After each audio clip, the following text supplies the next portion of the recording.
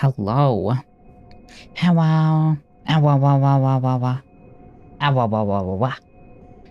I am back and I am stronger and better than ever. I have been leveling, I have been farming, I've been doing all the things. And I'm setting myself up for failure by saying all these things before I've tried the boss again. It's gonna be fine though. I'm sure it's fine. Right? You believe in me. You believe in me, chat. Yeah, so hello. How's everyone doing? We're just gonna go straight into the video game. You gotta believe. Okay, let's see if I can remember how to do anything. Bop. Hello. Oh. Shit. It's the first try, okay?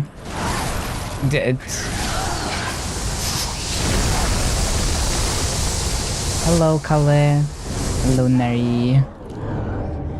The thing is, I've been switching around the guns and a bunch of stuff. And my weapon is a lot stronger now, so this should be doable. Also, ow. Bonkers. I should be able to do this.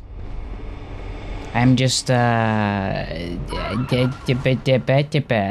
out of practice because I've been fighting every other type of enemy besides these ones.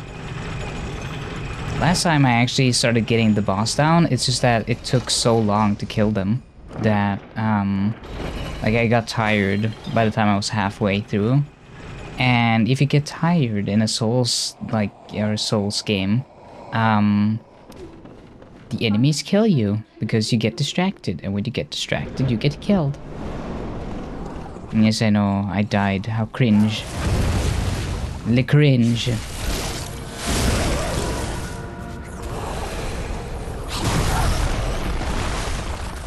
I don't know how he got me there. He did a dumb attack. What the fuck? Yes, thank you. Hopefully, I'll be able to beat this and move on to the next enemy.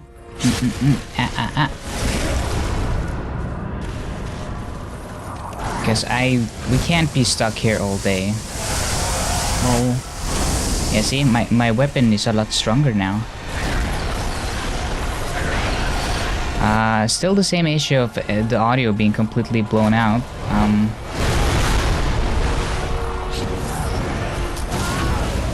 Oh, come on. Ah, shit.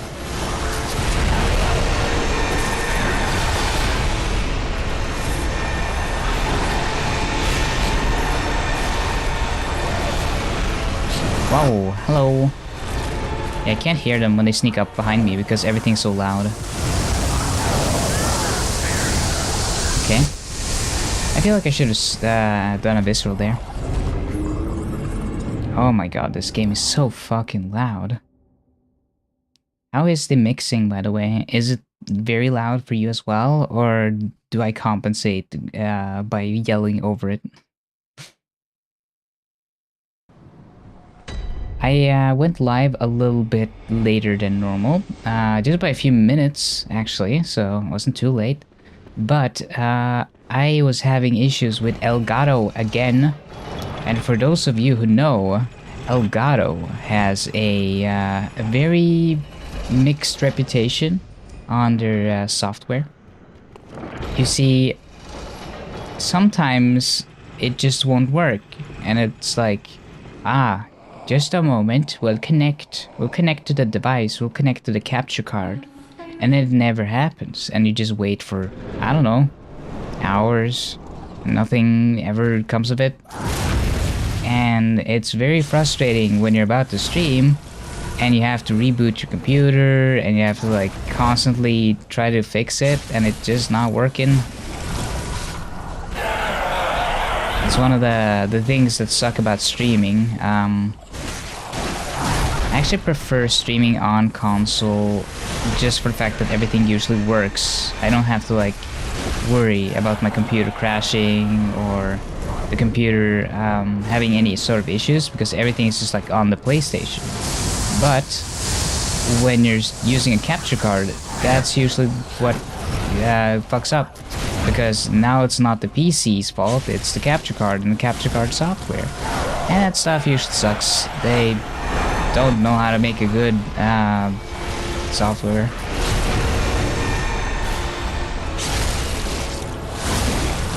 But maybe one day they'll figure out the technology to make a usable program.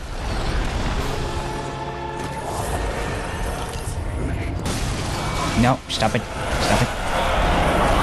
So mean. Okay, where'd I go to avoid these? Okay.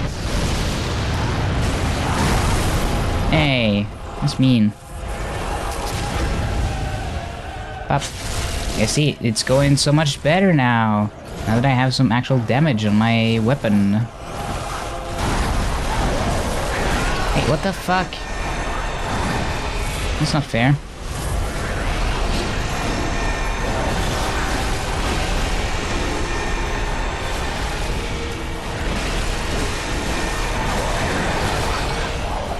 Ah, they're doing the thing again. Haha, can't get me. Oh, fuck. Yeah, I don't know if anyone here has dealt with capture card software. I know DICE has, but for anyone who's in the know, you know exactly what I mean with the capture card just suddenly won't work for no reason. And the weird issue is that Windows will default to the capture card as like an audio source for stuff, and when that happens, it'll be like, oh, no, it's in use. Another program is using it, but they won't tell you which program it is. So it might be any of the fucking million programs you have on your computer, and you have to like skim through every software and every program to just find whatever is using your whatever is actually using your capture card as a source. It's really weird. I don't understand why it's made that way. Oh, fuck. Okay, we almost got him. He's getting close. Yay! Wow! Oh. Imagine if that killed me.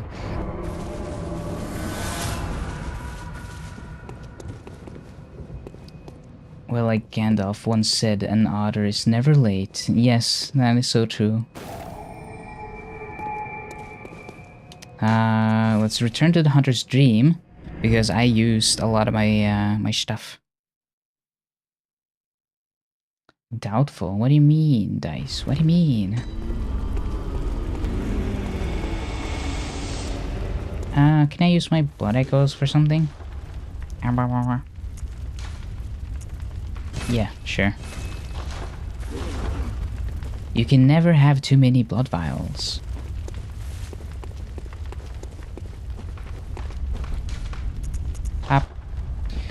Nice, nice, nice, nice, nice. We're making progress. I don't know how many bosses I gotta beat to to complete the DLC, but I'm hoping that we're gonna be done today.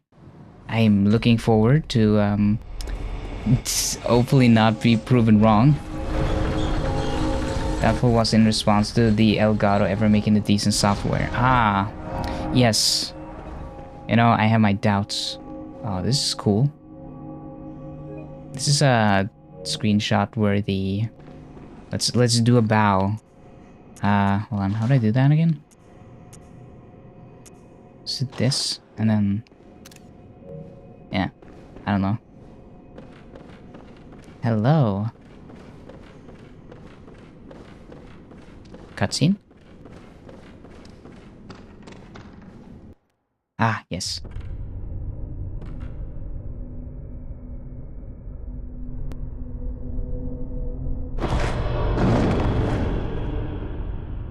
A corpse should be left well alone. Damn, I was fucking mogging her. I didn't even blink.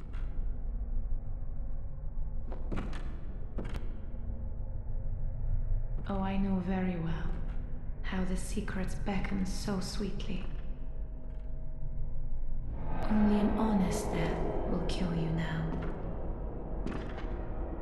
Liberate you from your wild. Apparently there's multiple endings to this. Okay, how difficult is this gonna be, I wonder? What the fuck? You're so fast. Oh, come on. Holy shit, she's like, she has range. I was trying to dodge it, but she's, she like floats across the room. Okay, let's try that again. I'm gonna have to delay my dodges quite a bit. I gotta roll into her, I think, because if I roll away, she's just gonna catch up with me. This is one of those do not panic and stay close kind of battles, I think. Also, I don't know if I can stun her. Okay, let's try the faster gun. Oh. Nope. Okay, I can't... the gun isn't fast enough.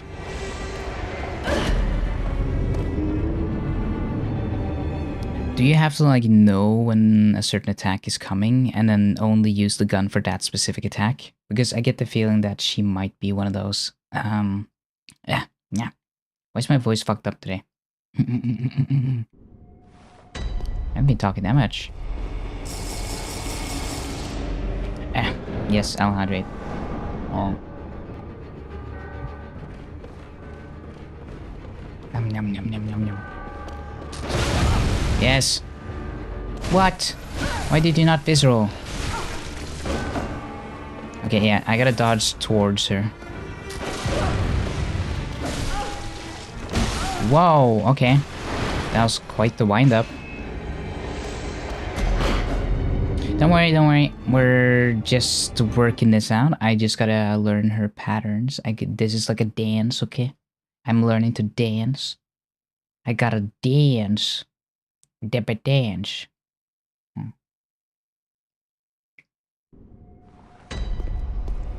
I really hate it when I go live and then I discover that my voice isn't having a good day. Like, it's fine. It's just like I get gunked up. It is a season for it. Fuck. Otter clears their throat ASMR. There we go. This is how we do it. Oh, that is such a long wind-up.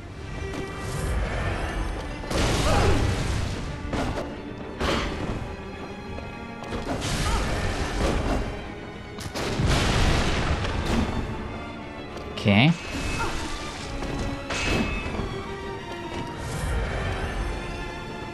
What are we doing? Oh, come on. That should have been a visceral. Yes. Why do you not visceral?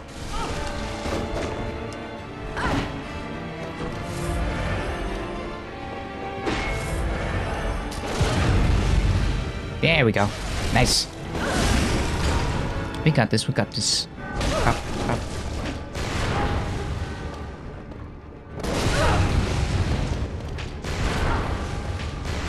What? Stop spamming the gun. Okay.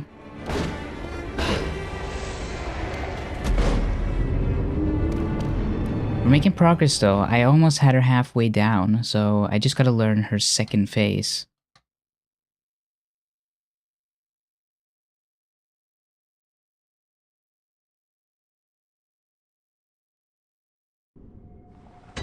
Maybe there's a... Do you ever wonder how streamers go live and they talk for like 12 hours straight and they don't have any, seemingly no issues with their voice? I wonder if there's like a solution they like gurgle. Like a specific brew that they use. So holy shit. The timing on this is relentless. I can't like... Do you see how close the frames are in terms of actually getting a visceral and not getting a visceral? And even then, when I step up to her, I can't like actually fucking do anything. I don't know why. Is that an emulation bug? It's because it feels unnecessarily difficult. It's not an issue unless I get loud. But I don't... It's not even that I get that loud. That's the thing. It's just when I'm streaming, it's very different, I feel.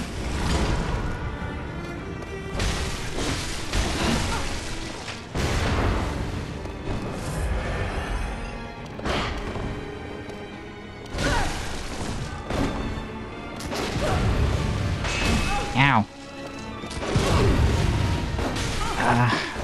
I feel like some of these should be viscerals, but they're not connecting the way I want them to. Okay, I was dodging that.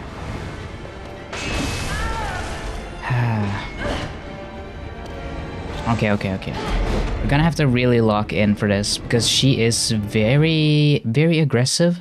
She doesn't let me step back and heal.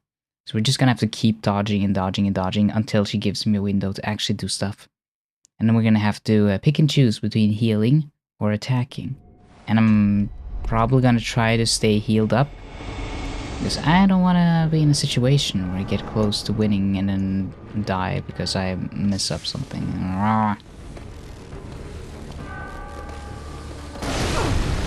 That should have been a visceral. Yes, finally.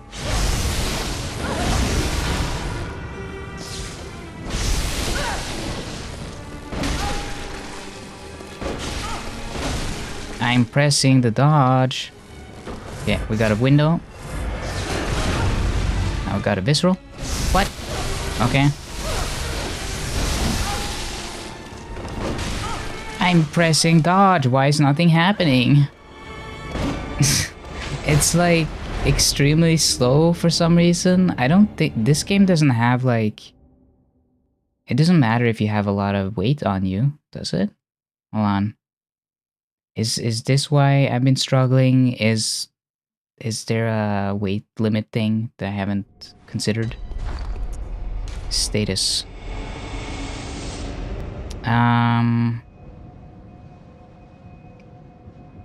No.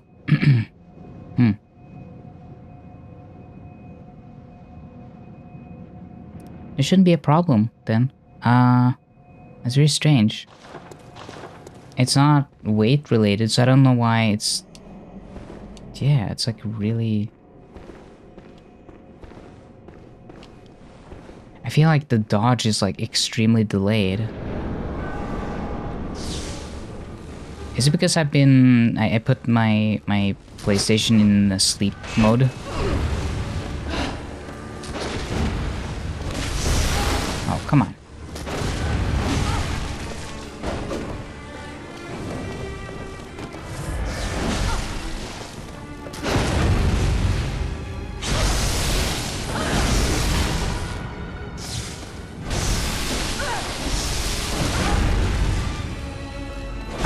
come on. I was pressing the I swear to God, I am pressing the button, but nothing's happening because everything's so delayed. It's like I want it to happen, but it's not happening because it's so slow. So in other news, I am replacing my keyboard because I don't know if anyone has a linear keyboard with like linear switches. I was using a Asus ROG Azeroth, and it started having this double typing issue a while ago, and I was like, I can probably fix this. I'm gonna just clean it and see if that helps, and it kind of did. So it's like, okay, if it works, I guess I'll just keep using it. And then the issue started coming back again, and I'm like, what the fuck is going on? Why is it like this? And I started looking up on forums, and apparently this is a keyboard that is well known for having double typing issues or keyboard chatter. So I decided to just return it because it's really annoying. Every time I type out something, it's like double typing the R or the V or the S or like anything. And I've been taking it apart, cleaning it, putting it back together, and it has the same issue, or the issue comes back after a very short while. And I'm a very cleanly otter. I like to keep things clean, and I don't get any like stuff into my keyboard or anything like that, so that shouldn't be the issue. So it's a real pain, but yeah, I've returned it, and I've heard that the new models also apparently have the same issue. So I'll probably use a different keyboard because I don't want to get a brand new one and then be like, yeah, I'm gonna have to RMA this as well because it's also not working.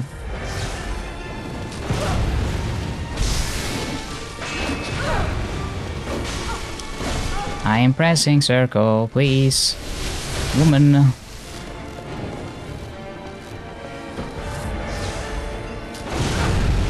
Ah, fuck. I keep getting, like, pushed back too far. Oh no, what are you doing? Oh, okay. That's, you're not supposed to go close, I guess. How was that not a visceral? That's not a visceral either? Whoa! That's a cool attack, though.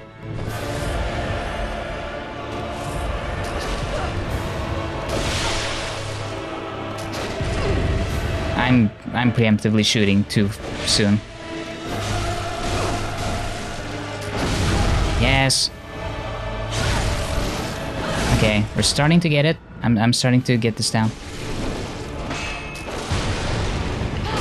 Shit.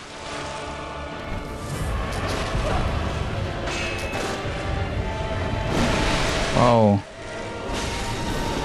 I'm not doing this cleanly. This is I'm a messy bitch right now. I could do a lot better. Oh.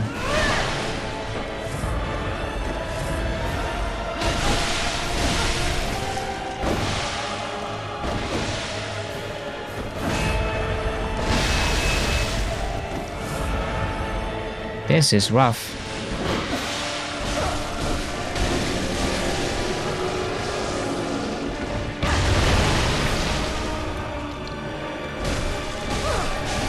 Oh, she doesn't have a lot of poise though. I can kind of break her guard.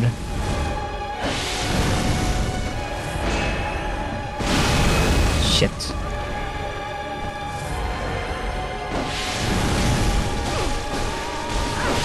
Oh, I got greedy. That's not good.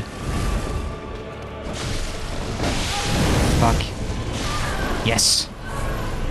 Hell yeah. Oh, woo. Oh, hello, Arvo. Oh, wow. Hi.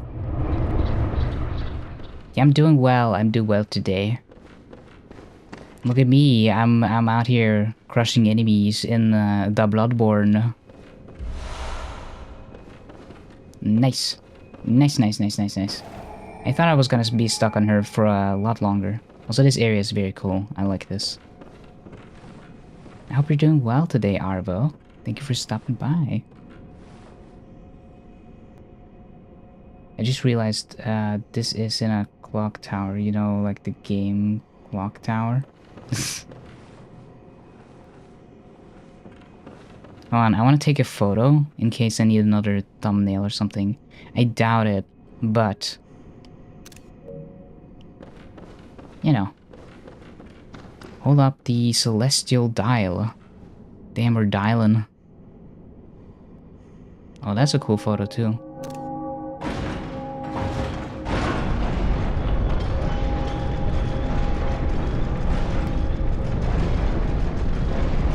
Wow, look at the clock. It's clocking. Chat, are we getting clocked right now?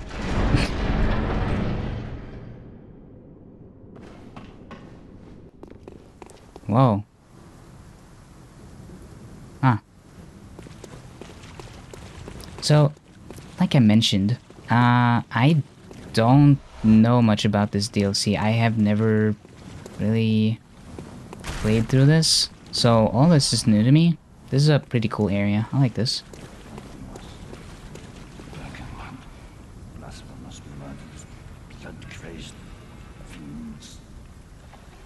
Okay.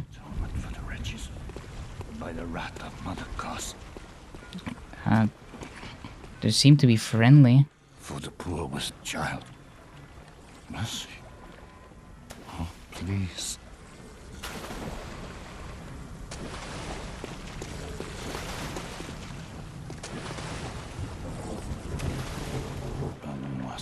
I don't know who this is.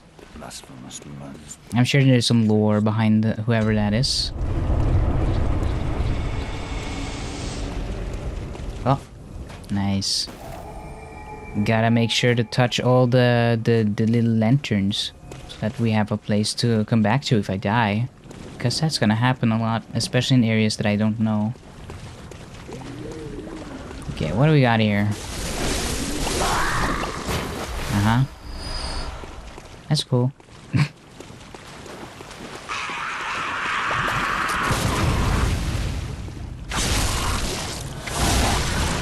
Oh, you know what? I forgot that I'm very low on ammo and blood vials after that boss. I should probably return to the Hunter's Dream. Yeah.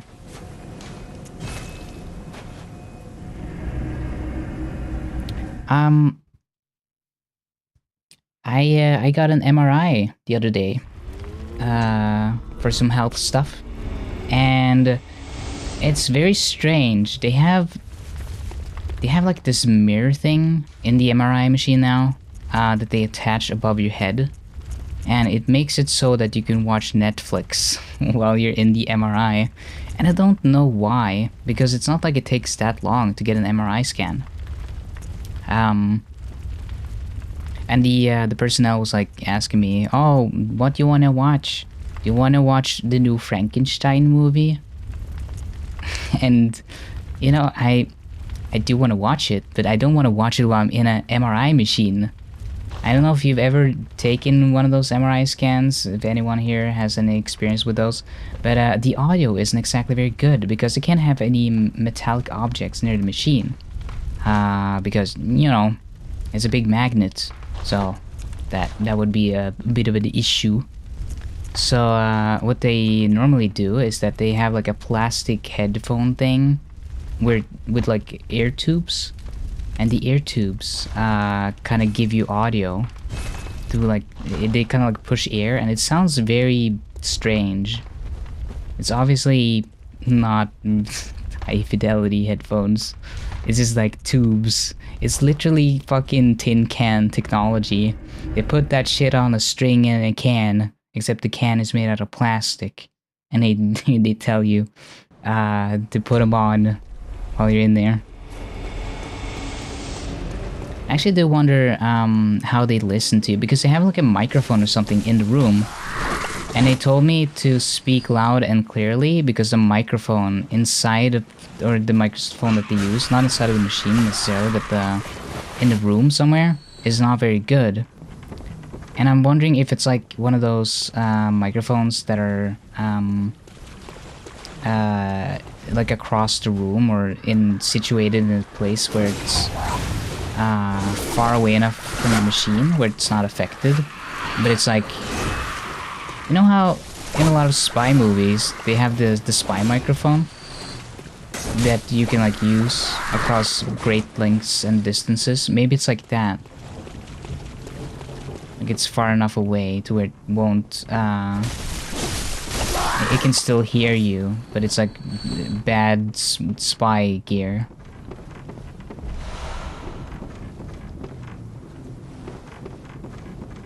I gotta look that up because now I'm wondering how do they listen to me if there's no metal allowed in the MRI machine or room.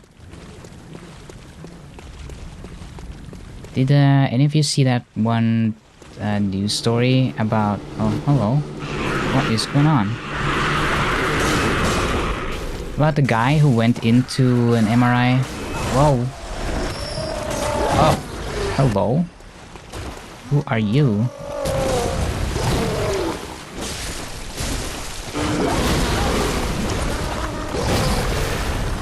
Big fish man.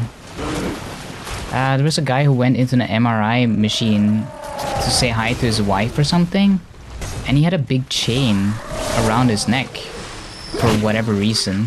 Oh no, I'm getting bored. Well. Well then.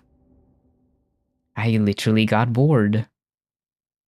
I didn't know Bloodborne had war in it. That's cool. But yeah, there was a guy who went into the MRI machine room thing, and he had like a big metal chain that he used for weightlifting. And they just let him walk into the room, and the machine was on. So he got sucked into the machine, and it like partially decapitated his head or something. And I mean, it killed the guy. And I'm just wondering, did they not check or ask him to take it off? Like, why would you let a man with a big chain around his neck run into the MRI room, say hello to his wife? Look at these purple skulls.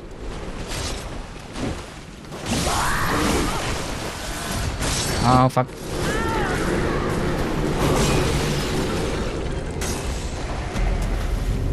I gotta go deal with the purple skull lady because she is annoying. She, he, or they. I don't know their pronouns. It would be cool if we could reach a society where everything is largely genderless unless someone asks specifically to be gendered. Because I feel like in terms of gender roles, it doesn't really matter. Like, it matters just in terms of how people want to present, I guess. But for the most part, you don't really need to know what kind of gender anyone has, per se. It would also allow people to be more free, to just present however they want and not be locked into like a masculine or feminine kind of presentation.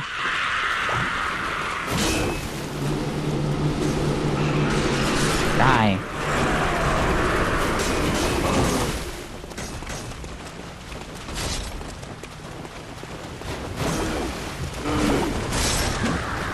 Oh, we need to do that. Ah, ba ba ba ba ba ba. Oh, I really want to kill the one with the blood echoes first so that I don't lose those. Ow.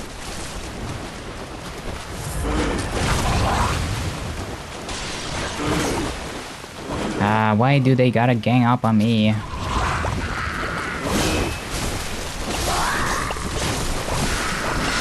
Yes, there we go.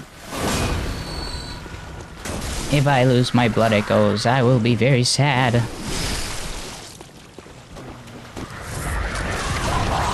Oh, that's too soon. Pop. Okay, so these fish people are just straight up Lovecraft deep ones, huh? Yeah, I assume so. I mean, a lot of this is just very heavily inspired by Lovecraft. It's all very Lovecraftian. Oh, I didn't mean to heal. Well.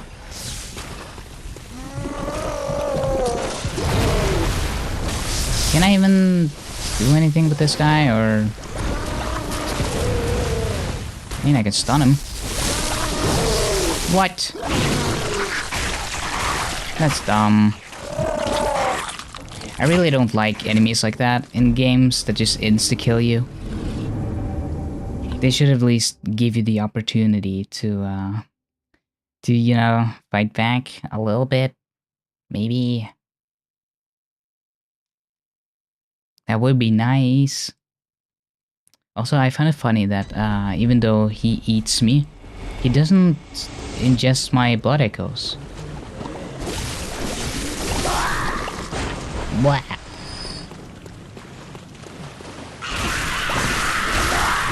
Okay, I don't know what the best strategy for this area is. I have never seen this area before. I am not familiar with these enemies.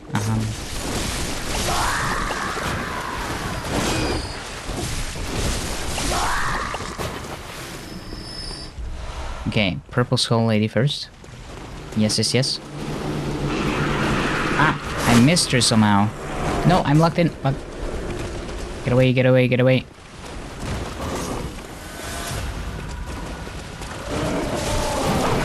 Shit. I was completely frozen. I couldn't do anything. Wow.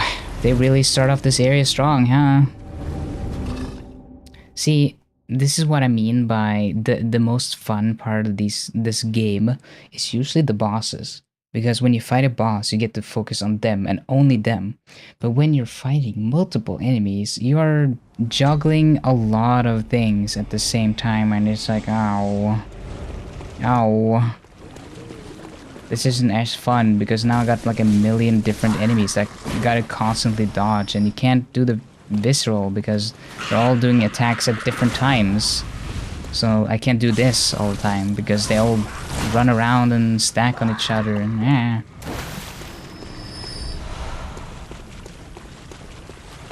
I commend people who can play these types of games who could never. Yeah, it is, I will say it's a bit of a special interest, I guess. You gotta be very into this type of genre. It can get... I will say certain games go overboard with it.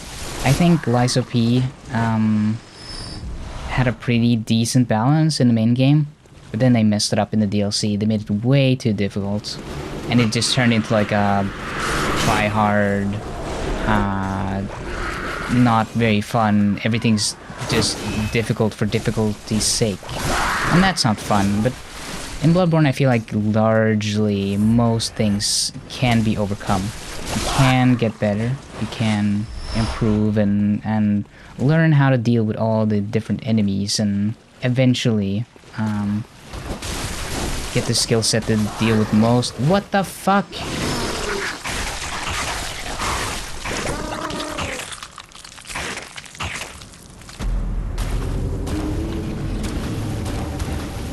So as I was saying, you eventually learn how to deal with the different areas and enemies. Like I mentioned, I don't know this area, and I haven't played this specific DLC before. So I'm completely in the dark, and I'm getting absolutely brutalized by all these sneaky enemies. Oh, that should have been a visceral. Come on. I do want to play a little bit of this on the... Oh, there's like a house here. Can I go into this house? Is there a secret door? I do want to play this on emulator a little bit and show it maybe on stream. Just to show off how it works. Because it is kind of interesting. It's fun that we can technically play Bloodborne on PC.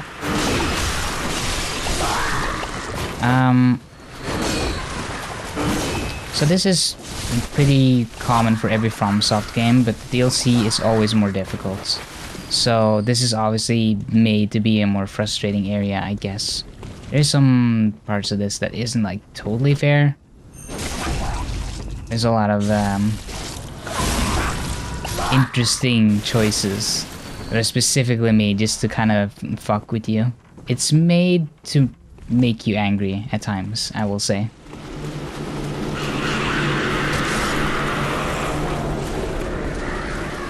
Okay, let's change our strategy. Let's go a different place. What are these? Do they explode?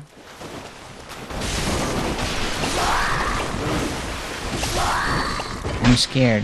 Okay. They don't explode. Chat, I can roll through them. Isn't that cool? Let's see. You guys are easy to deal with, so that's fine.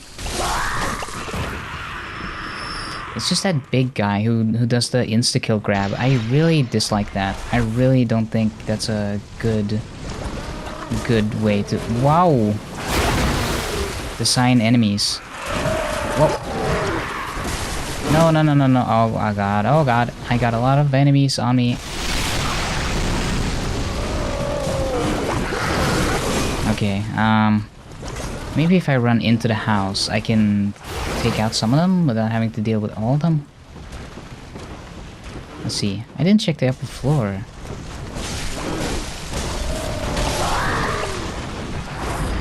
Ow. Okay. Hello? Anyone in the house? I'm in the house like carpet. Hi. Die. Okay, cool. Let's... Oh, what's that? Nice, bye-byes. Just keep thinning out and get all of these little... I almost said goons. That doesn't sound the same anymore. I guess you can say henchmen now? No, not the grab. I hate the grab. No hugs. No hugs for you, mister.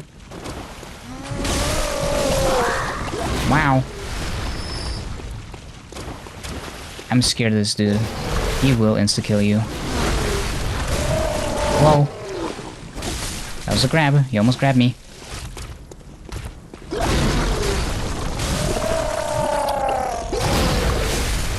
Come on. There we go. We got him. Get those goons. I cannot ever hear goon the same way anymore. It's like ruined by internet culture. They're in the goon cave. Isn't that from like a Donald Duck thing? The goon cave? It's like the cave with all the henchmen in it. They call it the goon cave or something.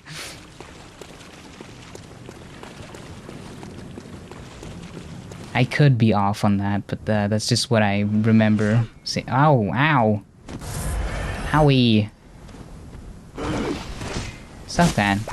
I'm not a fish. Or a whale. I guess these spears somewhere for... Whoa. What is this? Is that a fish dog?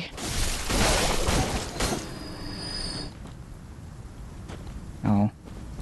Come on, I wanna see how you look. It looks like a fish dog. That's weird. Oh, hi. Oh no, not another fish dog. Yeah.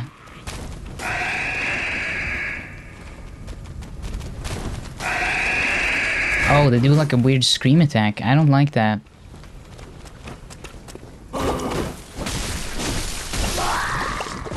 The scream attack stuns me, and it makes it harder to hit the enemies. Oh, hi. Ow. Nice. Pop. Viscerals are really satisfying to do. That will never get old.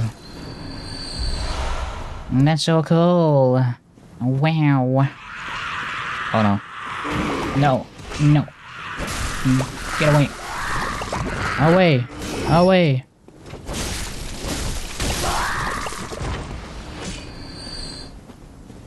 Yeah, this whole area is very strange. A lot of fish people. I guess the fish is fighting back. They're tired of me eating them. The salmon people. They have come for their revenge. Oh my god, what is what the I did not expect you. Hi. Holy shit. What are you? You got a big old... is that an anchor? Oh my god. He hits like a truck. Owie. Whoa. What is that ground attack? This is quite the area. Yes. Got a visceral. Damn, he's caked up. Ow. Okay. He has a little backhand. In case you try to double visceral him. Oh, come on. Yes. Nice. So I can't use a gun on him, but I can do the... Ow. I can do the back attack. I can sneak around the back. Okay, that doesn't sound good.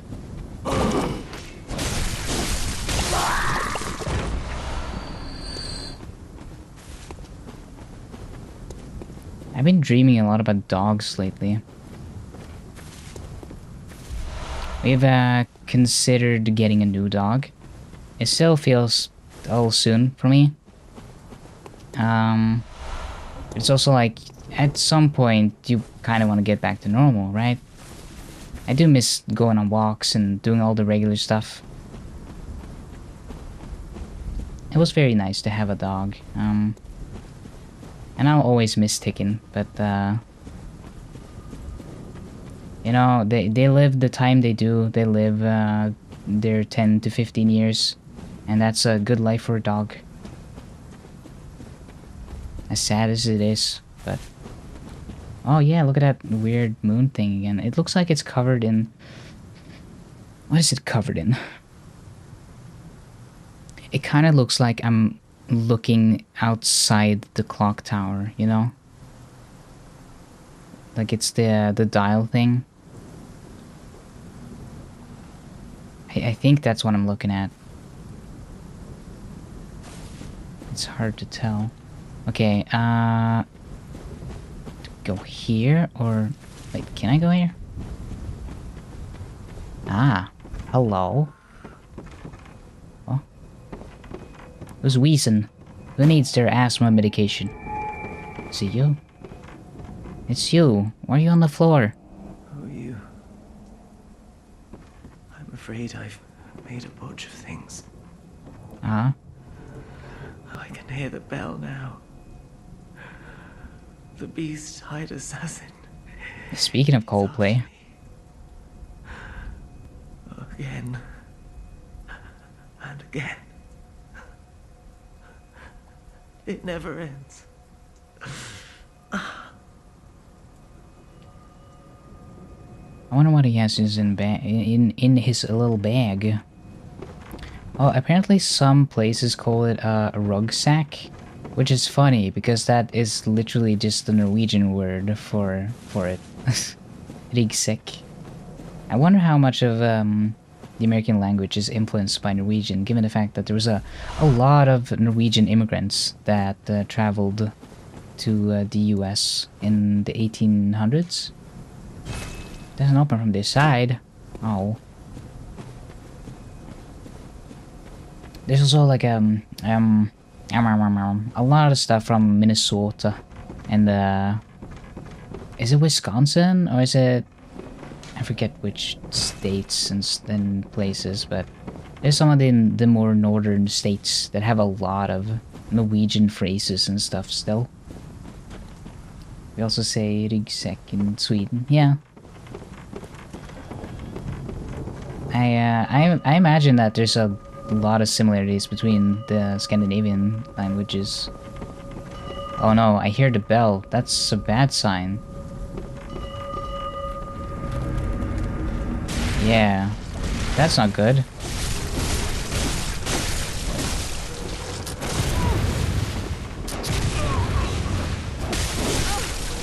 Unending death Damn it. awaits those who pry into the unknown. I basically had you. You were just not getting stunned. Also, you kind of like the weird antlers you have. Yeah, Minnesota had a lot of Norwegian and Swedish immigrants. Yeah. Do they say "ufta" in Sweden? Like when something bad happens and you're like, "Ah, ufta." Because I know in Minnesota that's like a thing they do. They say "ufta." And I don't know if that's like a specifically Norwegian thing, or if that's also a Swedish and possibly Danish thing. I don't know about Danish though. Ow. This guy sucks. I hate him. What are you doing? I drank him.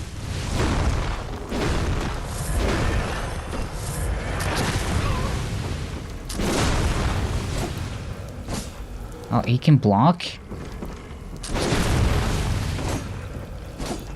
Ah, he blocks me. Oh, well. I mean, I didn't die. That's cool. Is he gonna jump down here? I guess not. Where'd he go? He disappeared. Oh.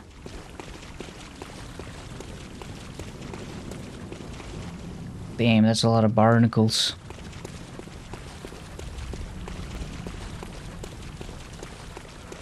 Oh, no. No.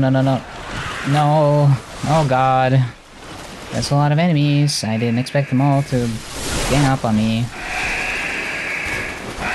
Oh, I stopped screaming. Heckin' rude.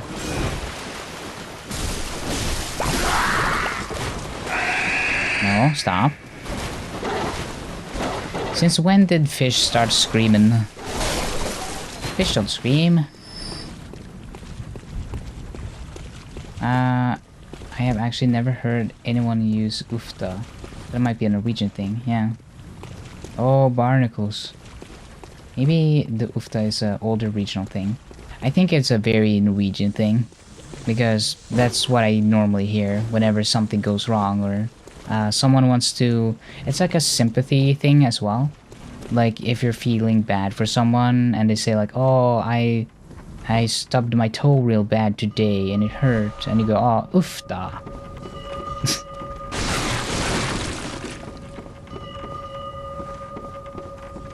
And that's how they still use it in Minnesota, so it's used appropriately, at least. Where the fuck do I go? Why do I go up here? There's no ladder?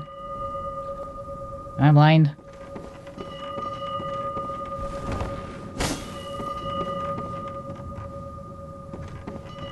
He sure loves ringing that bell. Oh, I see. Hi.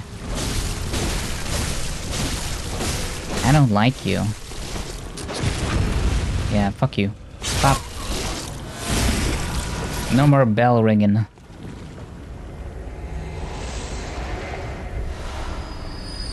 Is there more of them? Do I need to consider the fact that there might be more than just one? Because I'm worried that, wow, that some of them might come back. I get a feeling. Let's pick up that. Nice. Getting a lot of stuff. I'm getting so much stuff. Oh, wow. Ow, wow. They have mouths, so they must scream. That's so true. I guess if I was a fish, and I lived my whole life in water, and I never had a chance to scream and yell, I would probably use the opportunity to... Oh my god, there's so many of them. I would probably do a lot of stimming, you know? I'd start doing the vocal stems.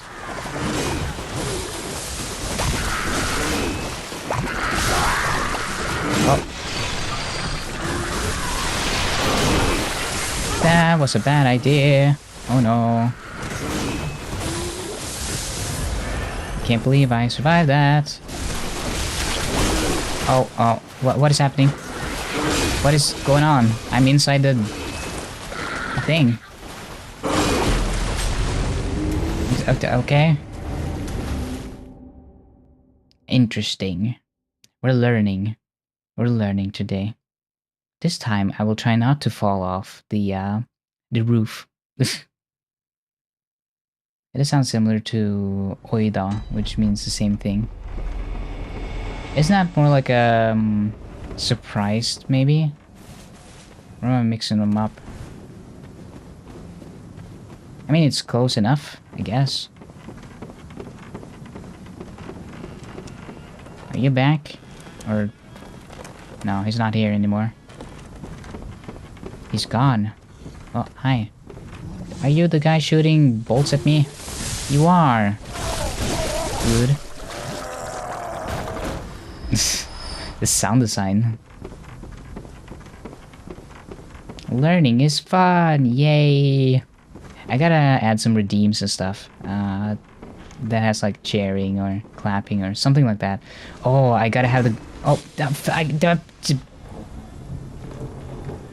so another thing you shouldn't do in this game is lock onto an enemy if you suddenly have to run or move. But yes, I really gotta add the golf clap. You know, when someone gets a birdie or a hole in one or something like that, and do the...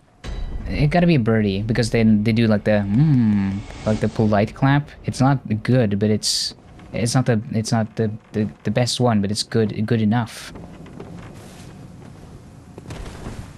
I don't know why. I just like that one in particular when it's like polite clapping, but there's no real love behind it. They're just clapping to be polite.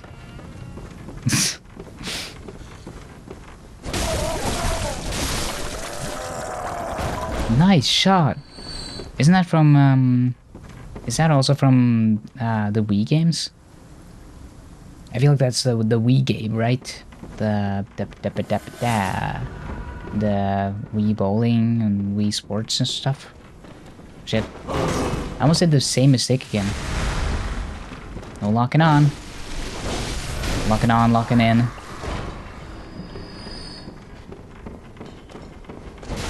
I don't know what they're doing.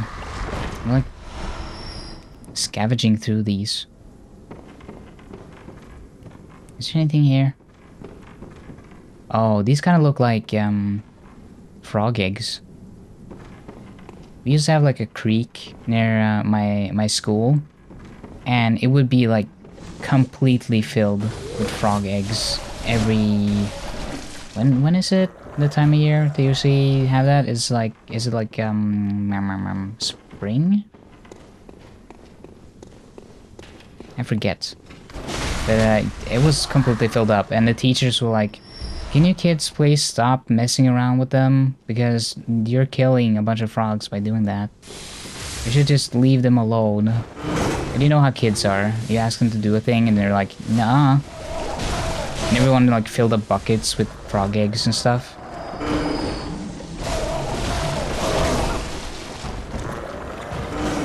We also had like a very large bird that would like roam around our school every year.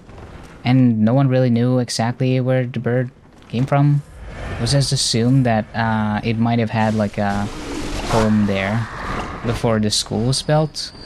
And it kept coming back there because that's where the home was. But now there was a big school there. So the bird would just kind of roam around the school. And all the kids would be like running up to it and interacting with it and stuff. And I think it got hurt at some point because the bird started limping. And they called like one of those people that take care of wild animals and stuff, and they came and put the bird in the crate, and I never saw them again, and that made me sad because I quite liked that bird. It was like a cool little like mascot running around the yard, you know. Everyone's just like, oh hey, there's the bird, big ass bird running around the schoolyard. Oh, that was kind of nice. I hope that bird is okay. I don't know if it's still alive. I don't know how long those birds live.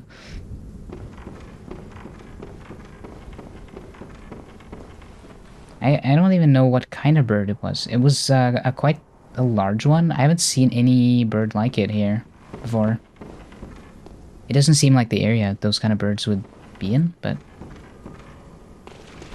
Oh, this place is interesting. Hello. Wow, you're living inside the shells? That's cool.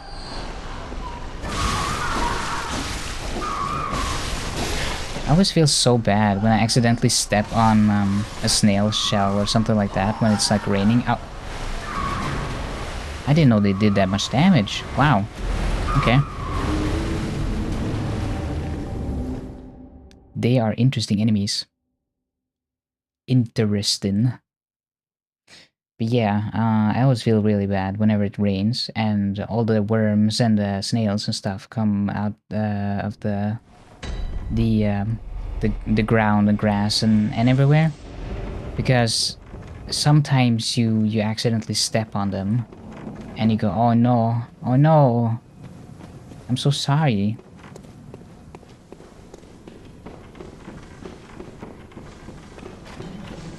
Map. Oh, hi. Maybe I need to go up there and deal with the lightning dudes. Yeah, I might have to. They can shoot all the way down here. Ah, that's gonna be a problem. Please don't hit me while I'm on the ladder. Thank you. Hey, they listened. That's nice of them. Okay. That's you. And you. Nice. All dealt with. Oh, wait. You have a thing on you. Thank you. I'm really glad that I, Did my VTuber freeze? Why did my VTuber freeze? Oh, it's back. I'm really glad that, I farmed and got a bunch of levels and did all the things that, make my character strong and healthy, because that makes this part a lot easier. I probably shouldn't go here. Why did I do that? Okay, let's just quickly move through here. I don't think I want to stay here too long. I don't think these are too friendly of a... What can I even call them? Like slug people?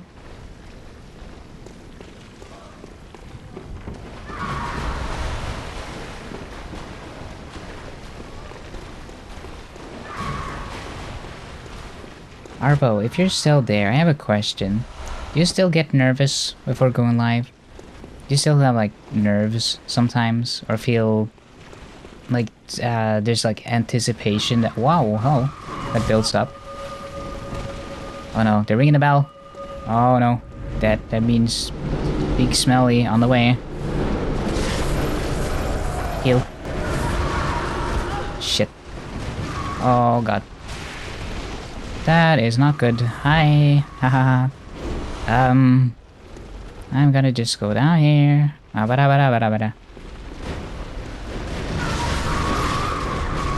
god, oh god, oh god. Oh no. Yep, though not as bad as when it started. It also seems to be another day. Yeah, I've always noticed. I've noticed that it really depends on your mood, and it also depends on how often you stream. If you haven't gone live in a while, it kind of you get more nervous. I feel, at least for me personally. Well, okay. Jump down there.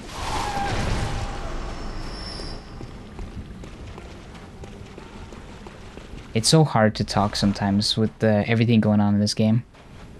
I keep forgetting that English is not my native language, and I am in fact doing quite a lot of things all at once.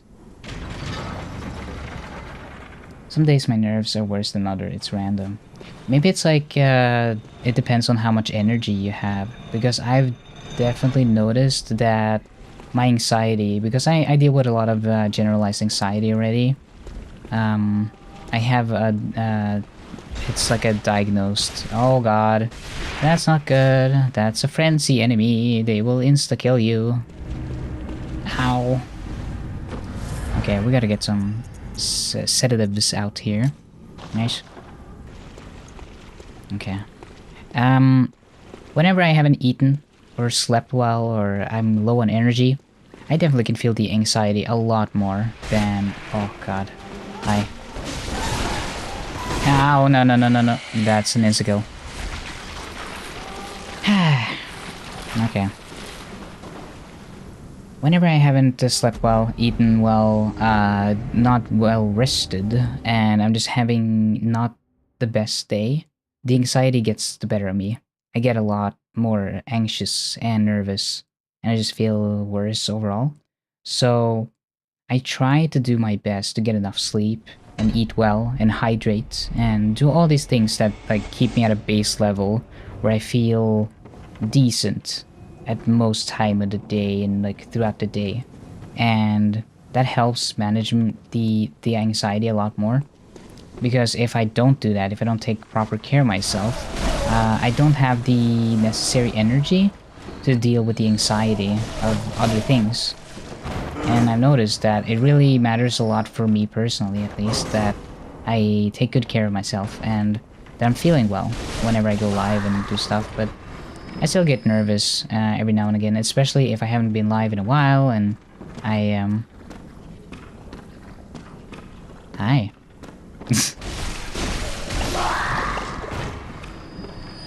If I just have a lot of expectations, I guess. Sometimes you imagine you want a stream to go a certain way, and then maybe it ends up going a very different way, and then that expectation changing makes you a little nervous, or it kind of messes with you. There's a lot of stuff.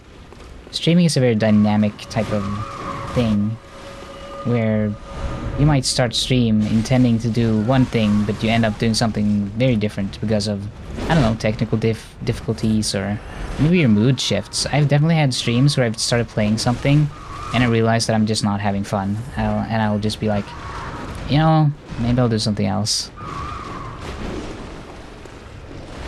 Oh god, I don't like the pairing of these enemies. Hold on, I'll read chat in a second. This is unfortunate. Oh god. Shit. No. Dodge. Holy shit.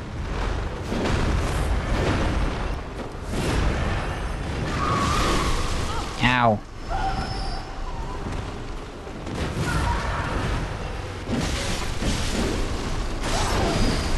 Holy shit. He is very fast and very strong. Oh, there's one. I didn't know that. Awaits those who pry into the unknown. Thank you, Mr. Antler Man. That was very helpful of you. At least they stay gone when you kill them in each area.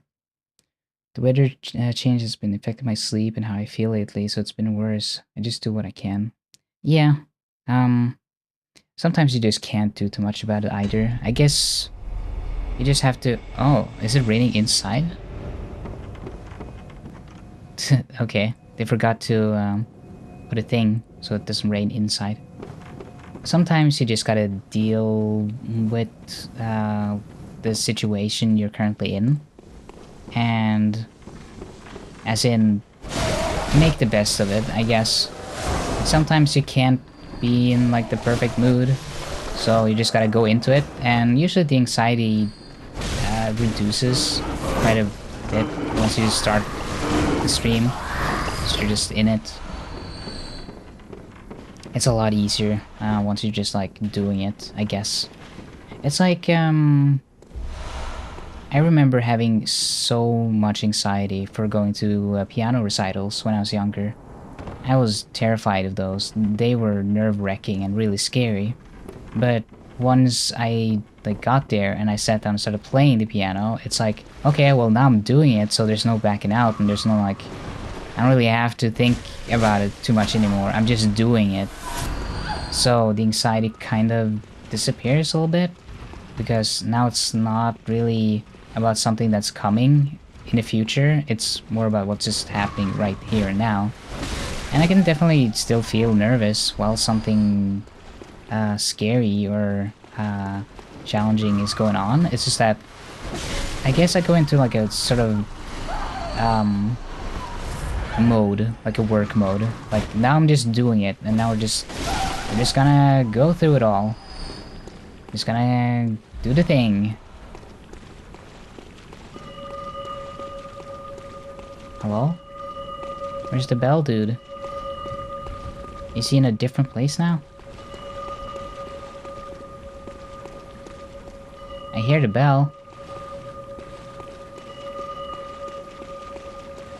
That bell sounds exactly like the ice cream truck here.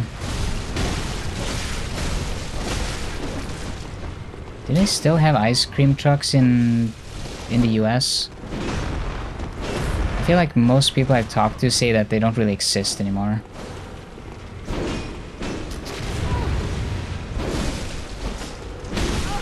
Or they only exist in very specific locations and areas. Ah, I don't like how you keep blocking.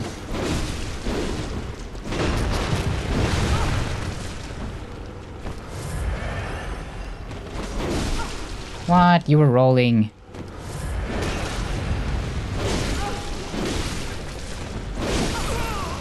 Okay, nice. I almost died, but I didn't. Haha.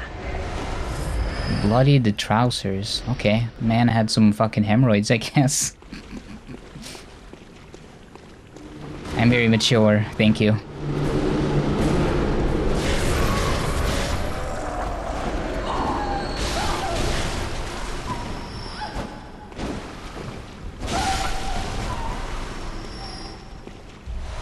Never lived in an area that had them. I always lived in more rural areas. I see. Yeah, I guess it really depends. I guess we dropped down here. I never understood the whole thing about like ice cream trucks, I guess. I mean, aren't they just more expensive? It feels like a novelty. It's like when you're not feeling like going to the store and getting ice cream, so you just get it from the truck. Are you praying? What's going on here? This is ominous. Can I kill them, or will they all start attacking me? I'm scared. Oh, I see. Ah. This feels like a boss area. This is cool though. Snap.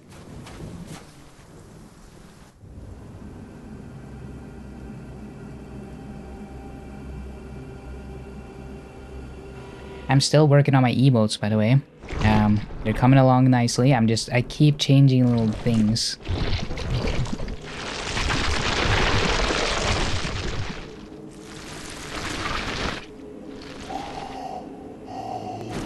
Oh, squishy.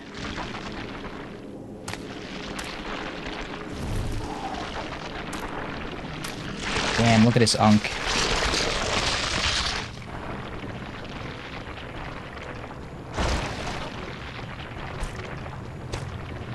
Boss time. Boss time. I think this is one of the characters that didn't get born. They're like the I don't want to say abortion, that sounds weird, but it's like the miscarriage or something. I forget the lore.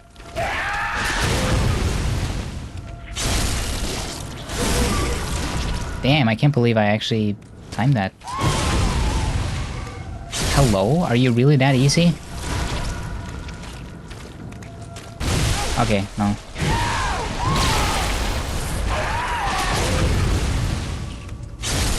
I mean, so far, I'm reliably hitting a lot of these viscerals. How's that attack? No, stop doing that. Get over here.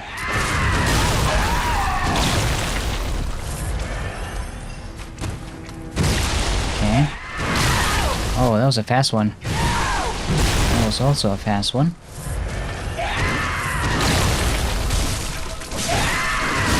Ah, I don't like that attack. What are you doing? What's this? Ah! I was healing! Come on. Alright, alright. I was worried it was gonna be too easy, but they have some moves. They have some little moves here and there. I think the lift that I was walking onto, the circular pad that I didn't take, is something that goes up to, yeah, to this area. So if I run back down there, and I run just like ignoring all the enemies, and I run to the lift, I can take that, and ow, and I think that will make it so that I can just run straight down to the boss area. Let's see. Let us see. Let us see. Wait, the bell is ringing again? I thought I killed him. Okay, let's see here. Bye.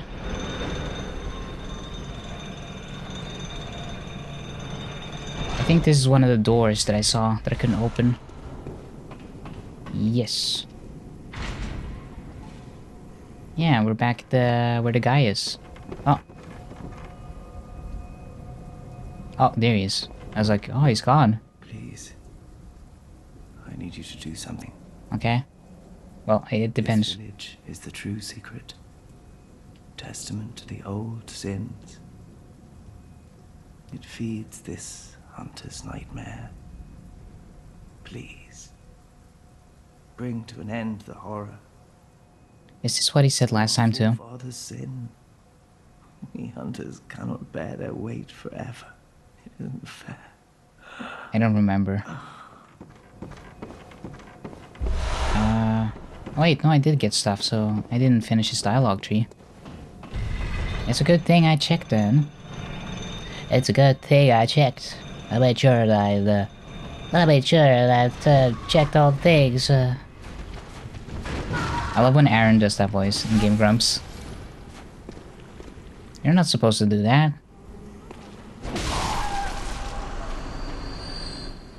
What's down here? Is this a trick? Am I getting tricked? Okay.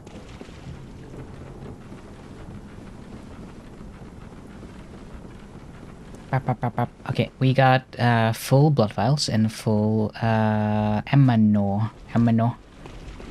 Much ammo. Wait, is this the right way? This feels like the wrong way. Yeah, here we go. They're all praying to the orphan of Kos, I believe it was. Yes, orphan of Kos. Maybe I should, yeah, do that.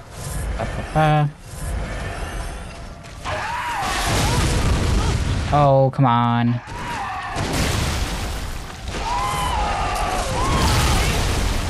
Oh, the wind-up was way longer than that one. Oh, I don't think you can visceral that one.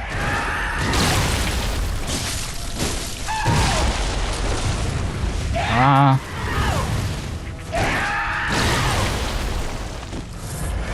I've already used so many blood vials.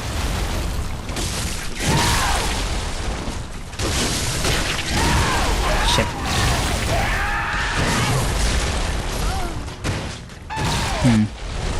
Okay, he has some interesting moves. It's funny because the first time I actually got like 4 viscerals in a row.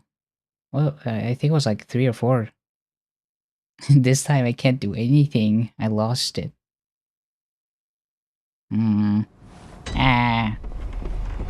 Also, I think I forgot to activate the lift. Yeah, I gotta...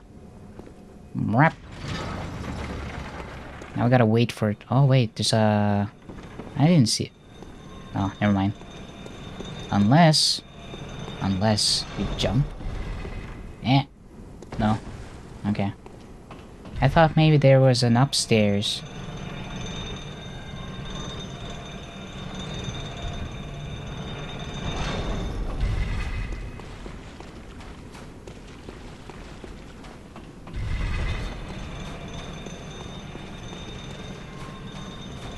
Maybe I should use a beast pellet and bolt paper. Let's see, I don't need the sedatives right now.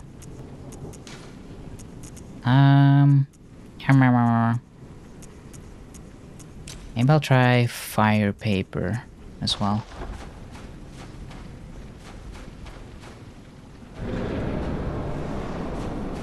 I seem to be good on ammo though.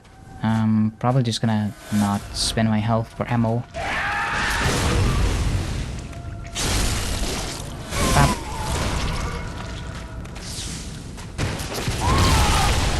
Yeah, that was not well timed.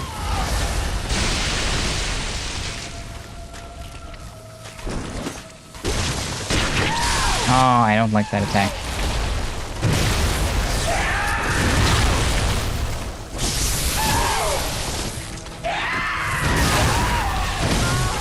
Ow. Ah.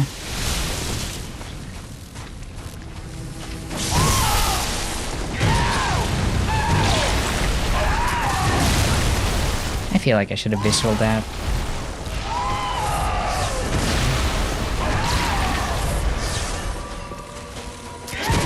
Yes. Nice. Nice. I'm just worried, if he has a second phase. I'm wondering what that looks like. What are you gonna do? Are you gonna get big and stinky?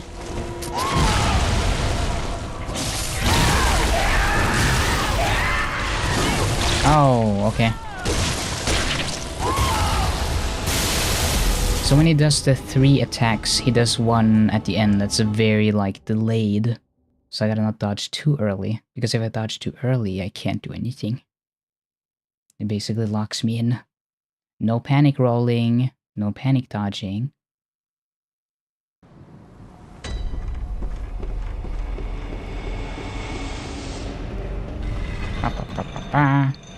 Oh yeah, do I have outfits that are better? Do I have some outfits that are better? Oh my god. The top hat has better resistance against the blunt. And I think he has a blunt weapon.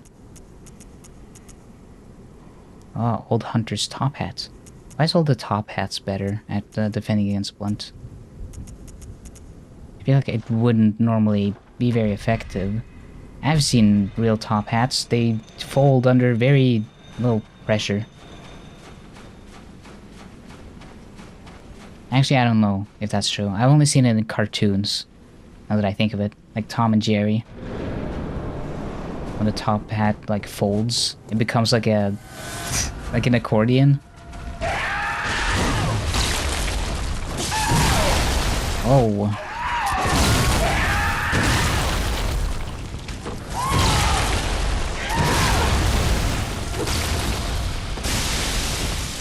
Okay.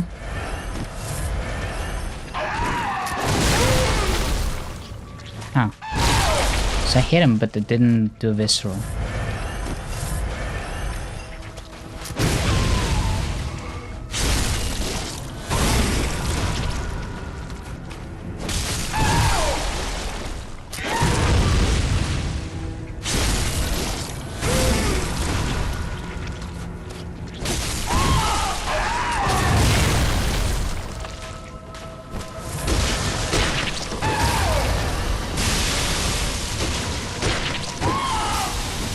Hey, don't toss stuff at me. Ow. Oh, okay, wow, that takes all my health. That's insane. Interesting, interesting. So some of the attacks are stronger than others. I guess I gotta prioritize to dodge the really strong ones and not do the visceral. Maybe it's like high risk, high reward, I guess. Let's see, what else do I have on me? I don't really need to reawaken, but I can keep it in there just in case. What if I use fire paper and just cover him in oil? That'd be funny. Poison? I don't know if he's really gonna be affected by poison. Molotov cocktail that explodes on a time delay. I don't think I've ever used that. That sounds interesting.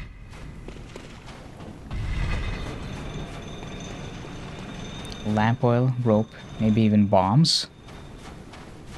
I forget how he says it. It's like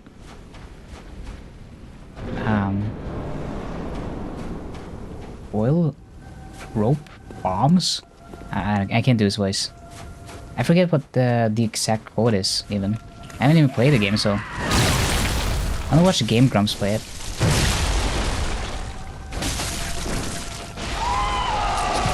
Oh, that was too soon.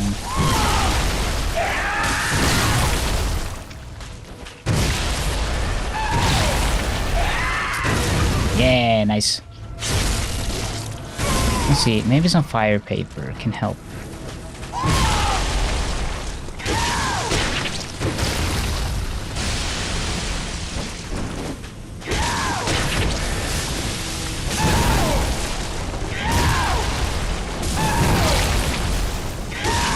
It doesn't do the attacks that I can actually visceral very often. I assume that's on purpose. Is he taking a lot of fire damage? It kind of looks like it.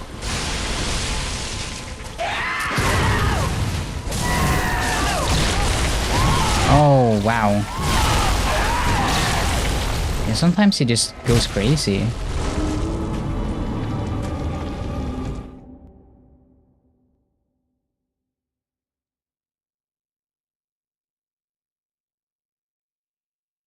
Yeah, okay. It's doable though. I've beaten German. I can beat this fella. I can do it. I am pretty... okay at the game. I was gonna say good, but I wouldn't go that far.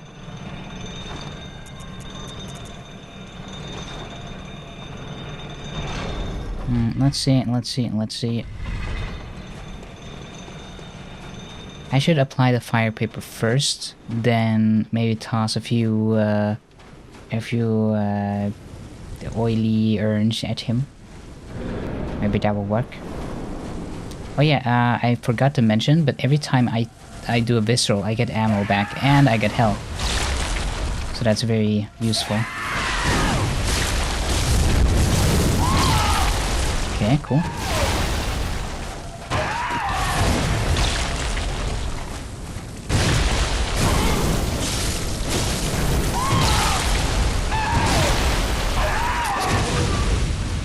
Nice.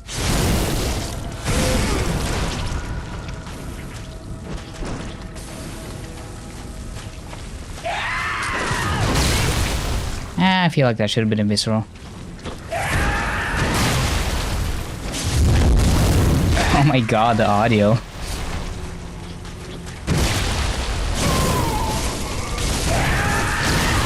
Ow.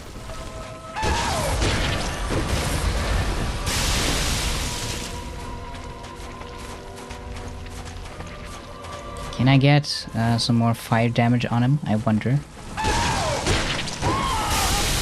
Now we're just tossing stuff at each other.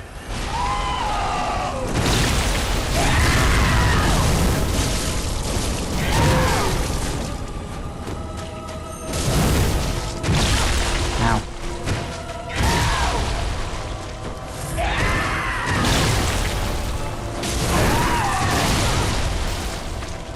The sword is kind of like a yo-yo.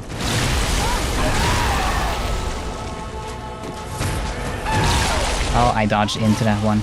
That's not good.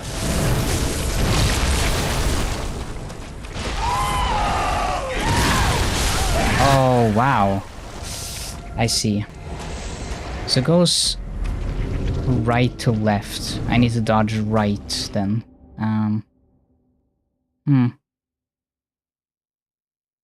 Lamp oil, rope, bombs. You want it? It's yours, my friend, as long as you have enough rupees.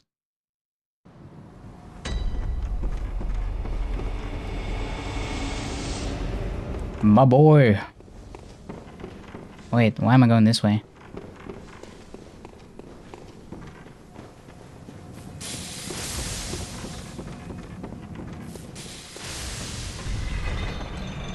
I'm really happy that Zelda CD exists. I think the world is a slightly better place just because it actually is a thing that we can all enjoy. There's something wonderfully strange about it. Remember that part where one of the characters are dying? And they're like, oh no, I'm dying. And I think it's Zelda that just goes, good.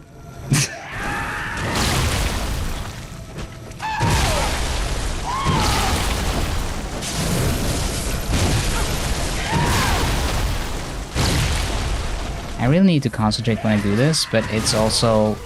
I also want to talk, but it's difficult, it's hard.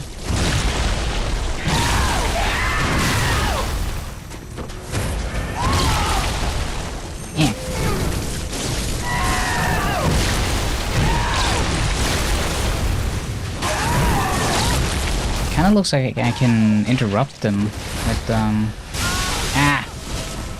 with, the gun sometimes.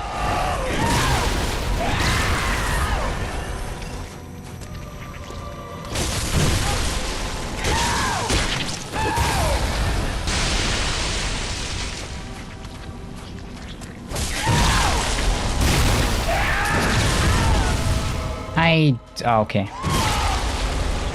Ay. Oh well. Okay, I can do this. It's easy. You just gotta be good. you gotta lock in, and you gotta not be bad at video games.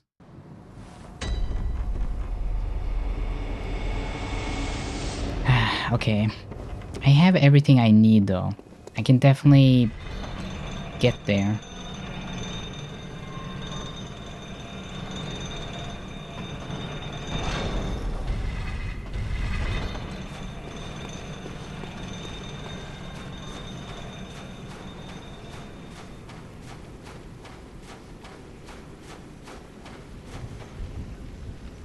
Should I try killing one of these and see what happens?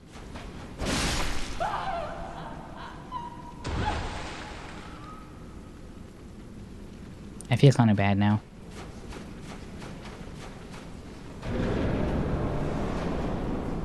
I don't think they did anything wrong, yet I killed them for praying. Oh, come on.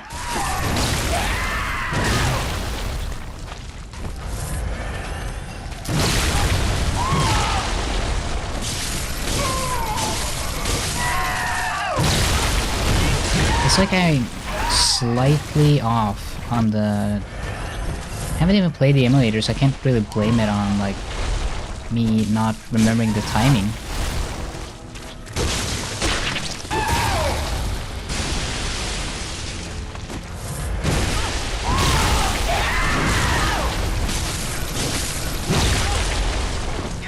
Some of the screams remind me of fucking Tom from Tom and Jerry.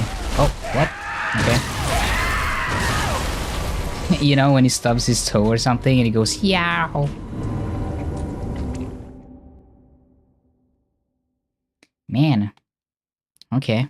I mean, I believe this is the last boss of the DLC, by the way. I don't think there's anything after this. Holy crap, it does. Yes, it I just realized, like, whenever his tail gets, like, smashed by my Jerry or, something bad happens and he does the yelp. Okay, let's try the delayed Molotov. I want to see what that does. It's delayed, so it's gotta take a while. Bap.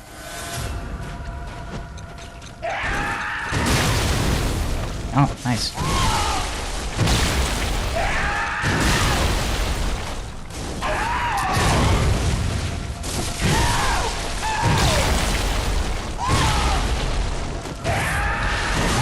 The problem is that I still need to pay attention to my health, but I also really want to keep watching all the moves he do. And I can't do both.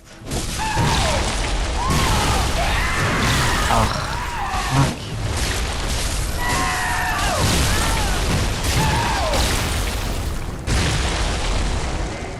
Okay, okay. The delayed Molotovs are not... that's not it. That doesn't work. I just wanted to see what they were like.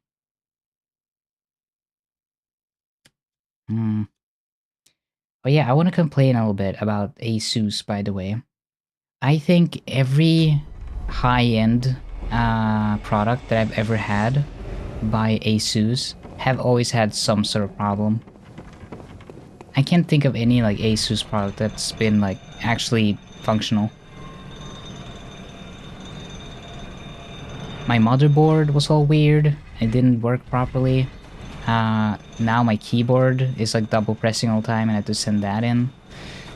My only experience with Asus that wasn't bad, I think, would be my GPU. But even then, it has like really bad software. I really don't like Armory Crate. It's not a good... it just doesn't work.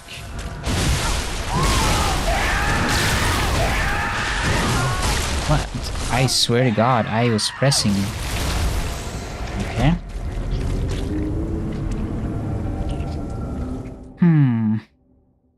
That was a strange one. I swear, I was pressing the buttons to do stuff, but nothing was happening. I was like in a stun animation, I think. I never had a bad experience with Asus, but I've hardly used them for long enough to do shit customer service. Yeah, I remember, didn't they have like a... They had like a handheld, like an ROG thing. And people were having issues with those, and every time people sent it in for like RMA, instead of just fixing it or sending them a new unit or something, they would charge you money and be like, yeah, we repaired it for you because it was your fault.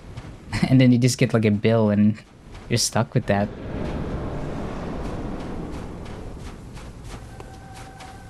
Asus monitors. I've heard those are pretty good. I think Asus probably does... They probably have some things that are decent, and some things that aren't.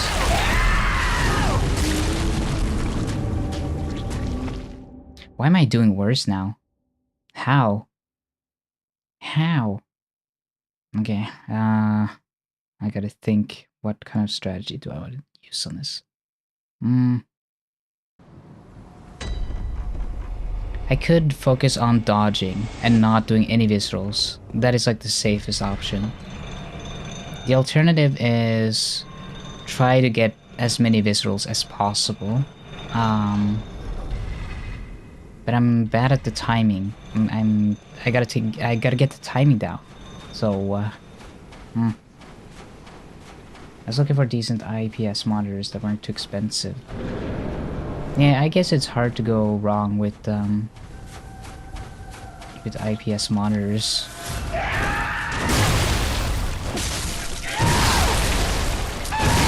I'm shooting him, come on.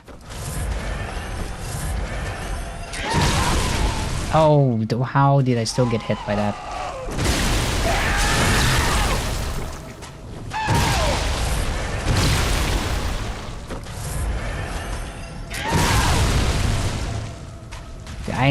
I think I'm just gonna not do the viscerals.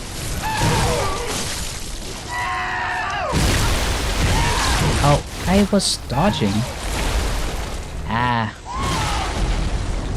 It feels like some of the times when I'm dodging during this boss, it's not doing what I'm inputting on my controller.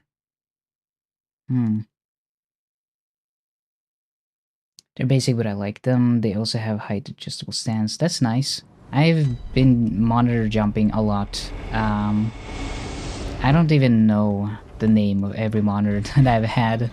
I know I had Samsung, and I would not necessarily recommend those.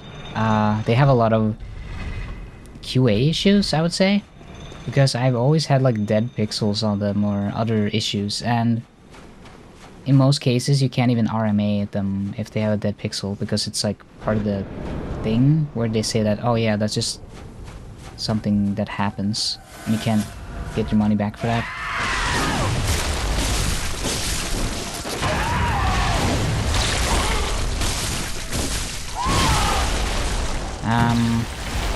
LG is probably the best brand I've tried. What else?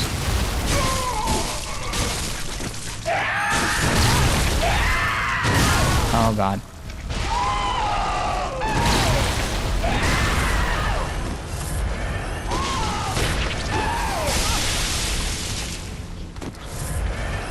I'm concentrating. I'm locked in.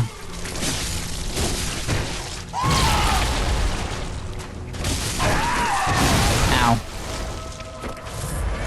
I just gotta not get greedy. Oh, that's not good. I did that too soon. How's that an insta-kill though? Weird. LG has always been very good, especially their TVs.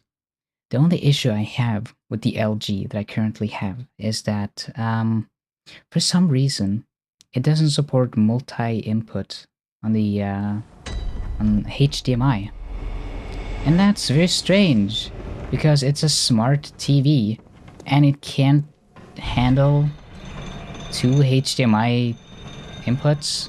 Because when I'm streaming on my PlayStation 5 like I'm doing right now, I would very much like to split my screen into one half being my PC monitor so I can use OBS and all that stuff, and then one half to be the game.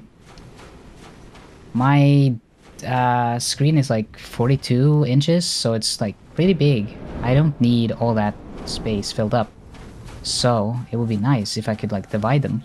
But LG won't let you do that, and I don't know why. It's very strange. I could think a smart TV would be able to do that, but I guess not.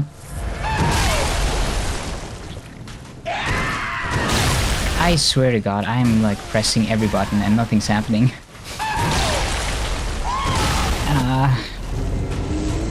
What if I unplug the controller? Because I've heard that Bluetooth has less latency than the wired connection for PlayStation, which I find interesting. I wonder if that's like a proprietary antenna thing they have, like they did for the Steam machine. My friends have ruined the phrase locked in for me, and I will not elaborate. Oh no. Yeah, that can happen. Definitely had a few phrases ruined for me.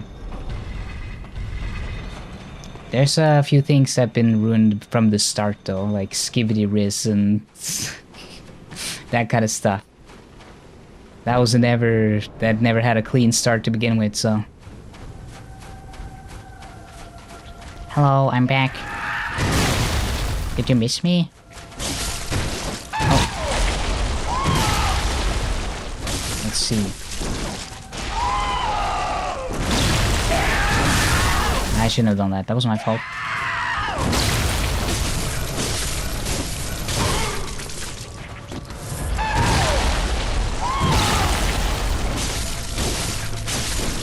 Okay, I gotta stay close. Ow! Yeah, he tries to get away from me.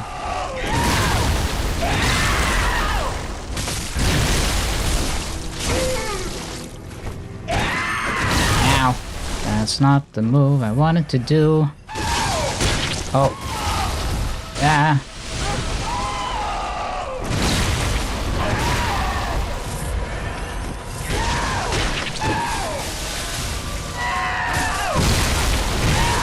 I can't see anything.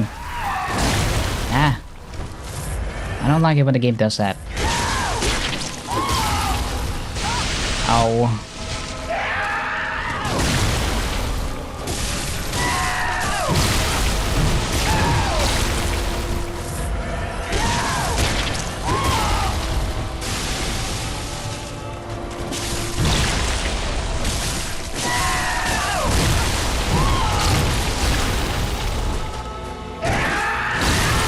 Oh, okay. I was dodging. Darn. Oh no, 6-7. Yeah, don't say that, no. Why is that even a thing? I don't understand. Oh, 6-7, 6-7. Me when I see numbers. Yo, number! Have you seen a number? I thank you so much for the gifted sub. I gotta make sure to finally get those emotes in place so that there's an incentive to actually subscribe. I'm almost done, okay? I'm working on the emotes. I'm getting there. Thank you so much. I really appreciate it.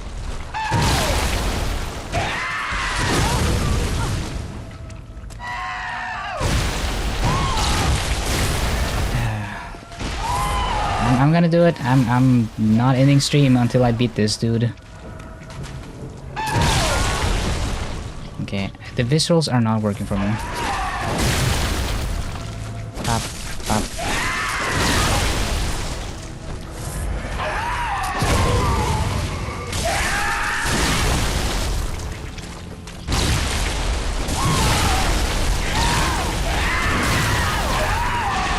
I feel like I'm getting worse.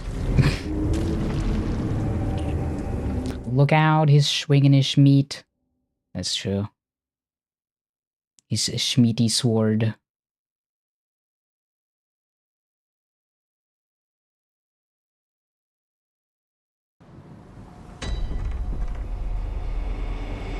Arvo, how are you enjoying Alan Wake so far? I've been checking in on stream sometimes. I've been working on some other stuff, so I just kind of been lurking. But it seems like you're having fun. It is very, I really like Alan Wake. I think it's a very fun game. It's very atmospheric.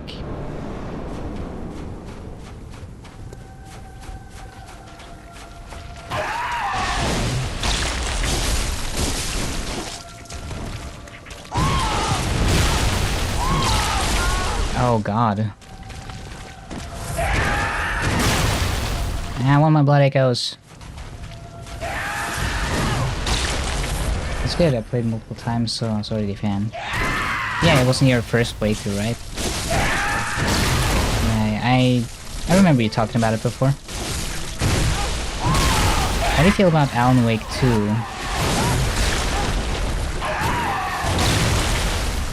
Oh, I'm stuck in a tree.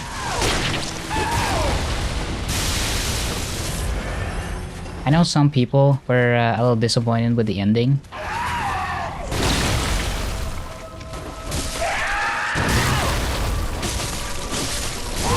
I feel like it's pretty much in line with the first game, right?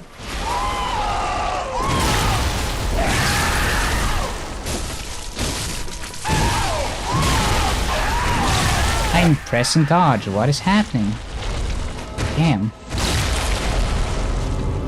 Ah, yes, hello over on YouTube. Okay. I don't know why I keep freezing whenever I get hit once. I wonder if I just have to like... Maybe I'm not dodging enough. Maybe I need to spam the dodge button. It really shouldn't be this hard.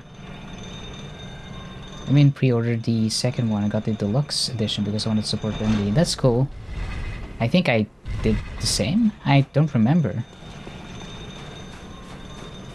I definitely recommend supporting Remedy though. They are a very cool company and they have a lot of cool people in it. I normally don't pre-order stuff because I want to see how it is before I give my money. But for certain games, I will make an exception. And also if I'm going to stream something, I might as well spend the money. Oh my god.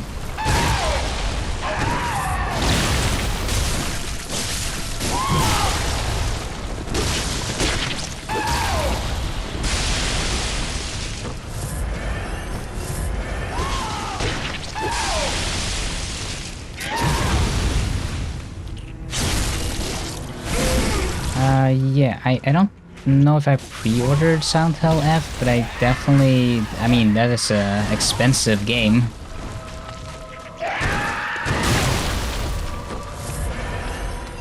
I kind of justified it as like, well, it's for stream and it's like a expense. It's a job expense. Oh, he hit me. Interesting.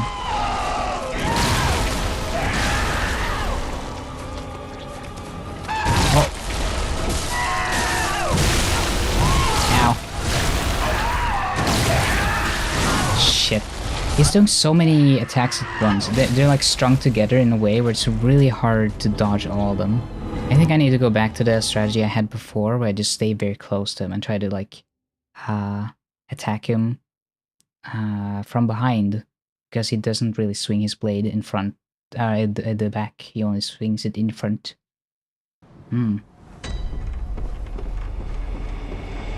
I can't unhear it now, but Dice pointed out that the Cinema Sins ding is the same that you hear when you do visceral attacks in this, or when you respawn. Hello, Enthalos. Welcome to stream. Wow. Ow. Damn. That's rude. Gonna fucking bonk me?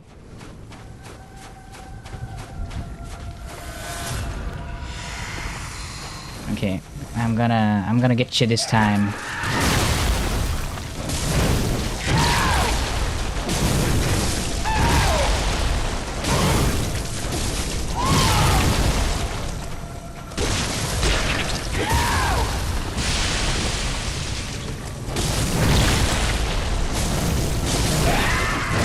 Oh.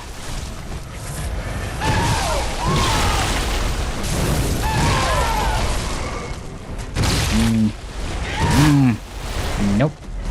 Didn't do it. I lied when I said I was gonna get him this time.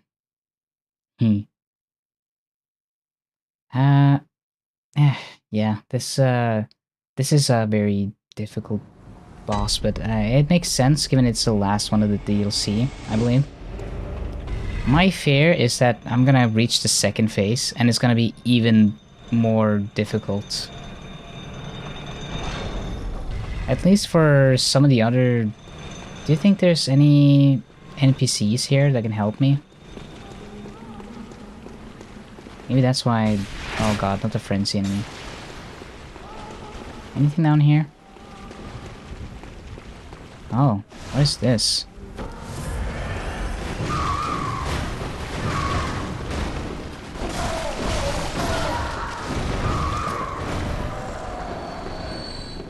Oh, I haven't been here before.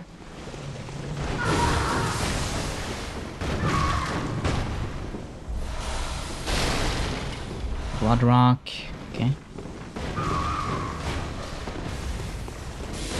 Ah, so much flashing. Okay. Ow. I guess that's everything here. I think. Thank you. Unless... Nah.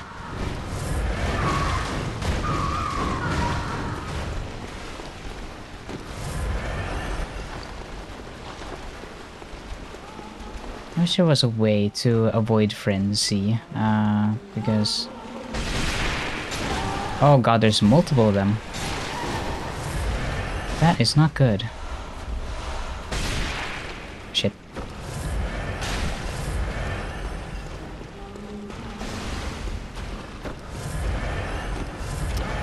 Is there a point to taking you out?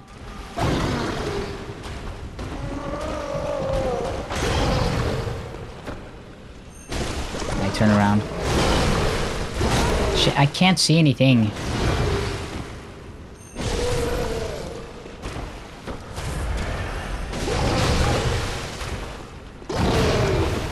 And there we go. Pop.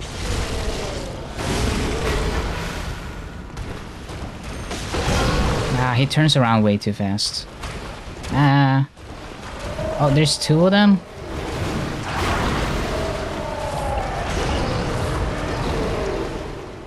Where did the second one come from?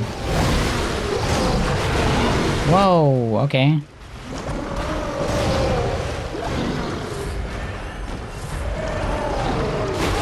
That's not fair.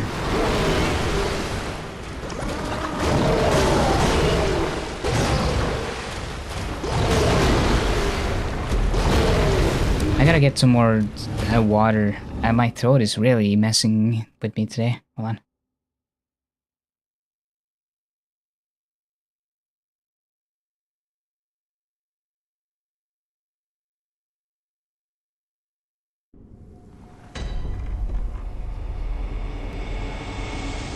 It looks so weird whenever I walk away and I come back. My model is like, wow, wow, wow.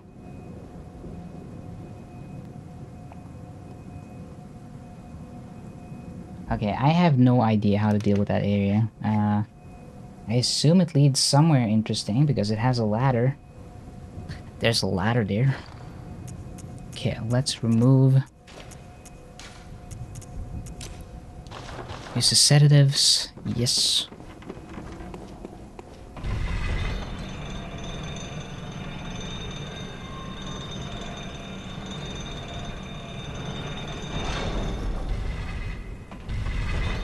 I used to talk a lot more politics and a lot more, a lot more freely, I think, on stream. And now I've gotten more used to being a little more safe, I think. Oh, that's not what I wanted to use. I wanted to use sedatives. Well, I can't use sedatives on the ladder. Ow. Oh. I don't want to go here. Well, that sucks. Well, I'm dead. Ad friendly. Yes. Well, I used to only stream on YouTube, and on YouTube they didn't care that much about language and what you talk about and things you say necessarily, as long as it's not like really, really bad.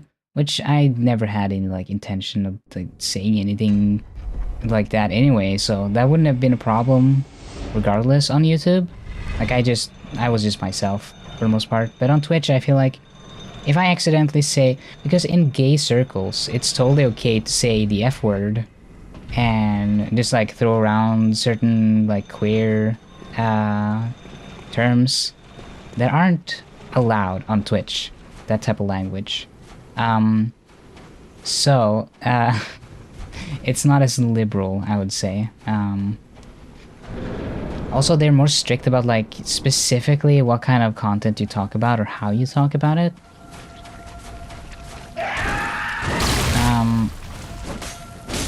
Because YouTube it's strange. They straight up allow like racist bigots and really like terrible alt-right people just openly say the worst kind of thing there. And on Twitch you can't even talk about it. You can't even necessarily bring up the things thematically without possibly getting in trouble for it. So on YouTube I felt more like freedom to at least talk about a lot of these topics without fear of being censored or getting in trouble. But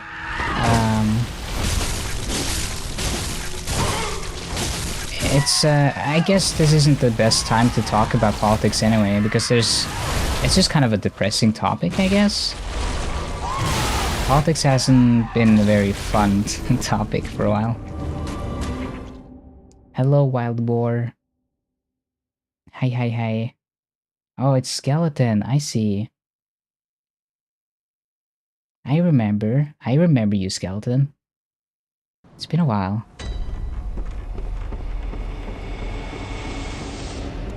It's just, it's strange. It's like a double standard, right? If you're talking from a left-wing perspective, they will treat you with a very different type of tolerance for what you say and do, versus if you're just like straight up a Nazi. They're like, oh, well, you're a Nazi, so we don't expect you to be ad friendly or anything like that anyway, so it's a double standard I've seen even in a lot of liberals. When I talk to my parents and stuff, they always have this very high bar for leftists. Like, oh, the leftists, they gotta behave, they gotta be very squeaky clean and never do anything wrong. But if a far-right person is like doing really terrible things, they will write it off and be like, well, they're far-right, what do you expect? But then they'll hold the left to this insane moral standard and thing that no person can ever uphold. It's frustrating because it limits what the left can do, because the right can just do whatever they want, and people will be like, oh well, that's Nazis for you. They sure do be wacky, haha. And then the left will be like, maybe that's not good. Maybe Nazism is bad. And then, depending on how you say it, that'll get you in trouble. So, it's annoying. It's a double standard that you see on Twitch, on YouTube, everywhere. It's hard to talk about things. I'm like worried that even talking about what the far right is talking about, not even endorsing it or anything like that, you're just saying that, oh, this is what they believe, this is what they're saying, can get you in trouble, because even criticizing it from a left-wing perspective can make it seem like you are engaging in the rhetoric or engaging in their views. So it's hard to talk about politics right now. I think if you're a big streamer like Hassan, you have like the protection of being so large that it's hard to like ban you or get you in permanent trouble, unless you're just straight up doing something extremely illegal, which I doubt will ever happen. But it's like it's a thing that always happens with a lot of larger creators, right? It's the same on the right, where you get large enough to where it's hard for companies to deplatform or do anything about you because you earn so much money, right? You're a big profit money maker in the business, and getting you banned will lose them money, so they can't do that. So I guess maybe the trick is, if you're a leftist, just become very popular so that you can't get banned when you want to say bad things about Nazis. Which you know, that kind of limits you in a lot of ways, because it's not like you could just be popular on the day.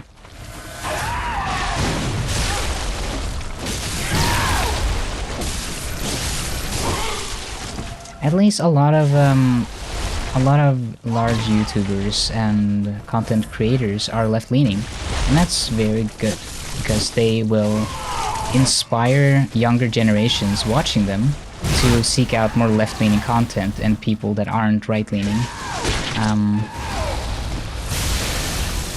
It can affect people quite a lot, depending on like what direction you take in life. So many people grow up with like YouTube, and then they start watching right-wing videos and don't understand what kind of harm it causes and what kind of ideological place it puts you in.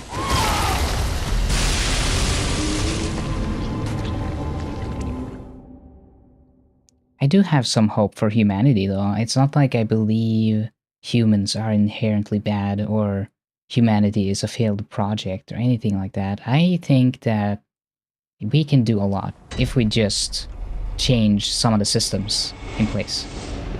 I've long been more for reform than I have been for revolution, if that makes sense. Not even that revolution is necessarily that controversial. Most Americans do want a so-called political revolution. It's just that revolution also has some historical ties with violence and that sort of thing. So people don't necessarily like the term, or they rather want reform. And I would like reform over revolution because revolution is messy. It's not pretty, and even a bloodless revolution isn't without issues. It means you're reforming a whole system very quickly, and a lot of things can go wrong. Even if no one gets hurt, it can still end up being not a good system at the end of the day. So I know it's like a boring political view to be just pro-reform, like, oh, you just want to reform the system that already sucks that no one likes. Yeah, kind of, but because I wanted to slowly change for the better over time in a more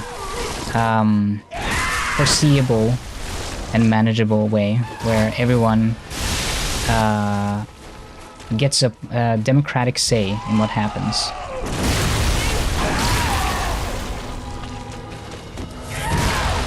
I'm very pro-freedom and very pro-democracy, and I don't like the concept of being left out of the decision-making process, that sort of stuff.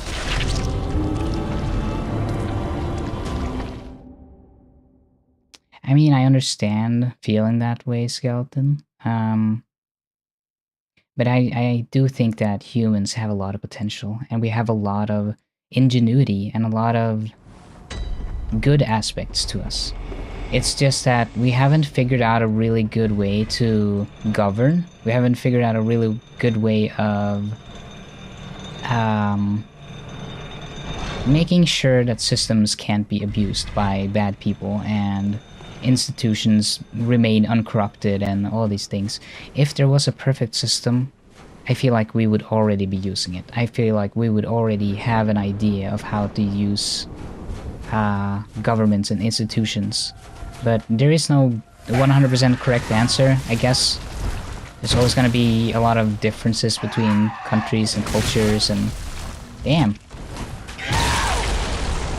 There's just so much that is not an exact science, because people are different and every person has different needs, every person thrives under different conditions, and I don't know, it's hard to make a system that is both collectively good for everyone but also respects the individual in a way where everyone has their place. And it's like you're talking about very utopian conditions, right? And I think you have to take one step first, which is to improve the systems we have now to stabilize them to a place where at least things are functional. And I feel like in most places, a lot of governments are dysfunctional and are usually corrupt and not doing their job very well, sadly.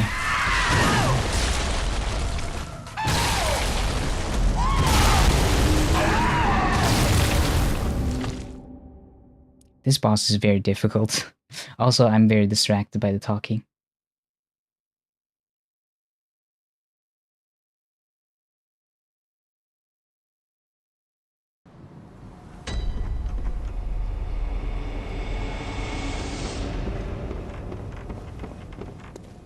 I really did enjoy talking about communism and socialism a lot when I was on YouTube. But I don't think anything is that I've said on YouTube is technically TOS. I'm just afraid that it might be because of the conditions in the US with Trump and stuff. Trump is... he's a fascist, more or less. And the way he's governing is he is basically punishing companies for not punishing critics and people that speak ill of him. So it's starting to look like a dictatorship in some ways. And it makes me worried that talking openly about stuff that is left-leaning or anti-Trump on American-run platforms will get you in trouble or risk you of getting banned, because I'm not large enough to argue my case, right? If I get banned or suspended for criticizing Trump or the government or saying things that would have been completely fine a few years ago, but isn't considered fine now. I don't even have any concrete examples. I just feel uneasy, you know? I feel like free speech is being suppressed and that they're getting kind of what they want by that. Maybe I shouldn't be so worried. Maybe I should just take the risk. Like, who cares, right? It's not fair that they get to control what I say. I don't have any very problematic views, or I don't really say anything super controversial, so I don't even know what I'm that afraid of. I guess it's just I'm tired, I guess, of all the politics and all the having to tiptoe around every topic because there's people on either side, or even my own, like on the left, that are extremely touchy about certain things.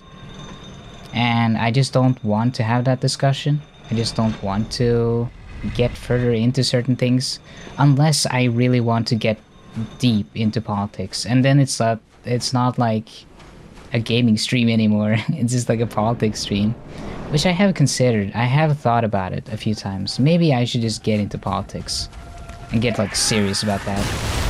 But that would require a substantial shift. And it requires a lot of dedication, research. It's a bit of a change. And it can also alienate a lot of people. But it can also bring a lot of people together. Because like I said, I don't think my views on stuff is very controversial or problematic or anything like that, so maybe that's my issue. Maybe I gotta be more problematic. I gotta ride that razor thin edge on the TOS to get them views.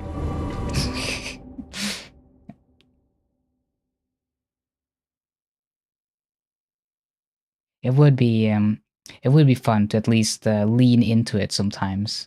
I just don't know how dedicated do you want to be with it, right? I appreciate it, Arvo. I definitely knew a lot more back in 2021, because I had recently read up on Karl Marx and a bunch of political theory, and I was very deep in the debate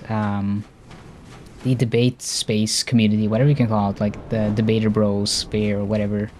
And I thought that was very fun and engaging. And then it kind of died off because no one really debates anymore. Mainly because no one takes it seriously. All the people on the right are just like saying the most atrocious things, and they can just get away with it, and there's like no rebuttal to it. Because what are you supposed to say? They're just saying the most terrible things ever to get a reaction out of you. It's not serious. They're not trying to engage in any honest kind of criticism of the system or ideology or anything like that. It's just... they're just looking for people to rage. And they're doing rage bait, and they're just being contrarian and They're being trolls, more or less. And there's no way to engage with that. I don't see how you would able to do like a debate with someone who isn't actually debating you. They're just looking for a reaction. They're just lonely, angry people that are looking for a way to saying really bad things to people to feel better about themselves. Also weird, my OBS like stopped for a second. That's been happening a lot lately, where it disconnects for like 1 second, but only on the YouTube side. Unless it happened on Twitch, I don't think it did.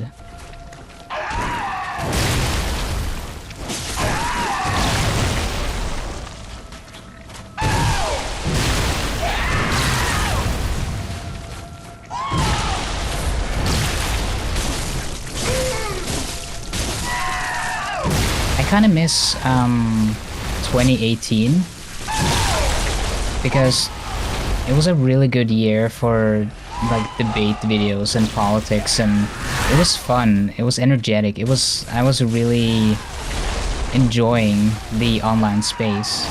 Even if there was a lot of toxicity, even if there was a lot of really bad things, it was still, I don't know, it was still before AI, it was still before the far right swooped in and started making things worse, and it was like when people were still having fun and the left was kind of up and coming and getting large in the debate space and making waves with Hassan and all these larger left-wing creators. I don't know, it felt more optimistic. And then things just kind of went downhill again. But I'm still optimistic though. You gotta not lose hope, there's still hope. I think maybe that's what people need right now. They need something to hope in. They need thought leaders that are engaging enough and able to engage people to work within the system to the extent that you can. Oh yeah, I hope you have a good evening, Arvo. I'll see you around. Thank you so much for stopping by. And watching me struggle with this boss and talk loosely ideology and politics. Ow. Ah, damn it. I keep dodging too soon. There's not too many attacks happening at once. I really need to focus more. I gotta focus, I gotta lock in. I gotta lock in. Lockaroni. I think he sounds like the guy from Pizza Tower. You know, I haven't played Pizza Tower. I should though. I've heard a lot of good things.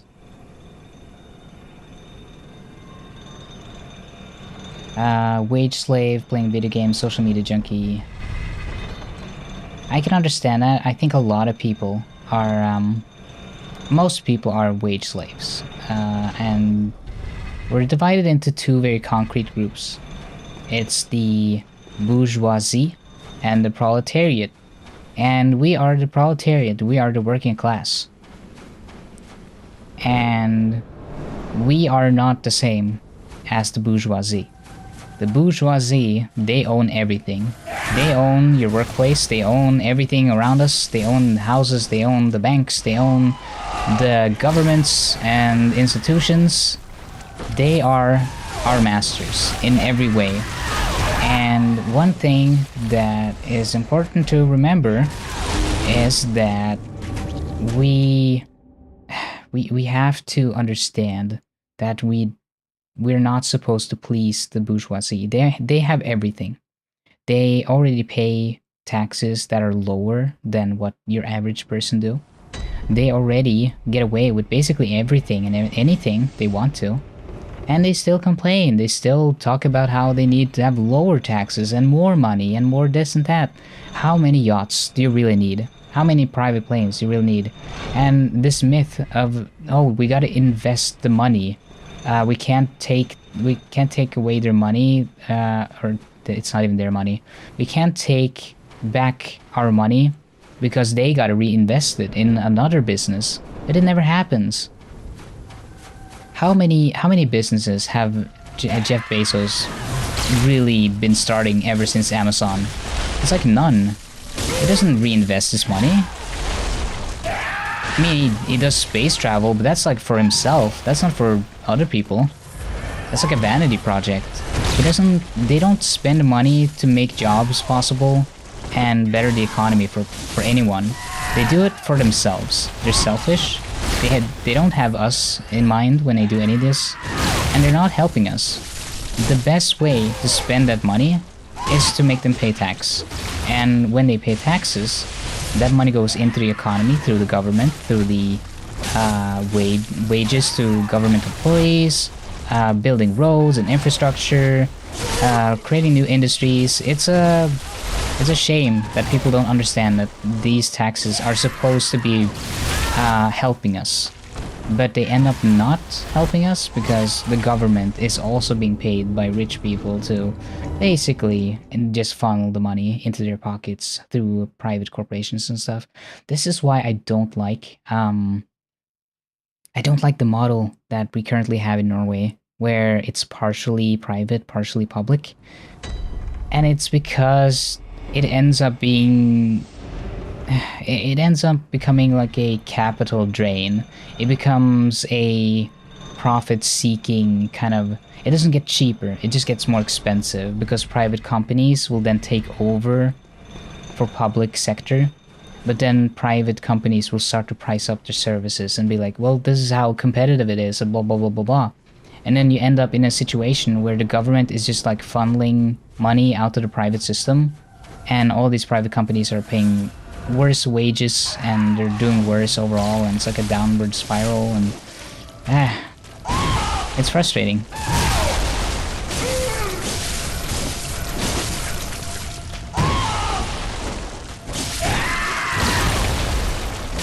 I wonder if talking helps, or I shouldn't be talking while fighting. Okay, well, I couldn't have dodged that if I wanted to.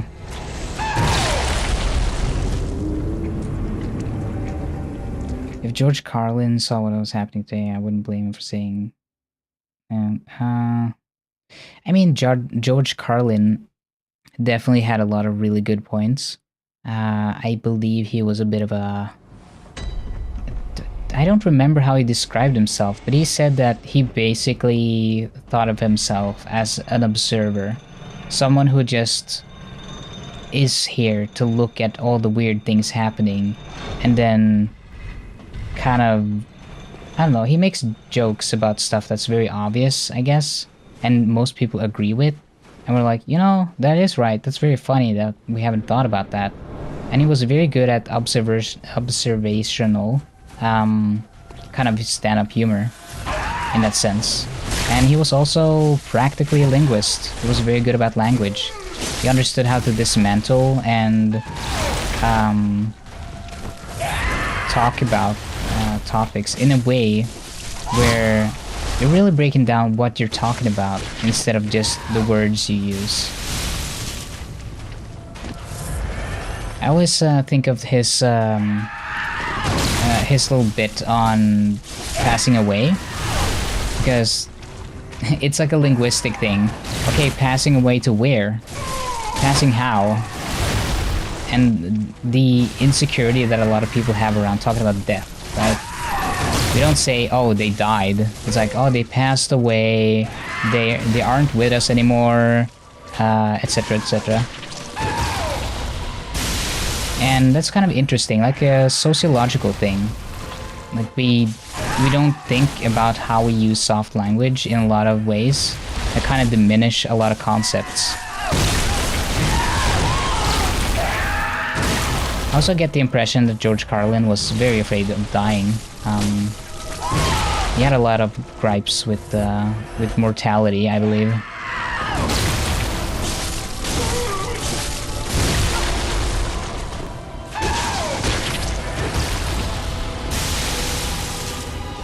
He had a bunch of heart issues, I believe, because he did a lot of cocaine. He had like a cocaine addiction, and I believe his wife was an alcoholic. It was a bit of a dysfunctional family, to say the least.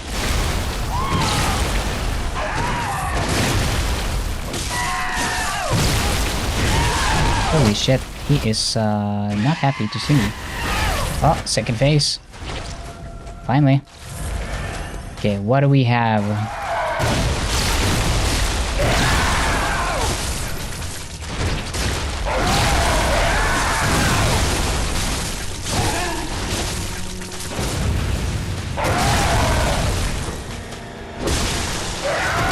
Oh, what's happening?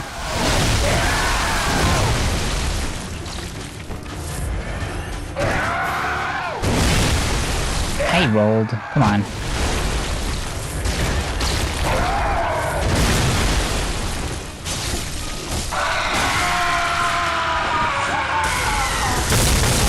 Oh, okay.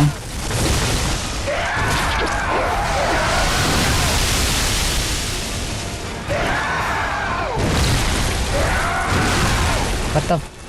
Okay. What is happening? Can you stop jumping?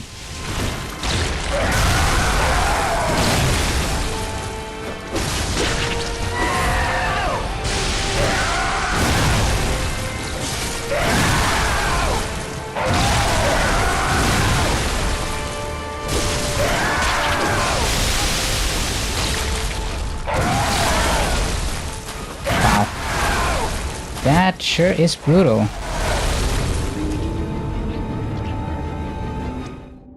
That second phase is gonna be difficult with not that many blood vials. Also, hello, dice. How wow. How wow wow wow wow. How wow wow.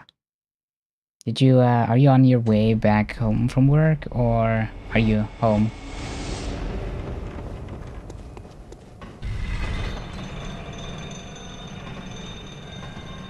Hey, hello.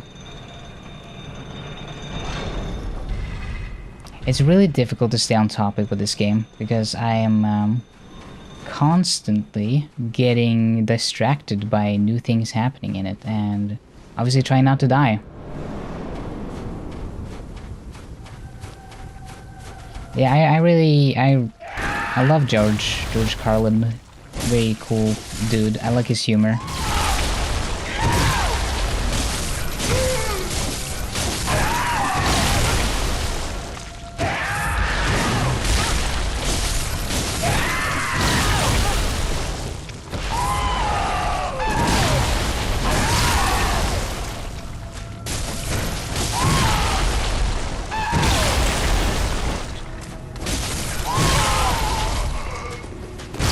I wish there was a way to reliably do a lot of damage in the first phase. No, besides viscerals, I guess. Yeah, he has attacks like that where it's very difficult to dodge. Yeah, don't worry about it. I enjoy talking. I get into the zone regardless if I'm yapping or not. I think it's just if I suddenly go quiet and I lose track of what I was saying, it's because I am trying to pay attention to the game. I don't know how interesting it is to listen to me talk about George Carlin and that sort of stuff. Also, I think I could say more concrete stuff about politics. Just if I had like a game plan, which I don't normally plan to talk about politics. I guess I have a lot of things I could say about trans issues, especially in Norway. That's like a very political topic, I suppose. It's also like a special interest, but not everyone cares about that stuff. I do like being informed. I feel like political topics and content is like a great way to stay informed.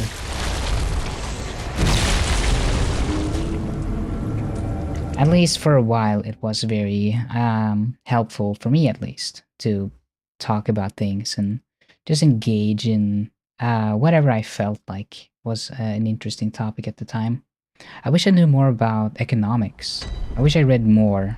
I guess I only know like the basics, and usually it's like leftist leaning type stuff. It's the typical it's a typical leftist criticism of capitalism and how it's interesting with how we value things. We don't value a product based on how much labor was put into it normally, because we have speculative interests and value, where items without any like cost attributed to the actual labor is different depending on it's like, I forget the example. It's like the famous example of like a ball of yarn turned into coats, and how there's a very clear discrepancy between how much the yarn cost, how much the jacket cost, and how much it costs to make the jacket.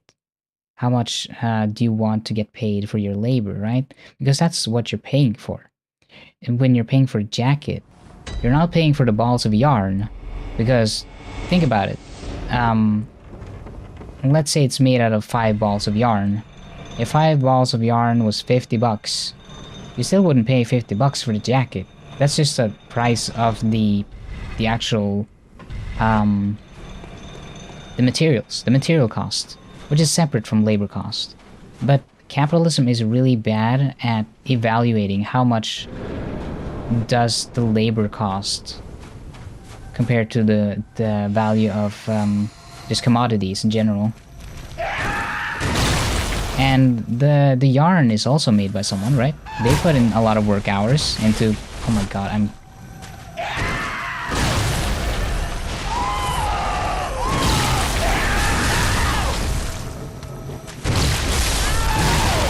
getting so annoyed with this boss, holy shit. Labor cost is important. You want to make sure that workers are paid appropriately. And one of the ways we can measure if someone's not being paid enough is profit, which is very interesting. Because whenever... I have a question, I swear it's not fetish related, okay. Sure.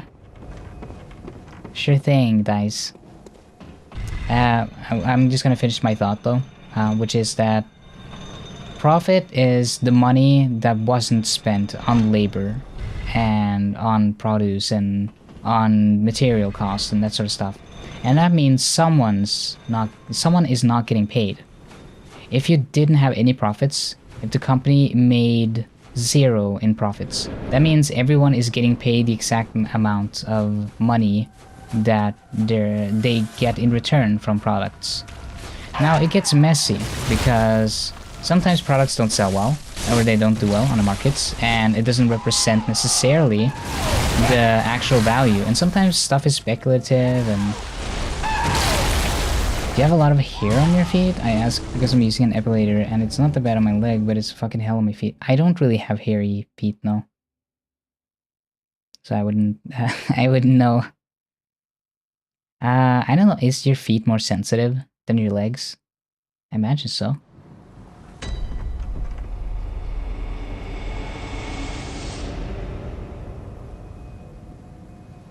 I mean, it makes sense. And Thalo says yes. Is that the palms of your hand? Yeah.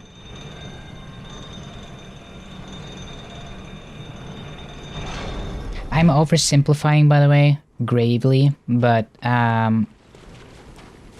profit is theft, more or less. That is my doctrine. Because even if a company is losing money and a product isn't selling well, you still need to pay your workers, right? Even if you're losing money, it doesn't mean you're just absolved of having to pay those wages, because people still worked to make those products, right? It doesn't make any sense to be like, well, there's no profit, so that means it's totally fair.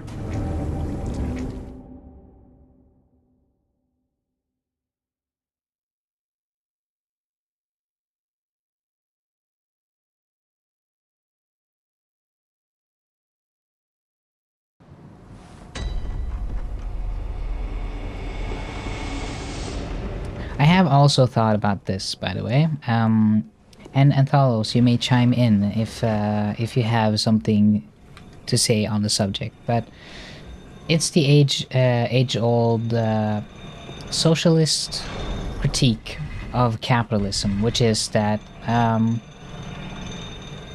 not really theft by default because it's still normalized maybe by law.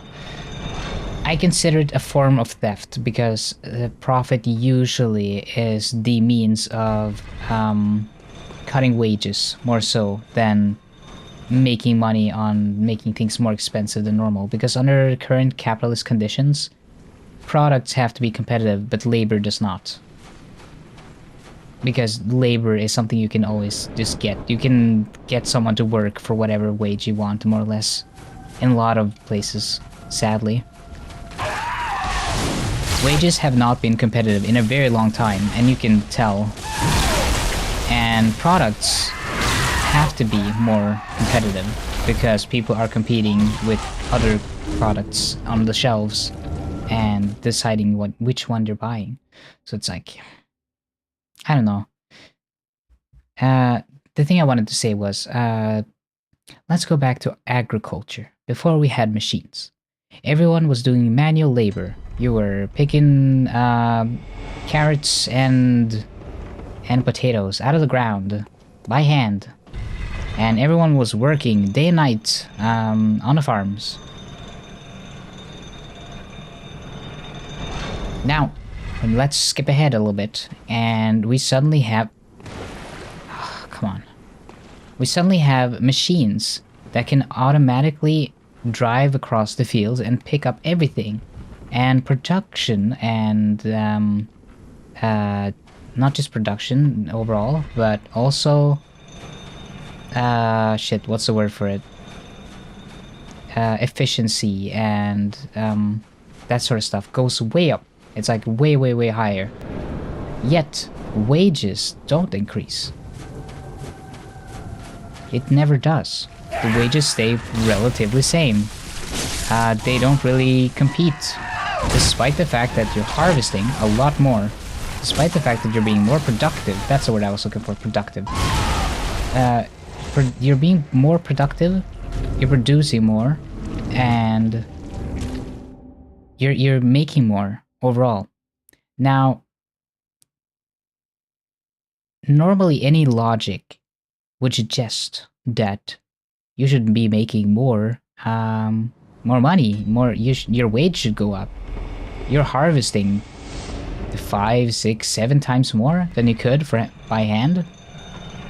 And even so, even with the increased cost of equipment, because now you're gonna have to hire someone to repair the machines and keep them up, and you're gonna need gasoline and that sort of stuff. That's fine. I understand that some of the cost will be eaten up by that, but your efficiency is so high and so much higher that you should still be able to pay the workers more, because you're basically increasing the you actually you're making so much that it shouldn't really matter that you're switching to machines, because that's just like optimizing the outcome.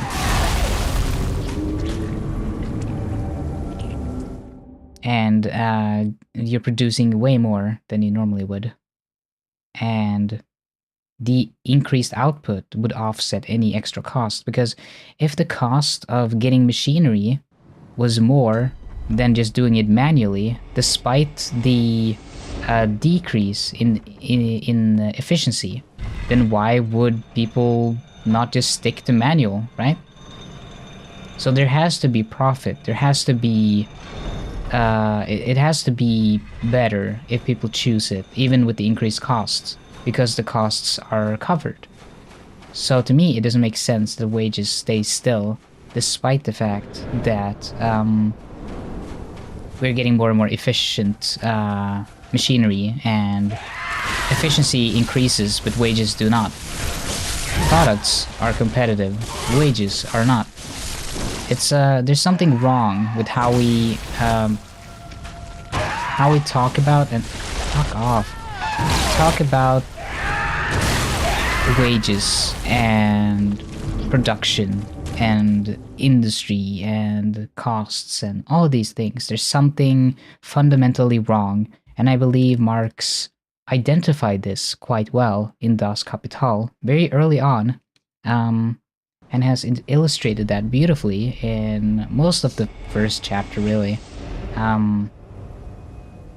By way of making the example of the yarn and the coat and the discrepancy between valuing a product versus the material costs, the labor cost, all these different elements that make up the total cost of a product, and how the market responds to it, and how markets are just bad at evaluating cost of things, because a person might want something for cheap, but they don't understand that the way you get it for cheap is either by paying someone really low wages, or you get worse quality materials because they're just not high enough quality through also labor, because you have to get the materials from somewhere, and that's usually the cost of labor of harvesting it and processing it. So you have to give up something to get it for cheap, and it feels like a lot of people don't want, they just want cheap stuff, and they don't want to think about the fact that you're giving up something for that. You're giving up your own wage by extent, and people don't understand the cost of production and wages and all these things. I am willing to pay a lot more for everything that I consume if there was a guarantee that people that were receiving wages were getting a living wage. But the problem is that capitalism doesn't do that. Even if you were to try to be ethical under capitalism and consume ethically, it's really hard, because in most cases, in most cases, a competitor will just swoop in and be like, oh, we're gonna undercut you. And then people will be like, oh, this is cheaper, we're just gonna buy that. So even if you try to buy ethically sourced stuff that has like ethical labor, there will always be someone that undercuts them. And in the markets, people don't care if it's ethically sourced, they only care if it's cheaper. Republicans love to say that rising wages causes inflation, but the wages hasn't been raised in the US since 2009. Yeah, so the actual reason why inflation is so high right now is because we're not taxing the rich. Because what happens is that it disrupts the flow of money through the economy as a whole. It's almost like a deficit. It's when the money collects on fewer and fewer hands, and there's less and less money to go around on fewer and fewer hands, plus the fact that the rich are getting, they're increasing their own profits and their own interest in accumulating more wealth. Depends their, I'm just gonna say buyer. I'm gonna drink while I read it.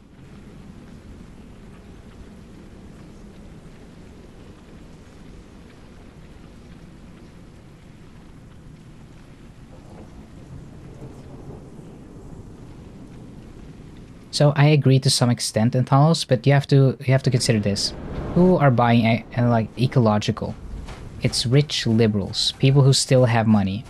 If you don't have money, if you are not making money anymore, you don't really care if it's ecological or not, because your wage is too low for you to care. At that point, your main concern is getting food and getting it cheap. So all ethical concerns or considerations for it being ecological or sourced in an ethical way, I think that disappears pretty fast once you start seeing like the downward pressure of capital. Once people start to have less money, once it starts to accumulate on less and less hands, and more rich people have the sheer amount of money in society, you start to ignore those little things in life. Because who the fuck cares about ecological products when you can't even afford it, right? You just want the cheapest offering. And ecological items, or the items that are branded as like ethical options, become less attractive when the working class does not have the luxury to choose anymore. And that happens very fast. That is a downward trend that's been happening constantly the last 10 years, where I believe people are choosing less vegan options and choosing less ecological options and choosing less ethical options overall, because people just don't have the money. They feel like they can't afford it. Even if they would want to, they just can't afford it. Oh my god. And it's such a shame, because for a while there was a lot of thriving businesses that did well because they offered a better product as a ethical option.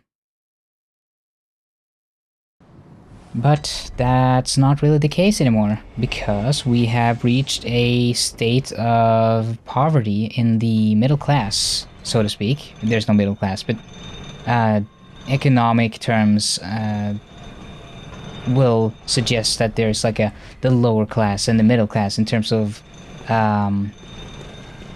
equity or spending ability. There isn't really much of a middle class anymore. It's all working class.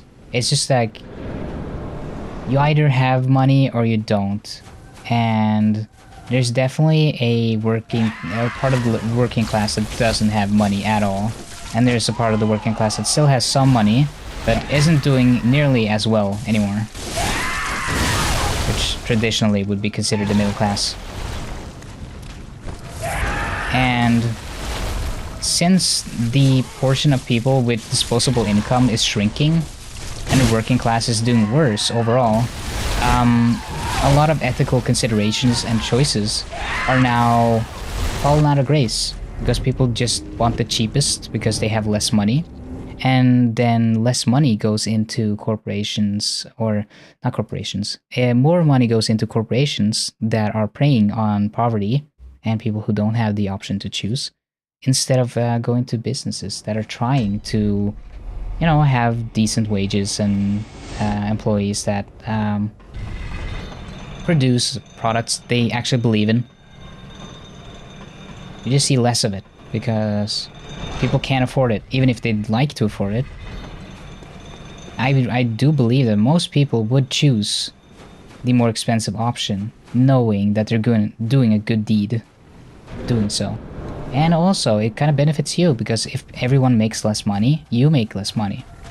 If you buy cheaper things, the wages to other people go down, including yourself. And it's not your like fault for choosing cheaper food. That is just like the result of there being less money to go around. That's not like the fault of the consumer. That is just an evil cycle of the economy. It's the natural outcome of less money being available to the working class as a whole.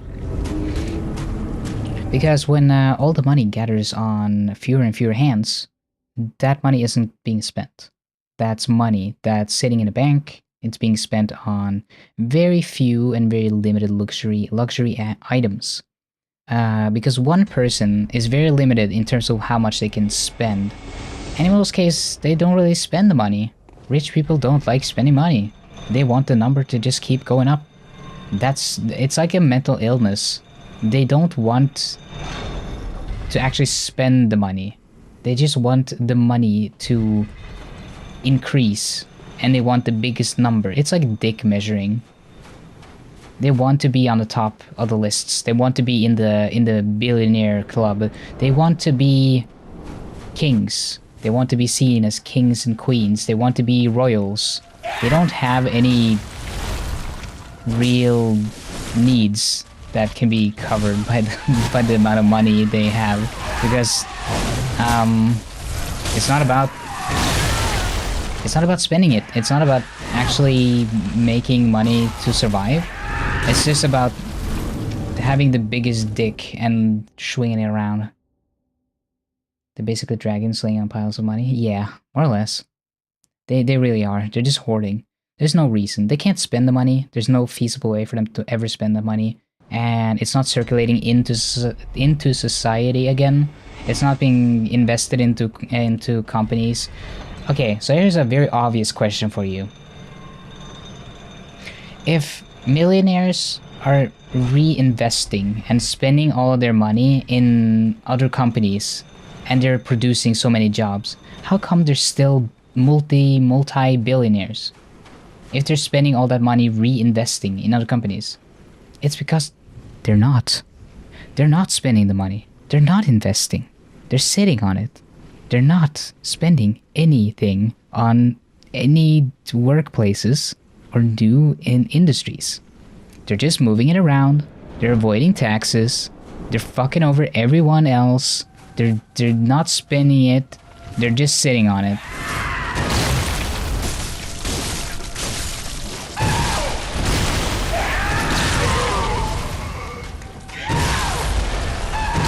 I always get so annoyed by the argument that, oh, they need the money because they are making the workplaces and they need to reinvest and they need to spend the money on equipment, and that's not how it works.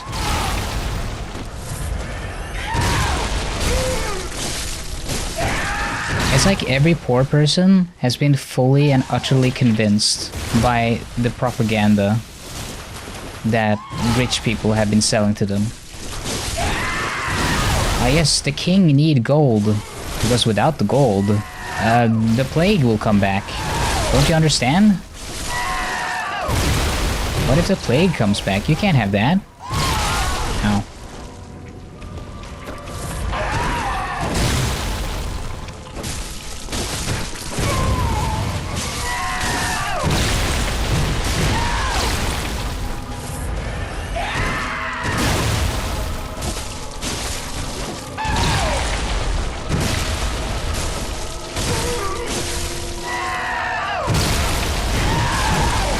I hate that attack.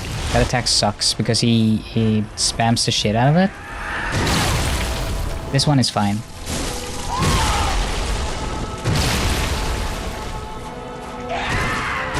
The jump attack, that's easy to deal with. This one, that sucks.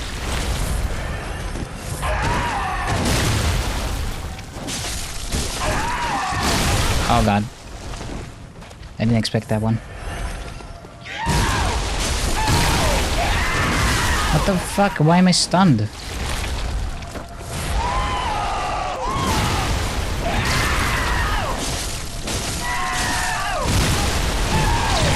I can't move. Okay. Well, I got to the second phase that time. Not that it helps me when I'm dead. But yeah, people don't understand that the amount of wealth that the wealthiest people in the world have, and we aren't taxing or doing anything about, it is literally destroying the economy. It is so strange talking to people who believe that the left and communists and socialists will destroy the economy while we're watching the economy fucking crumble before our eyes. Everything is just the economy is technically in a recession right now because we're in like a weird tech bubble where everyone is like all in on AI.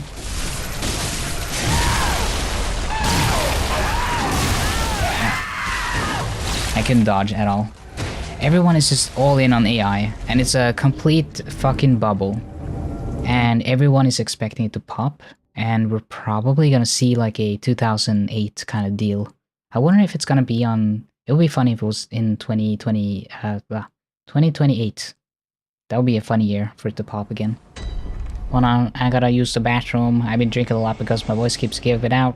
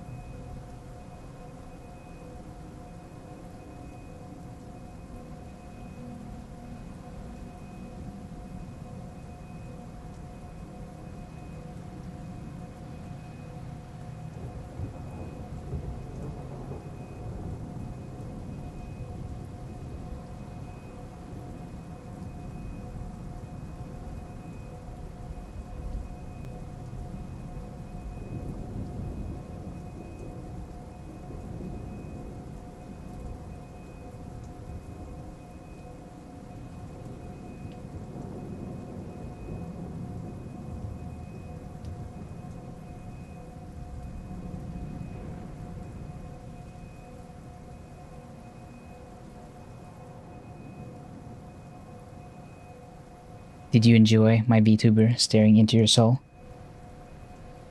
Elon Musk said that money's not going to exist in the future and that we're going to use fucking watt hours or whatever. Do you think him hoarding as much money as possible as part of that plan? He's trying to take all the money. I think what he is very dumb and he doesn't understand that what he's talking about is already a reality. Energy and wattage and power is already a type of currency.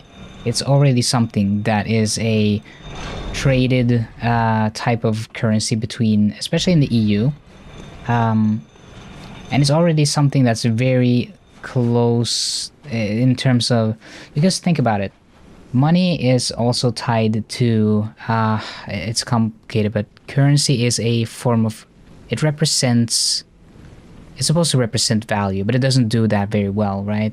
It's supposed to represent how much labor has gone into something, and you're being paid for that labor, which is why there's a lot of talk about labor vouchers instead of currencies, or as a form of currency, because that could be a better way of representing the actual work you do instead of having money, which just as a concept means you can take more than you've actually earned. But you could still have the same problem for labor vouchers, right? You could still end up in a similar situation where people hoard vouchers or get vouchers, but you could maybe find a way around that issue by saying that it needs to be signed or it needs to be monitored in a way where it's like made sure that you've actually contributed and done work. But it's I don't know. I don't know. Either way, I think energy is already a type of currency because it's so closely tied to how we evaluate money, or it's like almost abstract to us. I see wattage and power usage on like a similar level to money going in and out of my bank. It's just like, to me, it's abstract. It's not something I really connect with in terms of, it's not like a commodity the same way that other things are. And I think that everyone should have access to free energy. Everyone should be able to heat their homes, use their appliances, and live comfortably and have power, free wattage every day. It's just a basic human need at this rate, because you gotta charge your phone, you gotta keep up with stuff in the news and stuff, and you gotta use your computer and phone to do work stuff, and you just can't live without energy, right? You need power at the end of the day. So it's really a basic human right, and commodifying it and making it into a currency is kind of what we've already done, and it's not good. It's trending towards being a scarcity because of all the AI data centers and servers and all the places that are going to require a lot of energy. And we're not building enough power plants. We're not building like nuclear. We're not building enough green energy. And we're going to have to burn a lot more coal and fossil fuels to supply that energy that we're lacking because we haven't planned ahead. So we're in a weird situation right now where we might end up... I guess we're going to end up in a stalemate between companies and individuals, where people obviously need energy more than companies and servers, because, well, a server doesn't need to eat and sleep and rest, and it doesn't have human rights. The server doesn't have human rights, okay? It doesn't deserve all that energy. It doesn't need it. The company doesn't need it. They can find another way. So unless there's legislation to protect people's access to power and ability to get energy, I fear that energy can become extremely expensive and a scarcity in the future. Kind of like you know how Mad Max is about the water wars? It's like scarcity of water, so everyone's like fighting over it. I feel like that might be not too much of a stretch to say that it might happen in real life, that we might see wars over energy. What do you want me to check on Telegram? Hold on. Should breathing be a human right? UN vote. Yes, no, and it's only Israel and the US voting no. Yeah. Pretty much.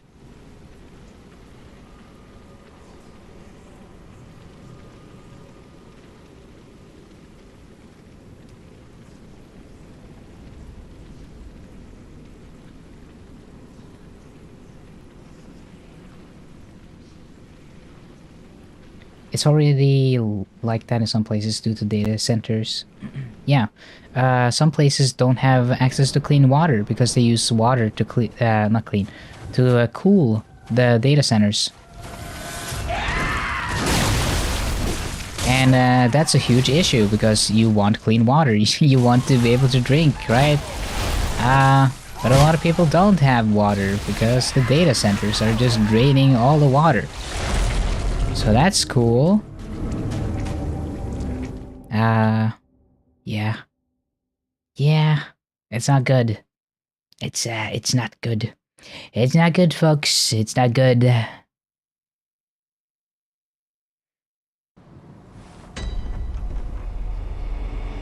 This is why I don't normally talk that much politics, by the way, because I feel like it's hard to stay optimistic.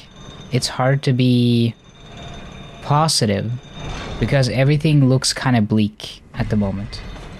And if I want to do something that's based on politics and talking about politics, I want it to be productive. I want it to be productive. I want it to be inspiring. I want it to make a difference. And right now, it feels like the conditions for that is not ideal. And maybe maybe it's more important than ever. Maybe it's more important now than any other time to actually make that type of content.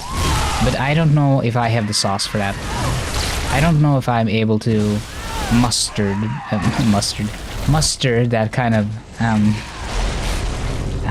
kind of holy shit, it's so loud, my brain is stalling. If I can do that kind of thing.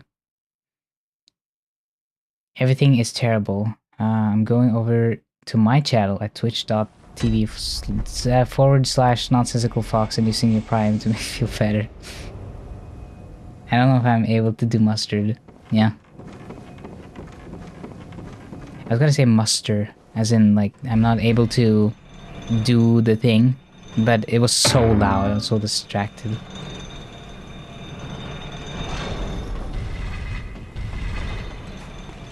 How do you pronounce it? It's like... It's close to mustard. I was onto something. It's usually on a hot dog, but I was onto something. Mustard. Yeah, so I was close. It was just like turned into mustard for some reason. This fucking dude is melting my brain. Who am I kidding? My brain was already melted. That was already well done.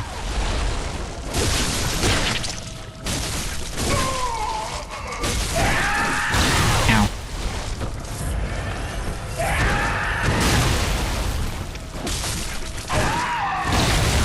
What?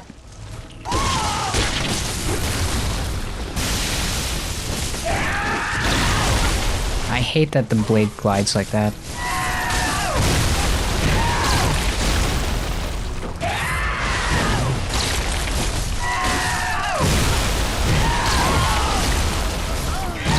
I swear to God that I double pressed the dodge. I dodged it. I swear to God, I dodged. I was pressing the button. This is kind of what I want to play it on emulator, by the way, because number one, it's 60 frames per second, and number two, you could see my button prompts, and you would understand. You would understand that I'm doing my best, and I'm pressing the buttons, but nothing's happening.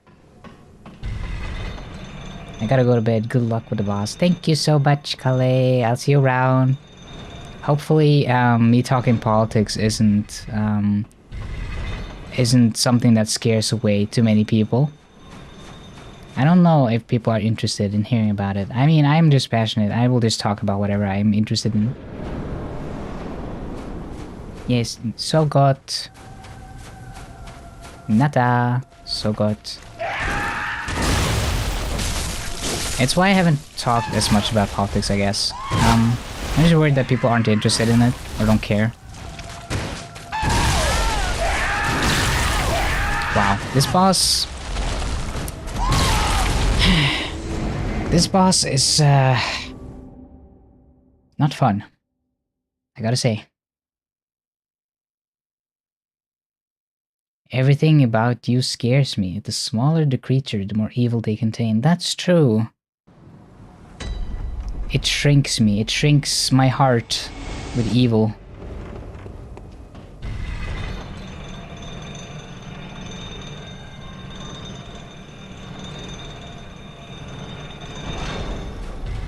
I guess, in a way, if I were to watch myself, I would like it to be sort of like a podcast, because I don't really care too much about what's happening on screen, but I like listening to what's being said. So personally, I wouldn't have an issue with the way I'm currently doing things. I just don't know how other people treat like streaming, and I like the company more than anything else. It's like when I'm busy but I can't respond. I think of it like this. It's like a one-sided Discord call. There's no obligations for you to actually answer or interact. You just get the upsides of a Discord call, of being able to listen to someone and have like a opportunity for socializing and consuming content. But at the same time, you also don't need to respond. You can kind of just do your own thing. You can doodle, you can sleep, you can do whatever you want, and it's you're free to do so without worrying. And I think that's very nice, and I like that a lot about Twitch. I think it's a great way to give you that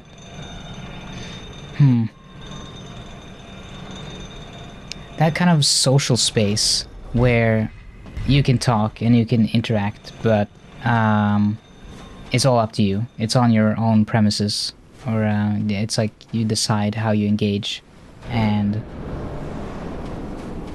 you can just kind of tune things out too. You just gotta relax and be there, but you don't have to think too much about it. That's kind of my issue when I am in a lot of Discord calls. I'm sometimes too tired to necessarily have a fulfilling conversation, but I still want to be there because I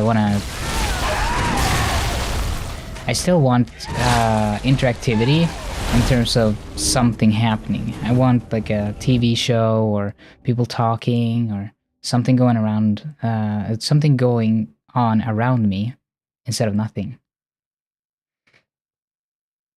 There's only a few scenarios I can imagine where I would be like, you know, I need total silence, and silence, no one speak.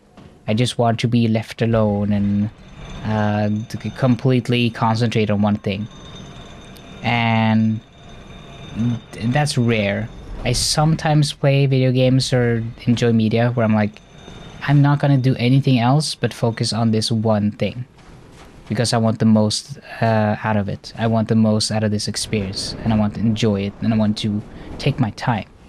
But a lot of times, I don't have that dedication, or I don't have that care for something.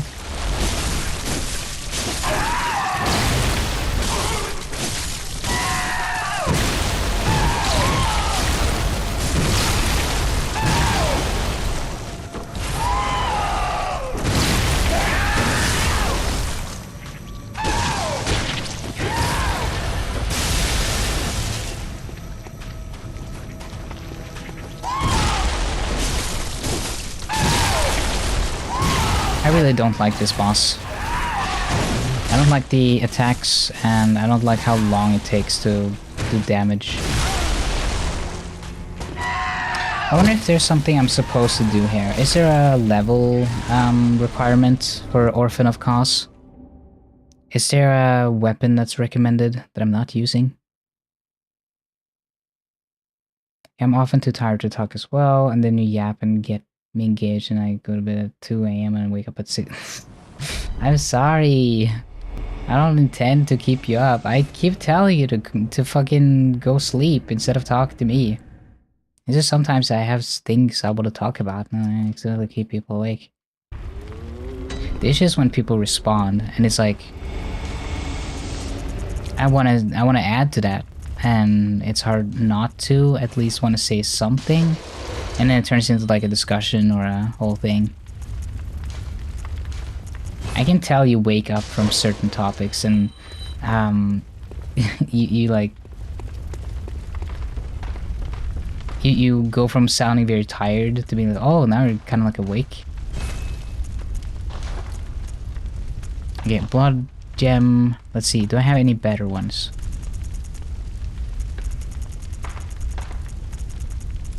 I have this one, which I've already equipped.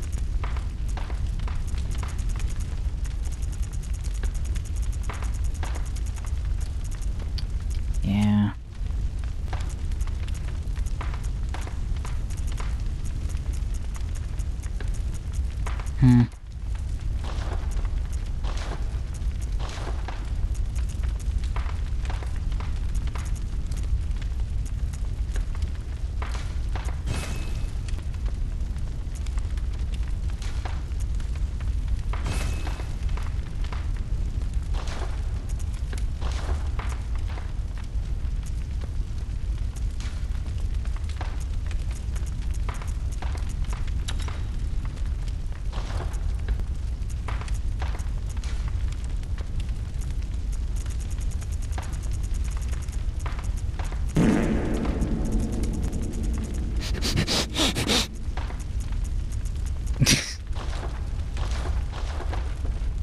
Let me see if it helps using this sword. I think I want to try a different strategy here because I'm starting to get tired of getting my ass beat. Very well, let me... Can I upgrade? No. Damn it. Ah. Oh my god, I've used so many blood vials.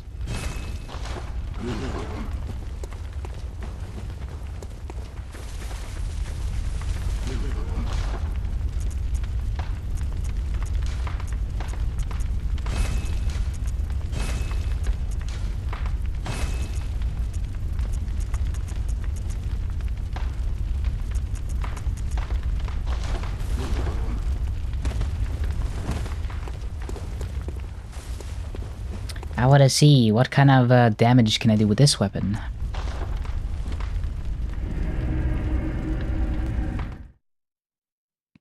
I feel rude if I don't respond. I don't care. Like, you've fallen asleep plenty of times and you just stopped responding. And I've been totally cool with that. I've just been yapping a bunch whenever that happens.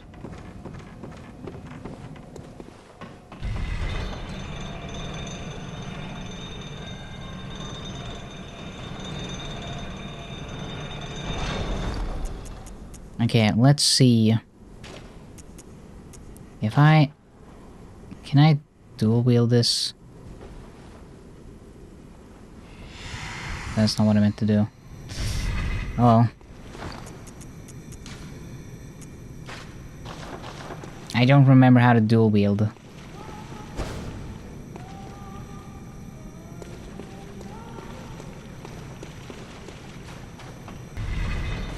I mean, hold it with both hands. I don't... Eh. Okay, let's just try. I want to see how this sword works. Is this a good sword? Is this a good sword? Hello, I'm back. Oh, it's very slow.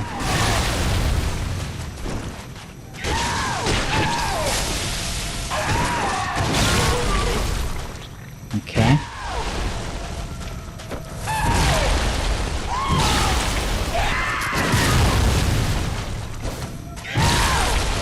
Yeah, that's not gonna work for me. Eh.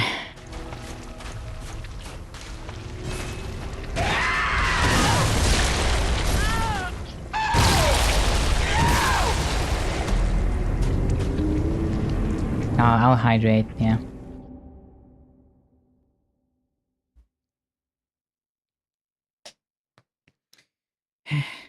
I really want to fight and win against Cause, because I don't want to give up and just go to German. I swear to God, there was like a way to... No, fuck.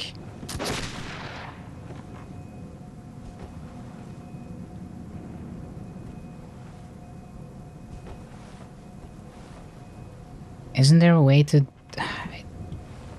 Whatever.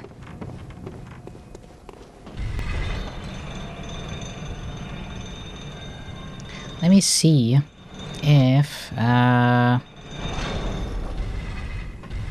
can focus on trying to do the viscerals again, because that'll at least get me there to the second phase faster.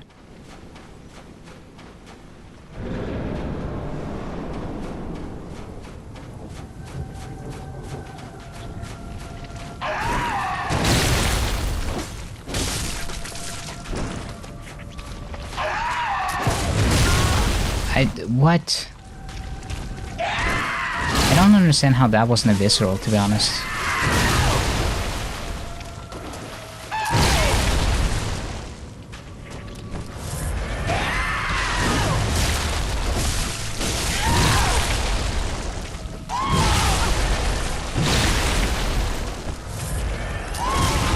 There we go.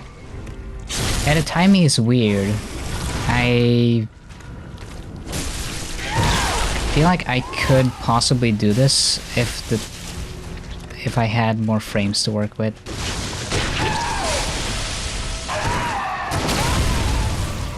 Ah! I get knocked back and then I can't reach him in time. Whoa, what the fuck? Okay. See, I feel like that should be a visceral. That's like right before he hits me. I'm just gonna work on trying to get the viscerals, because viscerals will get me there. I just don't understand why the timing is so strange.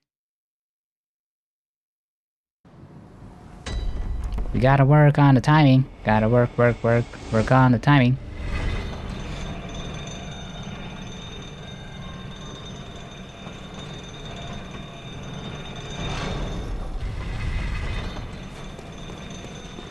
It's also difficult to talk about stuff continuously for, let's say, a 6-hour stream. That is a challenge in itself, because you gotta constantly have something on your mind and some sort of topic, and I don't always have that much stuff in mind. I love talking to people about certain things, and topics will naturally come up in conversation. But when you're streaming, you're kind of reliant on either just yourself or the chat, and it can be very frustrating when you don't know what to say, and you're already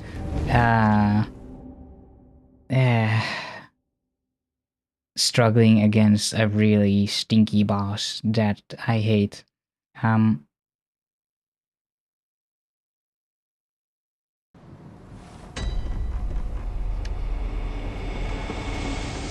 I find it so weird that a lot of states in the US label everything as carcinogenic, because, yeah, everything eventually gives you cancer. Give it enough time. If you could live forever, you would eventually get cancer from basically anything. There's no escaping it. Like, every item on Earth is eventually going to be carcinogenic. And I think it's strange when people discuss this kind of thing, especially when they demonize certain, like, there's a recent report about how, like, aspartame is cancerous or make you stupid or that kind of stuff, and it's just part of the same kind of vibe that I get, where everything is labeled as cancerous. It's hard to take it seriously because it's like, I've heard it so many times already, and it seems to not be very well supported by research.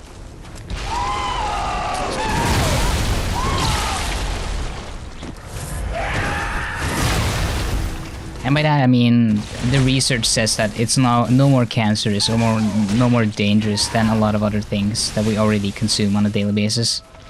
I believe the one that seemed the most reliable to me was a Danish research paper that said that basically the consumption of diet soda had the same health impacts as drinking milk. So it doesn't seem to be that big of a problem. The issue is more so the acidity in terms of how it damages your teeth.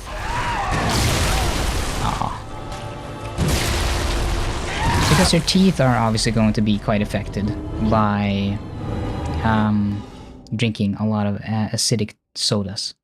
And I don't think milk... people say that milk strengthens your teeth because of the calcium and stuff, but I think milk doesn't necessarily... If you put a lot of milk in your mouth and swirl it around and stuff, it doesn't... It's not good for your teeth. It still contains a lot of sugars and natural sugars and that kind of stuff that will break down your teeth eventually. Apparently you're not supposed to put it in milk if you have something else when you lose a tooth. They recommend milk as like a last resort kind of thing. They want you to put it in, is it a saline solution or is it just like water, sterile water? They definitely don't prefer milk. They don't really recommend that.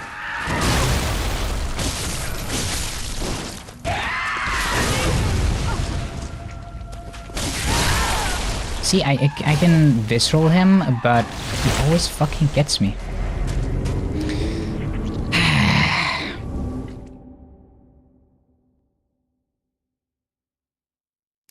On a scale from 1 to 10, how fun is it to watch me die over and over again against this fucker?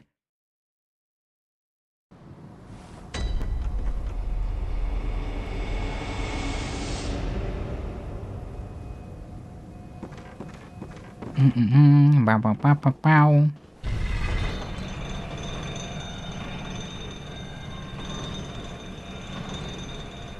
I'd probably be doing this anyway, on my own time. I'm stubborn like that. I am not giving up. I am extremely stubborn. And if you're here for it, you can be like, ah, I was there when the otter beat Orphan of Cause.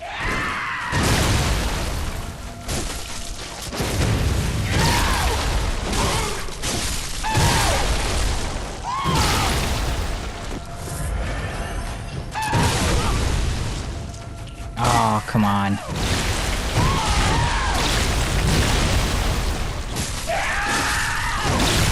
Huh? Okay.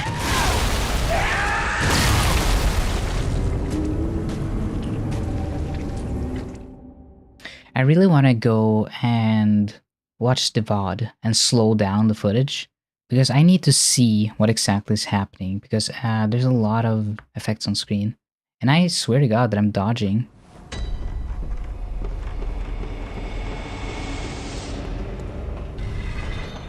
Is the timing just specifically different for this boss to drag out the time on the DLC? Because this is starting to feel like padding. This doesn't feel like a skill thing, this feels like padding. Maybe that's just cope. Maybe I'm coping. Maybe I'm just saying this to make myself feel better. But I definitely feel like it is fucking with me.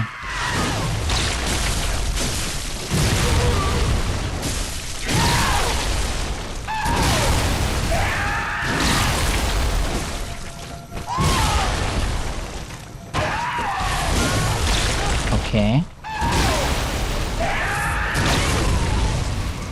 See how like that I can still visceral?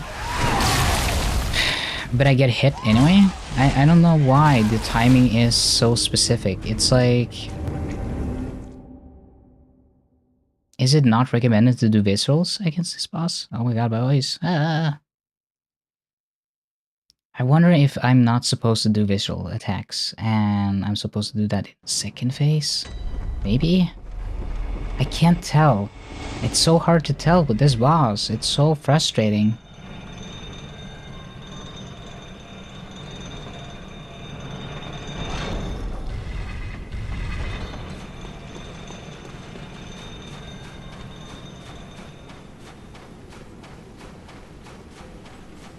At least I know for sure that this is like the last or final boss.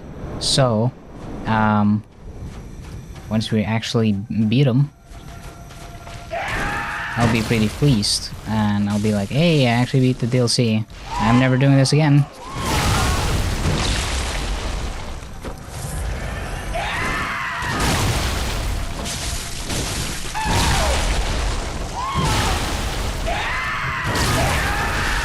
Oh, what?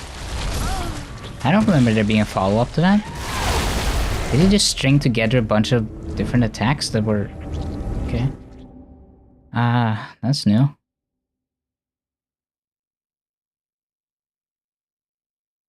Strange. Right. I had some weird items in my inventory that I can look at as well.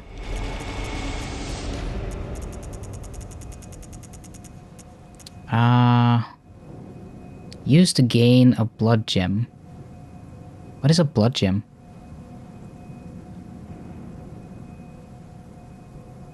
Oh, I know. Applies arcane to power of weapon. Partially summons... I don't know what that is.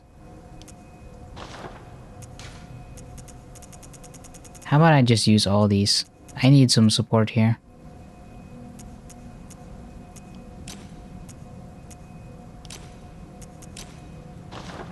Okay, that one. Yeah. This one.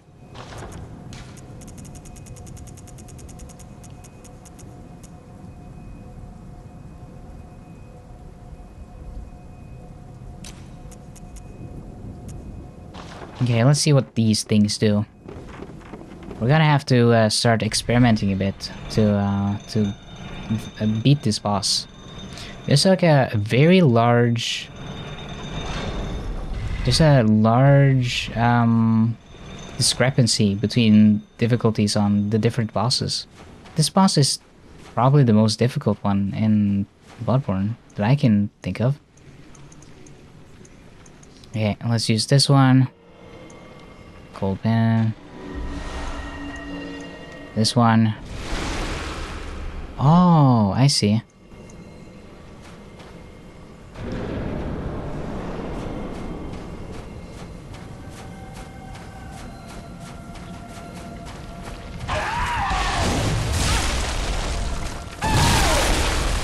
Nah, it doesn't do that much damage.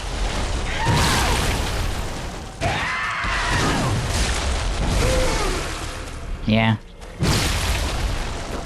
Kinda useless.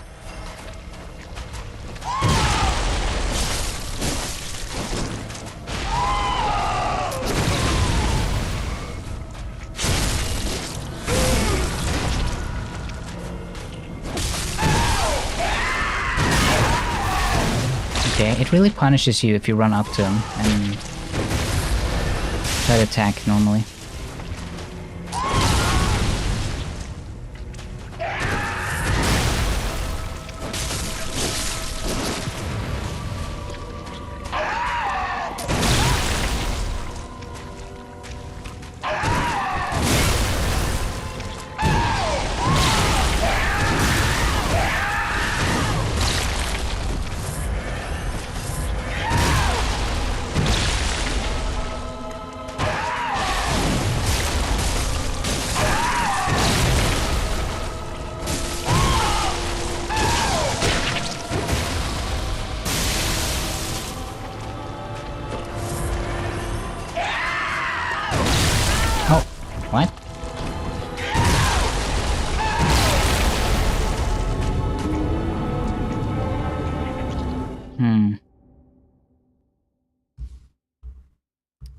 I'm trying to understand what the boss wants because I feel like I've tried a lot of different strategies. I'm not playing the same way every time. I am trying out different, like only dodging, only doing viscerals, only like doing a bunch of attacks, and I mean that gets me pretty far into the fight, but then I waste all my blood vials, and then I'm like fucked by the second phase. So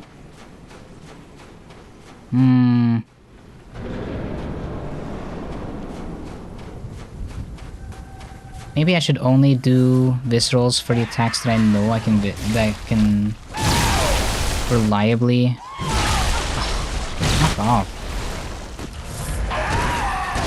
The jump attack I can't do viscerals on, I'm pretty sure.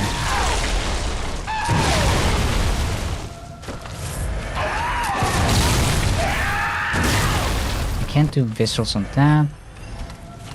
Ow. What the that one, okay.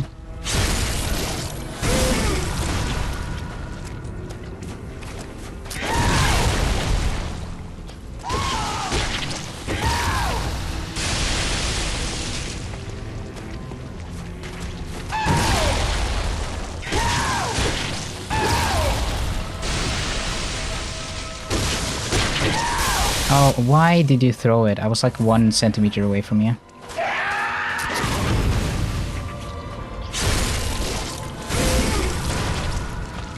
I really gotta concentrate, so excuse me if I am quiet. Oh, he interrupted his own attack to do a different attack. That's new. Okay.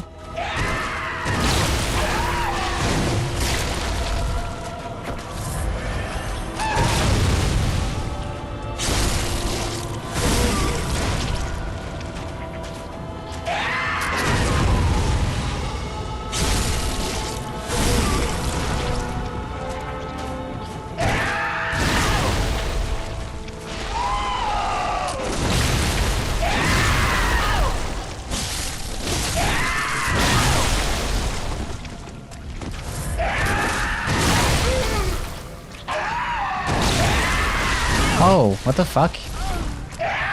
He does like that random attack sometimes where I feel like... There's an element of randomness to this that is... very annoying. Because he'll only do certain attacks sometimes. Not all the time, just... whenever you don't expect it, he'll pull out a random ass attack that I haven't seen in a while.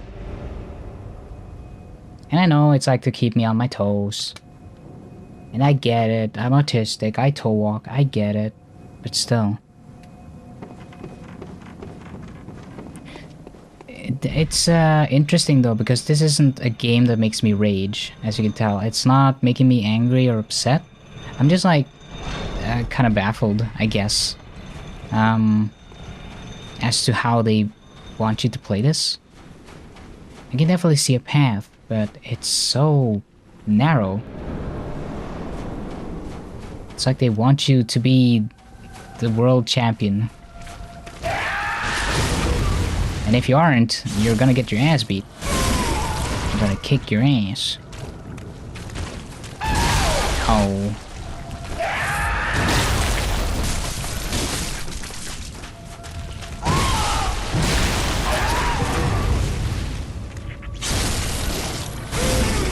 Okay, I'm learning.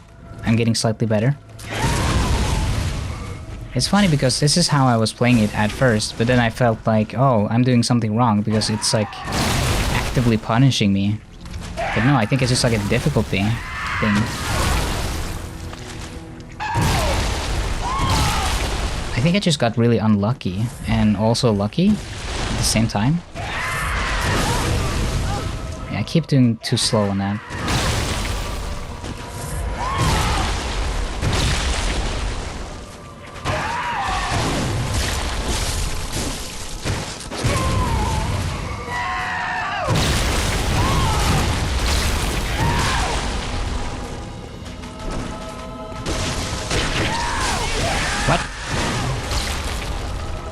Explode?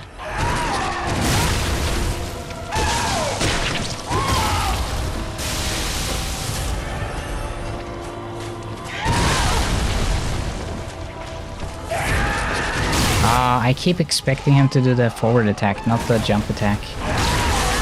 Whoa, what? Okay.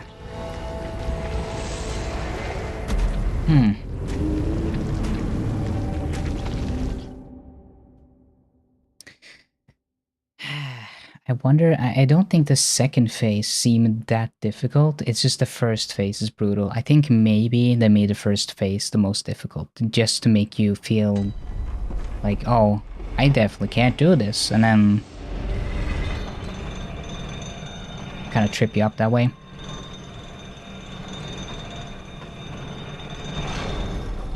There's probably some item or something around here that could help me. It would be very helpful if there was an NPC in this area that could also give me some support, but there isn't. I don't know why. I guess it chose to make it so that you have to do it alone. Is that for lore reasons?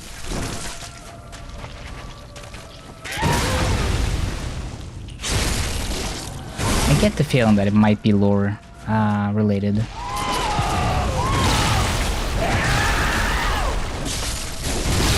Yeah, if you stand in front of him and hit him, he just immediately hits you. It's like an insta punishment. So they don't want you to do that.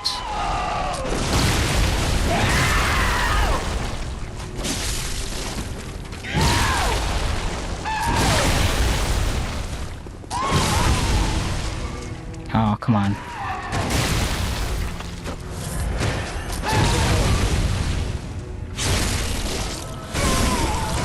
Nice. I just need a few viscerals. That's all I need. It's just very difficult to get them reliably.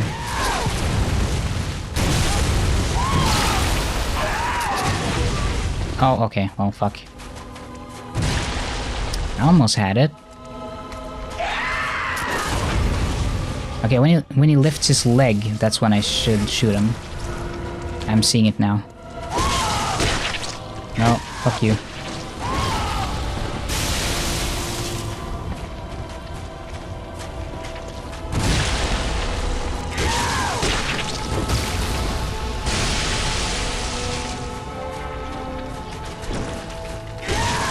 Can you stop doing that?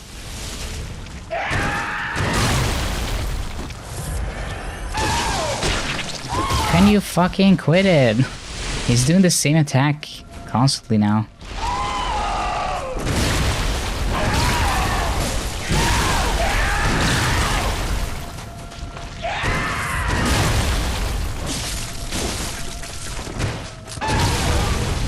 Oh, fuck. I didn't make it. See? It's like... How do I describe it? How do I describe how this feels? You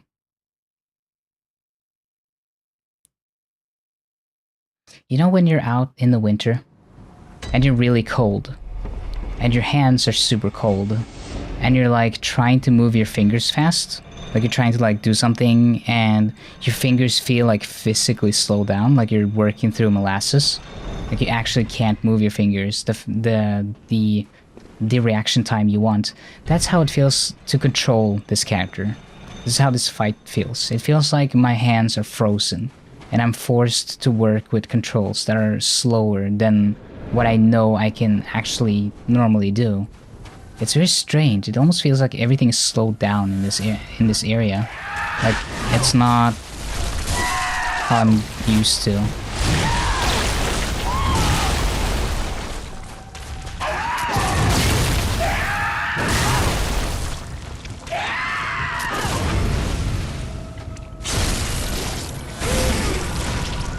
Okay, I only need a visceral to get full health, I guess.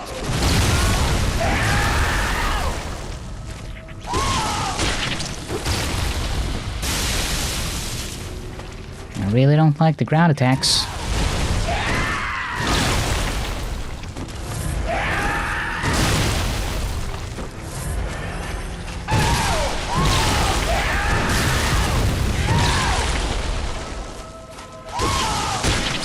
There he goes again. Oh, I was stuck on a branch. Fuck off.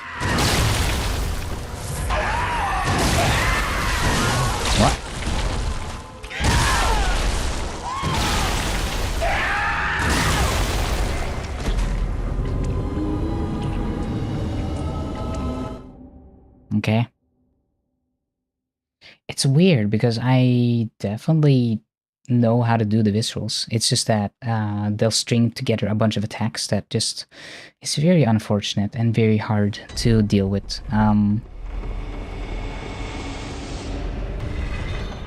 I guess I got super lucky on my... was it the first or second try? Where I kept getting the visuals.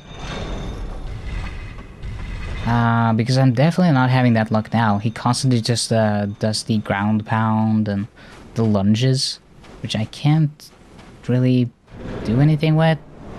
I'm not sure if there's like a strategy to those, or if you're just supposed to wait them out. Like that one, I can't do anything with that. And if you go up close and attack him, ah, fuck. He immediately punishes you. Can you please stop? Oh my god. I really hate that attack.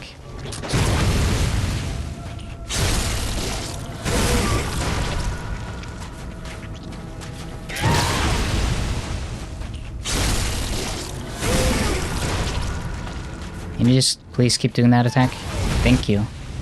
Wow, yeah, see, now I'm getting the same attacks constantly like I was before. Okay.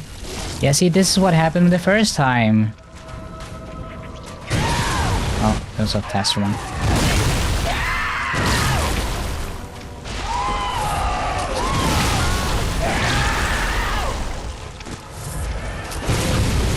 Yep. See, that attack is very easy to visceral, but not the other ones. Oh.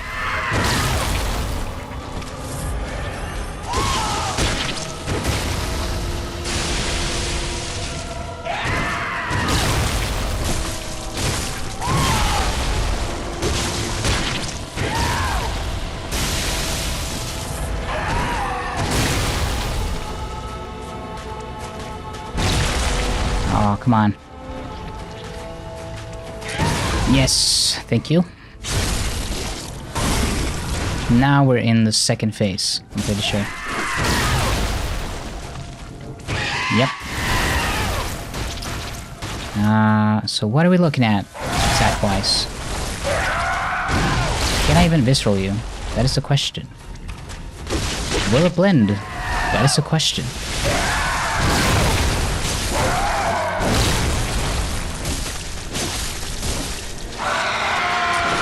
The jumpy attacks are very annoying though.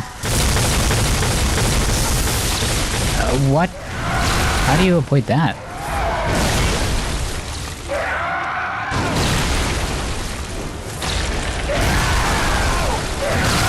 Okay.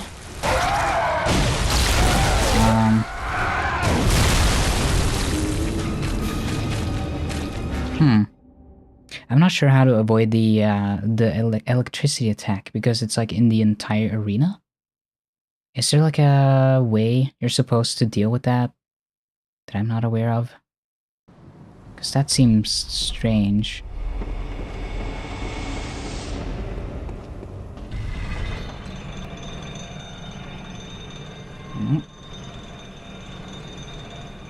Yum yum yum yum.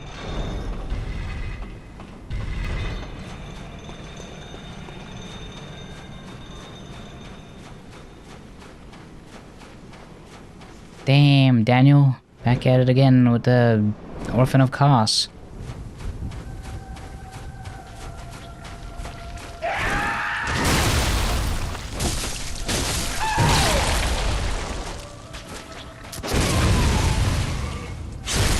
I think I have to stand a very specific distance to him, and that triggers the attack. Okay, that's the fast attack. That's the slow attack. Nice. Yeah, it's like... I think it's based on distance.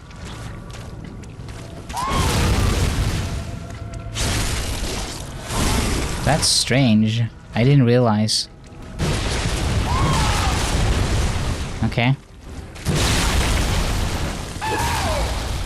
Oh, that's unfortunate.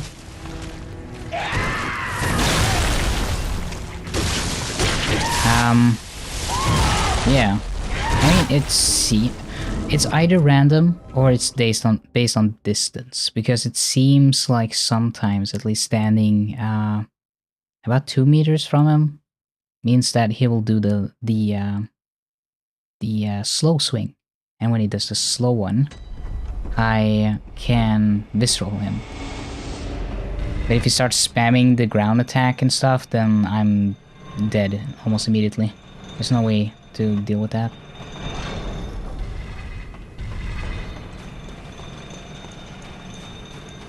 Maybe I need to change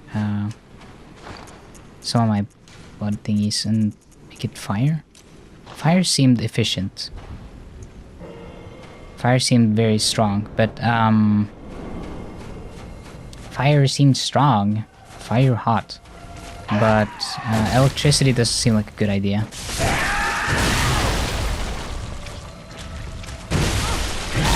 Whoa. Okay.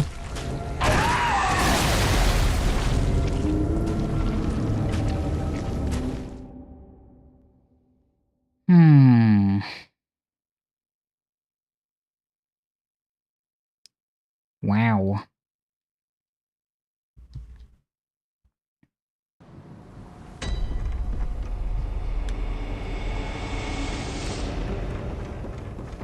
It's a shame that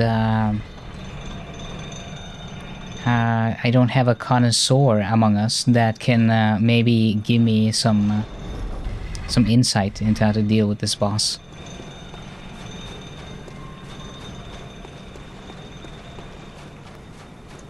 It would be nice if someone who are in the know could maybe explain how the developers intend for you to deal with this creature.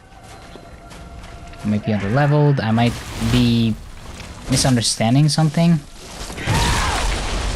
but definitely feels a little weird.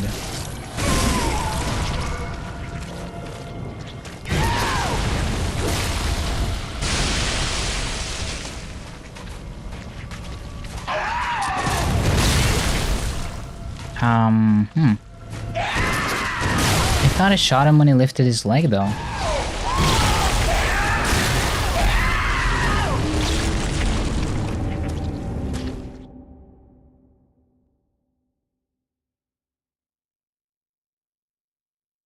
It's weird.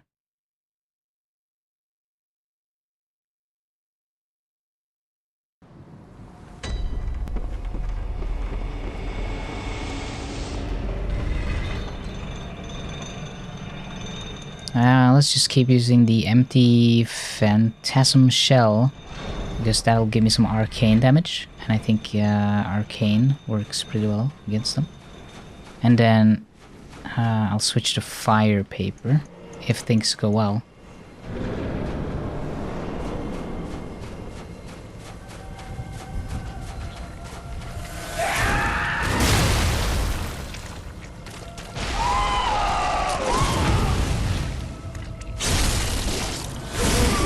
Okay, now please continue to do the attack, the slow one. I shot him when he lifted his leg. I don't know why it's not working now. It's very inconsistent.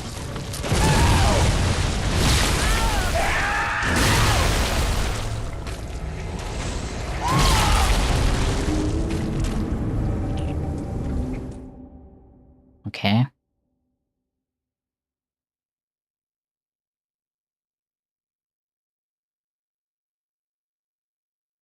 I'm just trying to wrap my head around why it's not and why it's not working for me.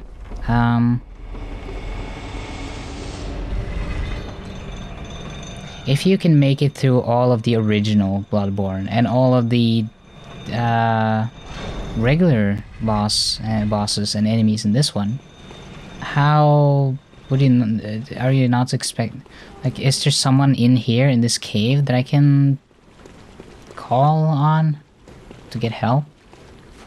I don't understand.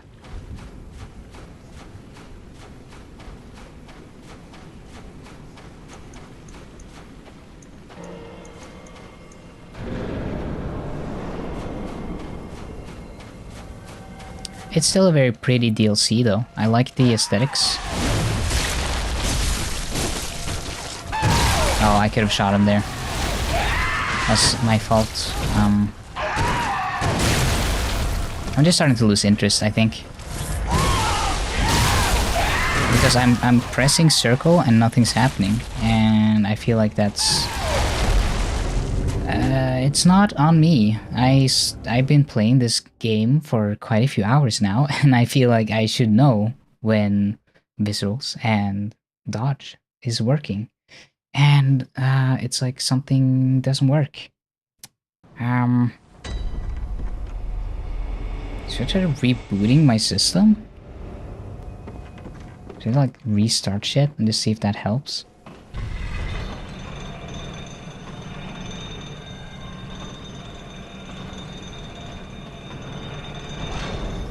I'm kind of interested in playing this on the emulator now, just to see if this boss is any different on emulator.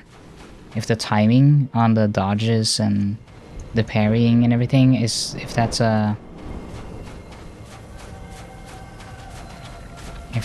tied to frame rate. I mean it is, but like...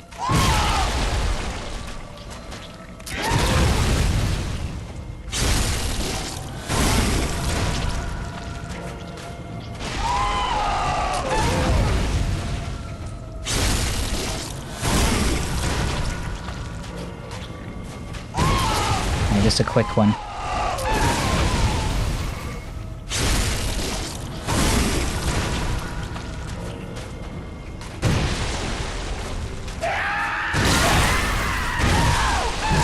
I was pressing dodge. I don't understand.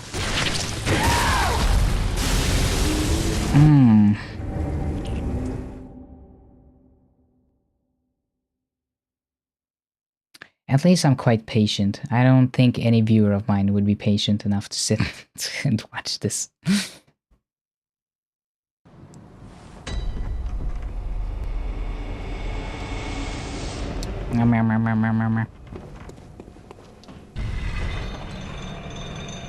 Oh well, it's fine. I'm having fun. I don't mind if people don't care for watching this. I just want to figure this out. I'd rather endure this and eventually win. Bloodborne is not a real game. You know, it doesn't feel like a real game sometimes.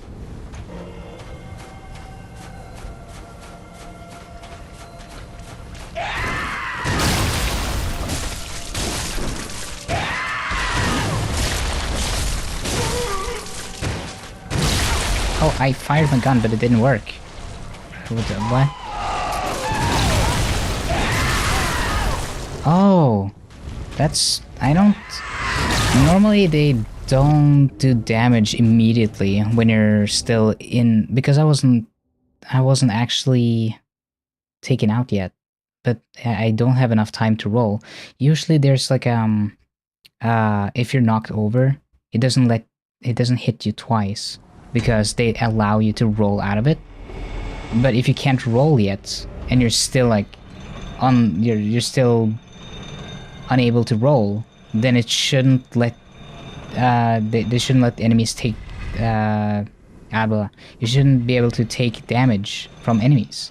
But that's not happening. I'm still getting hurt even though I'm in a animation, and that's different.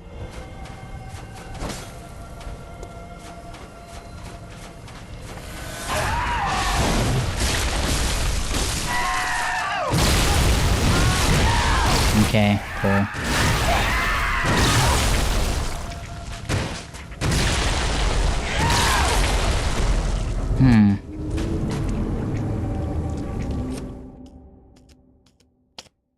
I'm really hoping that my new keyboard is good, because I'm currently using a Logitech one, but which one is it? It's the it's the G915, and I remember paying a decent amount of money for this keyboard, and it works, it's fine, there's nothing wrong with it, but it's not a good keyboard. It's overpriced. It has micro USB instead of Type-C. The keys are very stiff. I don't like typing on it. It's very... It feels like a you really gotta force your fingies down on it. I wish the keys at least were a little softer. I really love those old membrane keyboards. The ones that came with Dell machines and stuff. I don't know why. It's just they're so much nicer to use.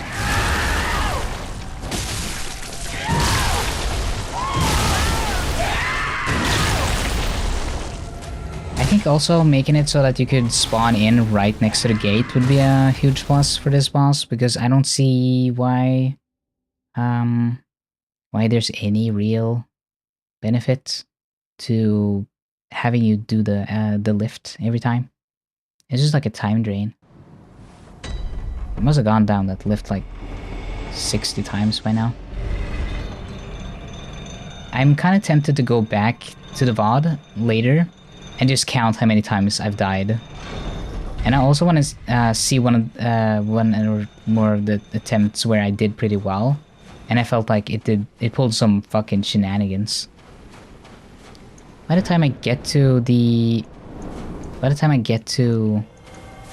second phase, I've forgotten everything that I've been trying to remember about it from last time. I'm pressing circle. What the fuck? See, I was spamming it there just to see, and it's not registering the way it's supposed to.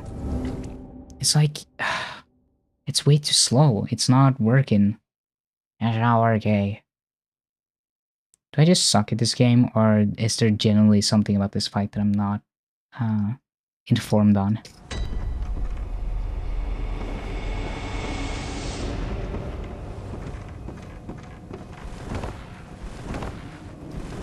Do I just have to rely on rolling? Because I'm using just the back dodge or side dodge a lot.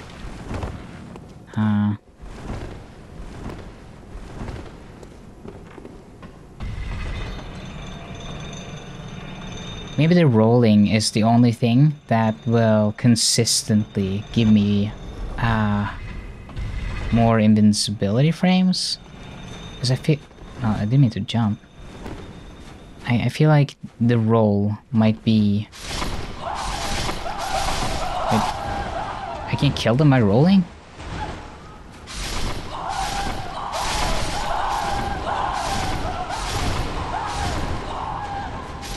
Is there any point to killing them? Is it gonna weaken the orphan?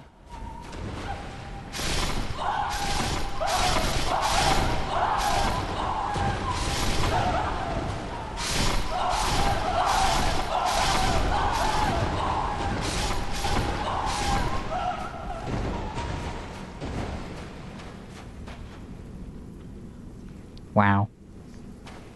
Maybe I do deserve to die. I just committed mass murder.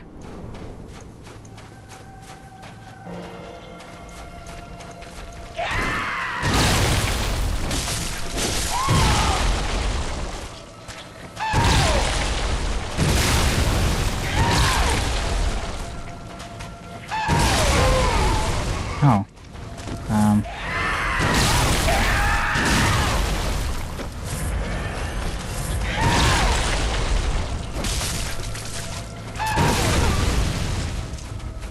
Oh, why did you not do the visceral? Okay. Oh,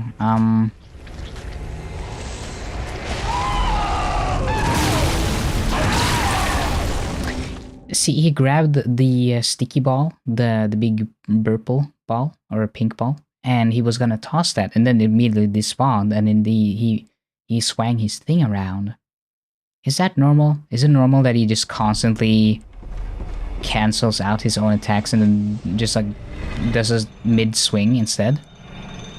Because that seems strange to me. I mean, maybe that's a specific quirk of this boss in particular, or specifically this one. But that makes me feel like it's a little unfair. They programmed that only for this, because I don't remember any of the other bosses doing that in this game.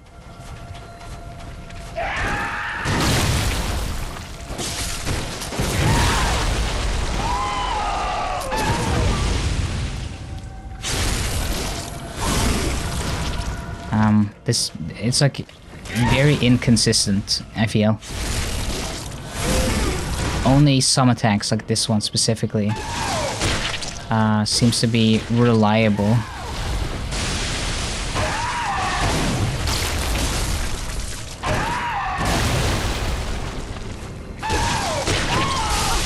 Oh god, I hate you. I hate you so much.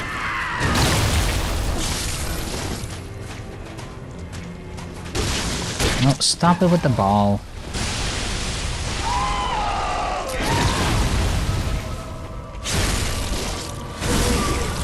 He ballin'. See, that time he lifted his leg and I got the damage the way you're supposed to.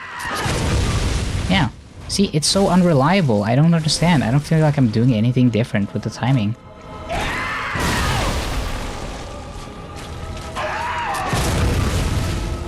Yeah, I don't get it. I feel like I'm not playing differently at all. It's just like... it's completely fucking random.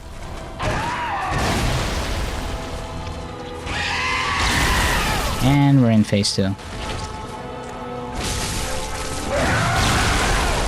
Can I even stun you? That is the question.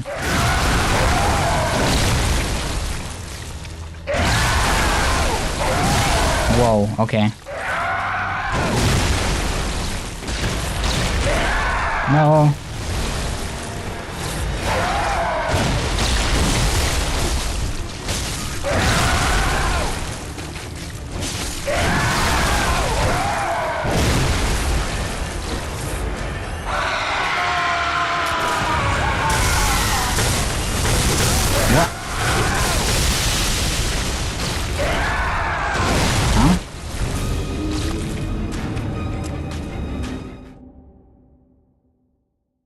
I might have to look that up. I actually have to look that up because I don't understand how you're supposed to avoid that. Give me a second. Orphan of Cause. Lightning attack. Yeah, I'm not the only one. During the second phase. For the lightning. Take the battle to sea. You can walk on the water.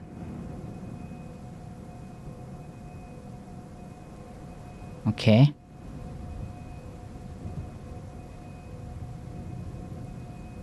For the jump and a red goo, you're really just gonna learn the timing. Wait, what? Oh, for him landing, I see, yeah.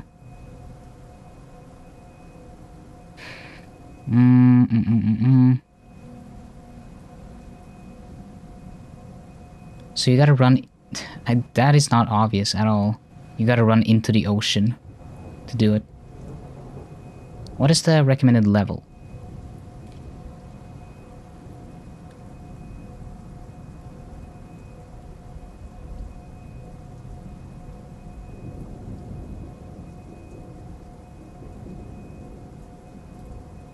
Oh, people recommend plus 40 in vitality. I don't have that. No level, he will always cap your ass. Okay, thank you. I guess it is just a very difficult boss. What a shame. I was having a lot of fun with Bloodborne. I definitely won't play the DLC ever again, I think. I don't like the DLC.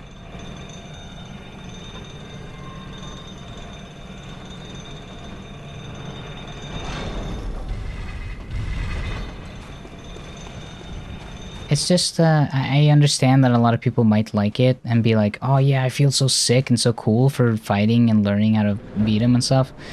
This just isn't feasible for anyone else in the world who isn't like extremely autistic about this type of thing. Like, I get it for those people who really like Bloodborne, are super into this. This is like great for them. That's cool, like awesome. But for anyone who's like normal or semi-normal, this is just torture. It's not fun for most people, and I think the reward of actually beating this boss is not worth it for... I don't think anyone.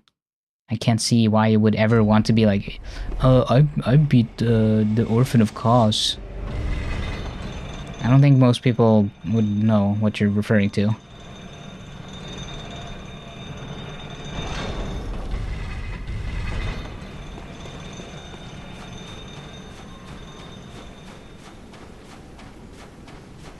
I guess I just find the design decision annoying here. I think they could have done something to make, at least in Elden Ring, as much of an issue I have with parts of Elden Ring, at least in Elden Ring, they give you the option to make it slightly easier for yourself by letting you use mimics stuff. I forget what they're called. It's the you can like ask for help by there's like little creatures that spawn in, the ghostly creatures. Is it spectrals?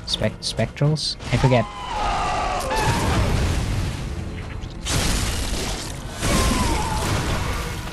You can like get your own mimic, and you can get a lot of things to make your life a lot easier. But I feel like this game just doesn't really want things to be easy, they just want to punish you.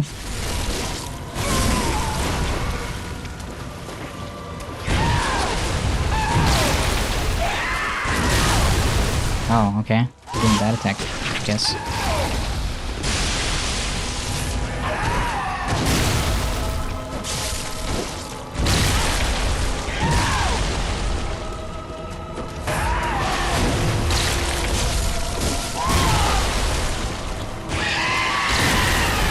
Okay, now we go to the ocean.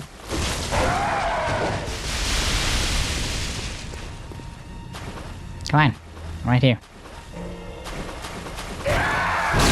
Whoa, what was that? Whoa, whoa, whoa. Okay. What? Okay. We're just doing an insta-kill? I see. I don't know how long this is gonna take, but it sure is gonna take a while.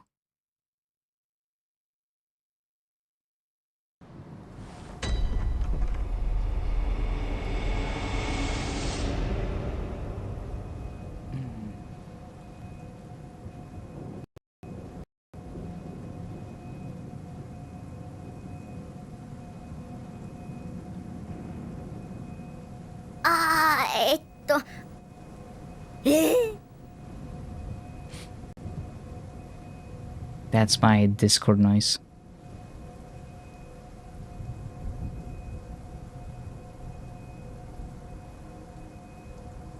I'm gonna be here for a while, I'm guessing.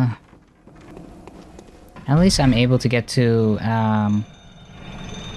the phase 2 of the fight. It's just I don't know how reliably I can defeat him.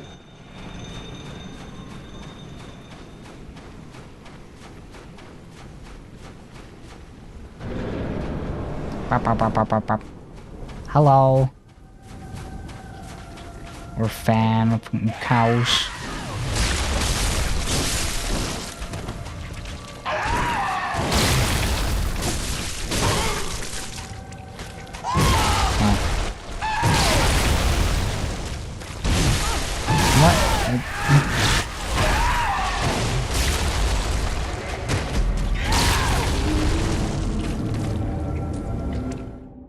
The problem is that I'm gonna eventually run out of blood vials. And when I run out of blood vials, I'm gonna have to farm those. And farming those just means I'm just gonna have to run around and beat up the creatures that are very low level to get more.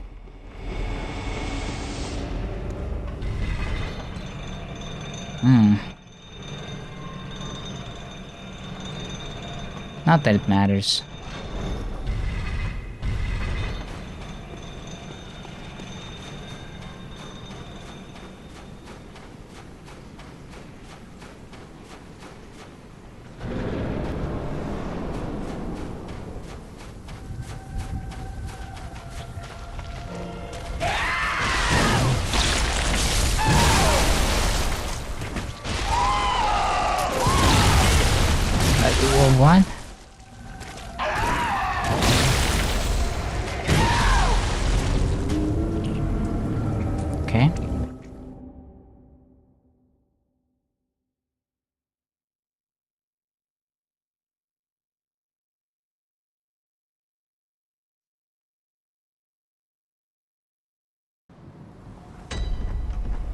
I'm gonna try with the hunter's pistol a little bit. I'm gonna see if that helps or does anything for me.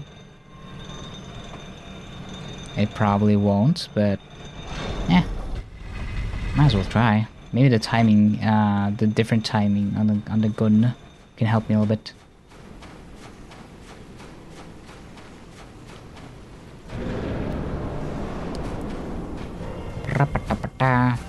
It fires a bit faster. It's not like that much faster, but it's fast enough to make a slight difference.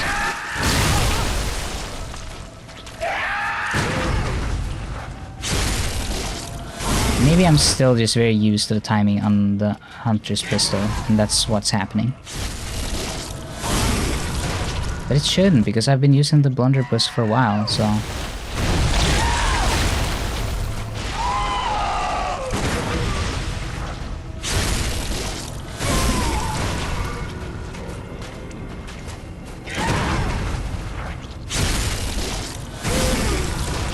It doesn't feel that different, it's just like... I have the opportunity to respond a little faster to attacks. That's about it.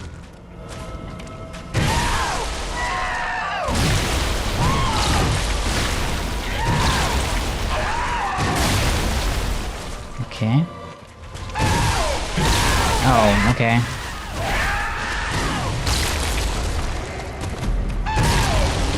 I got very unlucky with the attacks that he did that time around.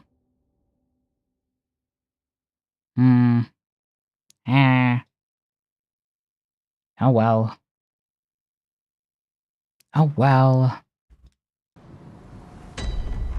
Boom. I'm not stopping until I beat him. Cut to me 24 hours later.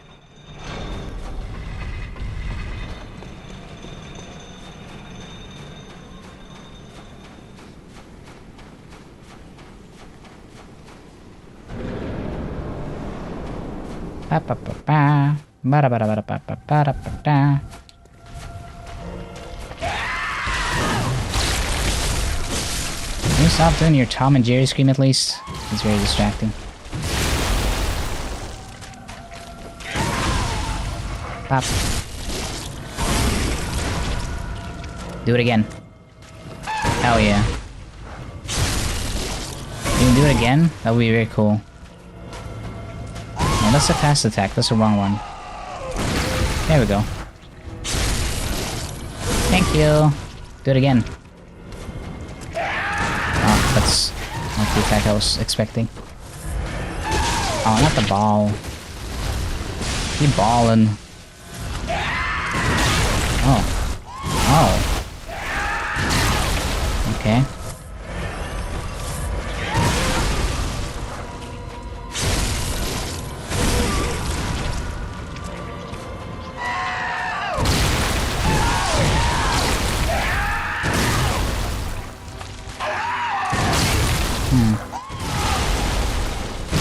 Yeah, some of these attacks I just don't recognize. They just start blending all together to me.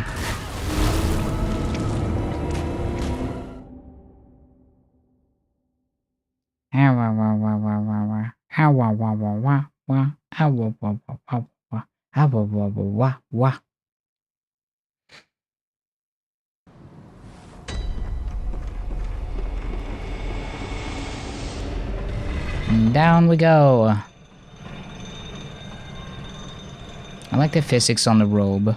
It looks weird whenever you take a lift in this.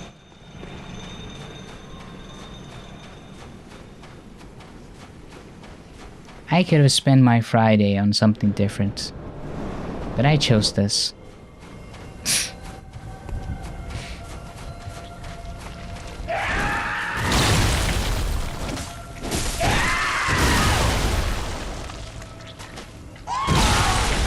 Okay. Okay.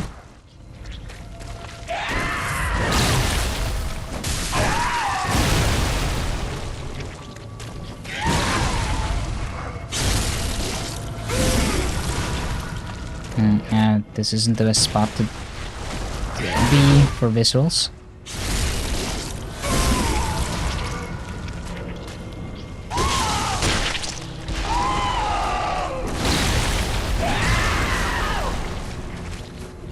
Can you do a thing? Can you attack? Oh, that was very hard to judge.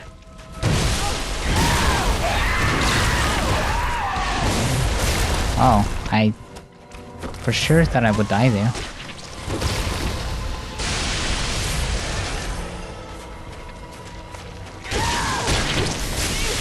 Can you stop doing that?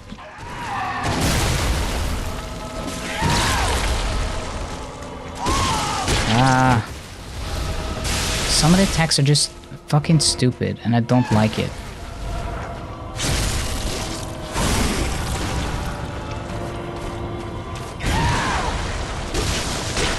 Ah, the ball attack is dumb and stupid and smelly.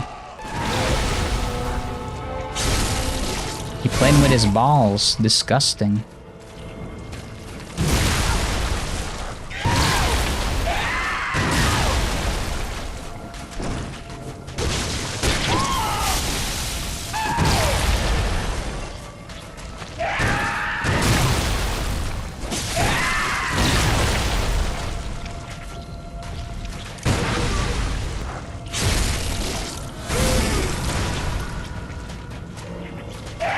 Okay, I'm just gonna run out in the ocean because I think I basically have him halfway, so.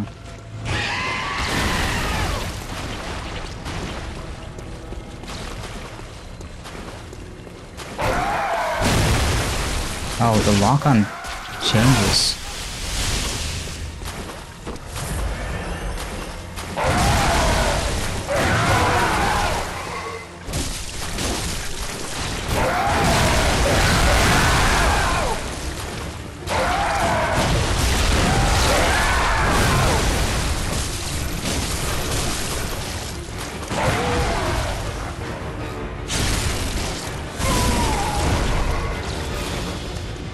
Please do an easy attack.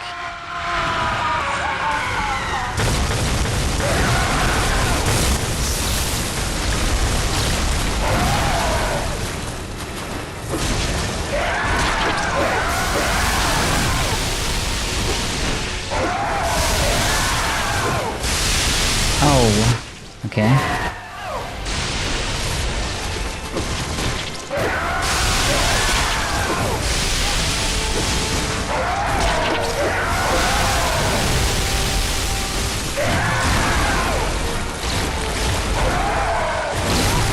What? Okay.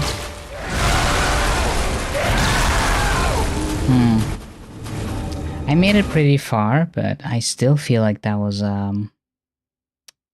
you know, I could do better. Probably.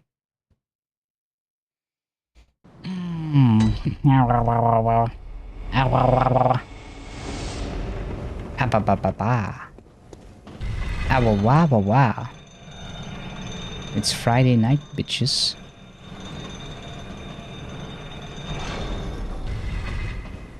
What? I stepped on a switch.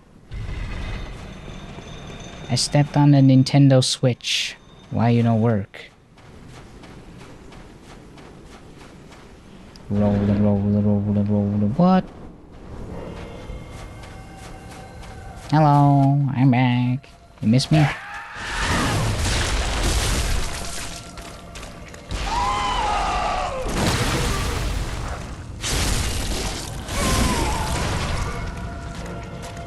Hi.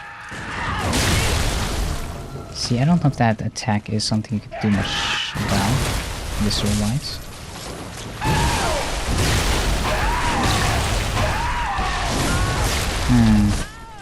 I should have waited with healing. It's just that it takes so long that I get impatient. I'm like, I'm gonna heal now because it's taking a while. And then he pulls up his little stinky, smelly sword. The smelly sword.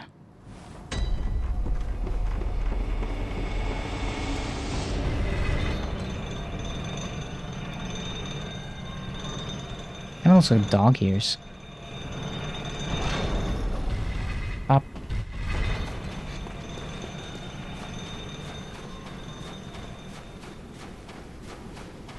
I wonder if... Nah, that does make sense. I was gonna say, do you think... Do you think being committed and being committed to like a mental ward shares like the word? Because you have to kind of be committed to a ward to be committed sometimes. You know? You gotta be a little bit spicy in the brain to be super committed to something.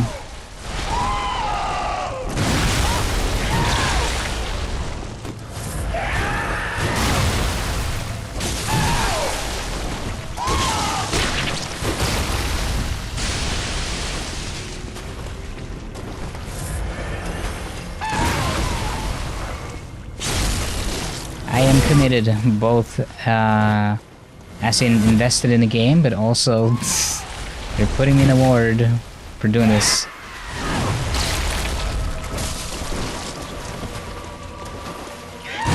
Oh, okay.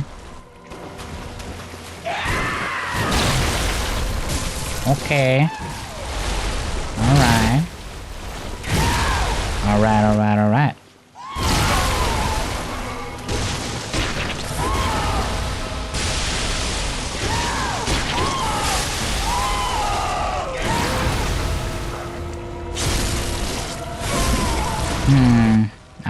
Ba.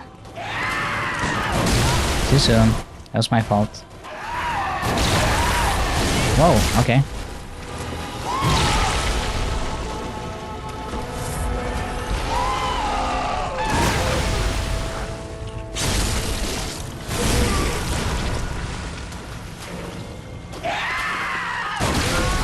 Ah, he lifted his leg. I couldn't have done it sooner.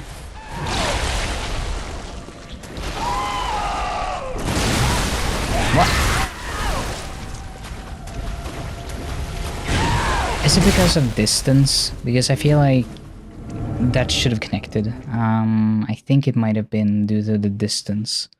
Because it takes time for the bullet to travel as well. It's not instant. Which is dumb, because it's a bullet, like it should be instant, but...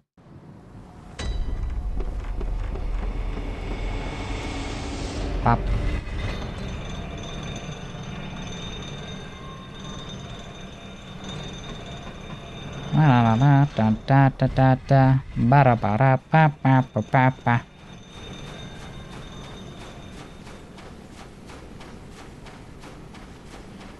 Open sesame. Hello. I bet you haven't seen me before. I'm new around here. Care to introduce me?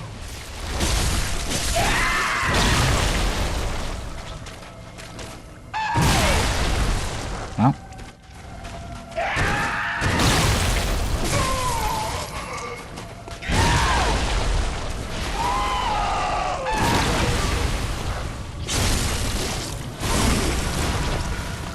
I wonder if I would have ever been able to do this boss solo when I was younger. Because I definitely... I was able to beat German, but this is no German. This is way worse.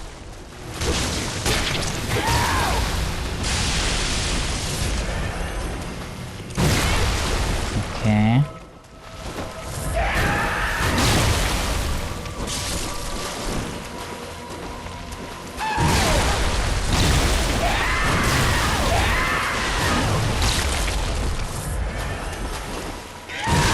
Oh, okay. Maybe I should use the blunderbuss.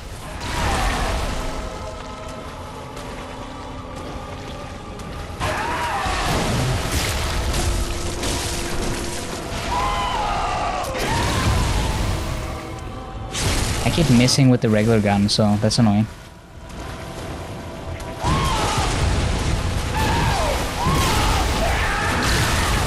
Maybe it's a confidence issue. Maybe I just need to be more confident.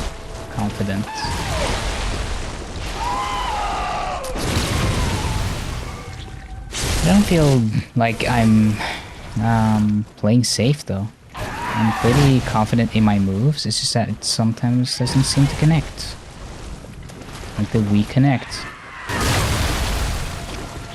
Also Xbox Kinect. That's the one. I haven't thought of that thing in forever.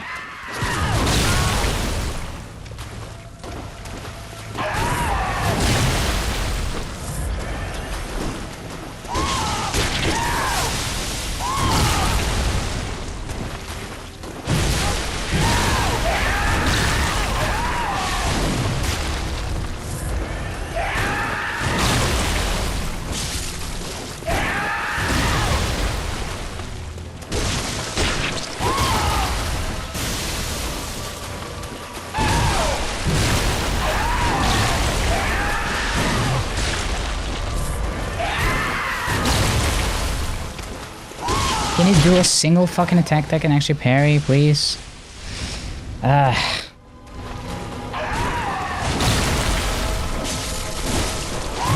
Oh, now you do it when I can't even...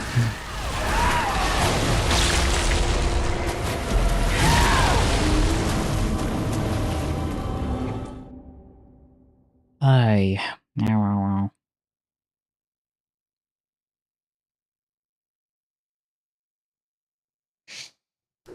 Ah.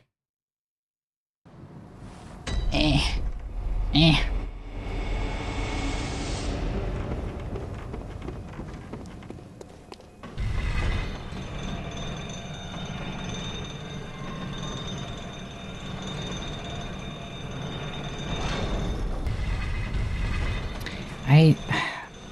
This sounds stupid for me to say, but it's not even that it's difficult necessarily.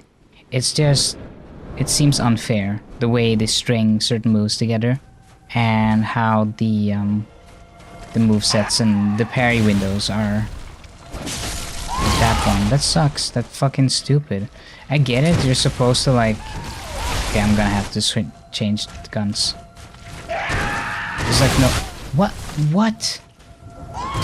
Okay. There's like no consistency here, and that's what's bothering me. Like every other enemy has been relatively consistent in terms of what you're supposed to do and how you're supposed to do it. This is just it doesn't work.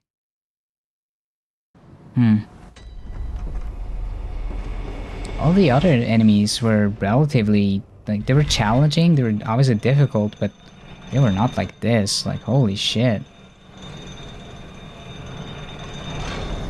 You're telling me people like this DLC?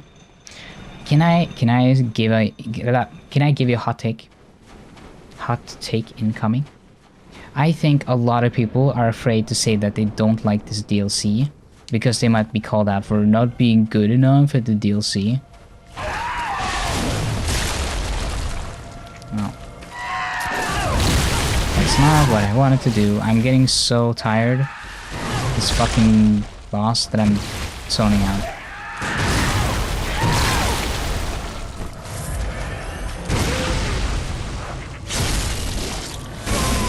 I feel like people compensate for... They want to be in the group, and saying that you didn't like the game signals that you might have not been good at it. And for a game like Bloodborne, not being good at it, it's like a lot of people have their whole personality tied into being like, good at games and good at specific types of games. So I kind of suspect that there's a lot of people out there who just says they like this DLC, not because it's actually good, but because they want to be perceived as good at the game by having beaten it and being like, oh, it's so good, the boss is so cool, and how it like it's impossible to beat.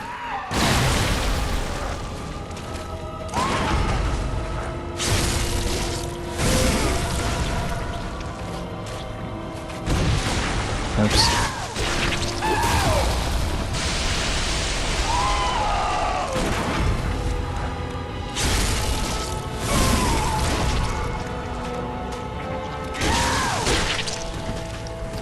It would be nice if you stopped gooping. It's honestly one of the things that annoy me the most.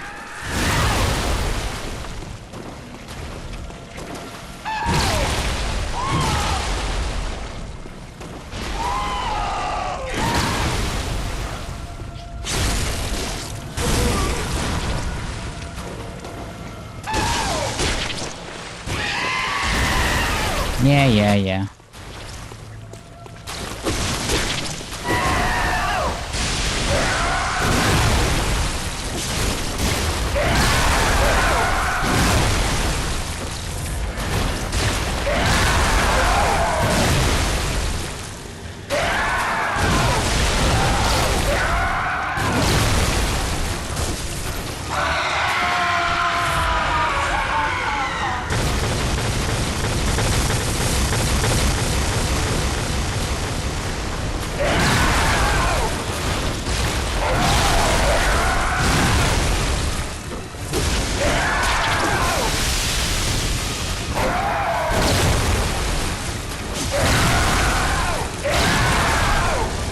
kind of wish there was some dynamic difficulty in play.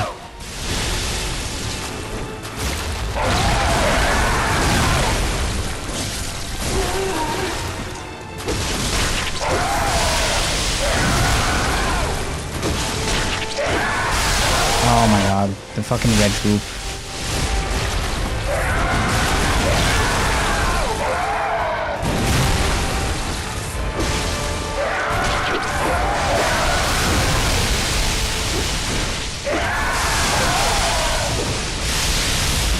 I don't like how he spams the red goo.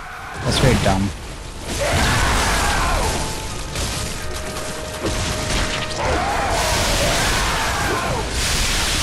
Okay.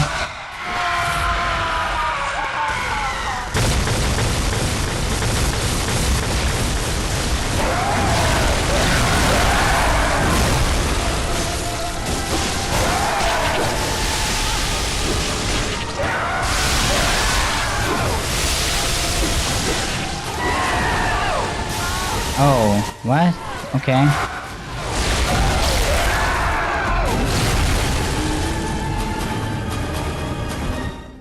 Okay, I just gotta learn how to... The second phase doesn't seem that difficult either. It's just that there's a lot of spamming of attacks that have very interesting parry and dodge windows.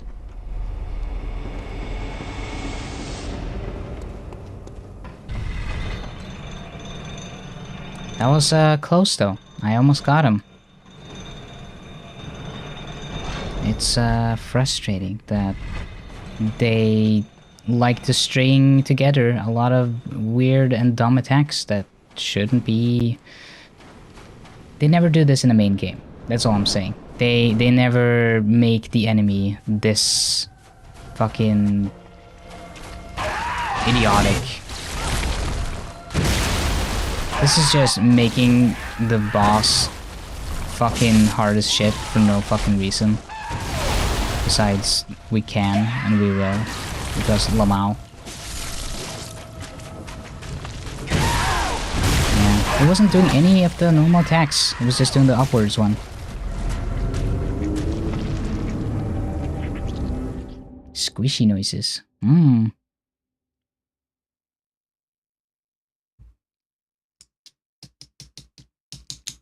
Ooh, squishy.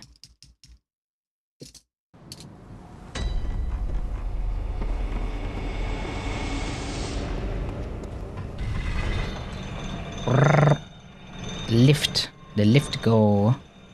Go, go, go, go, go.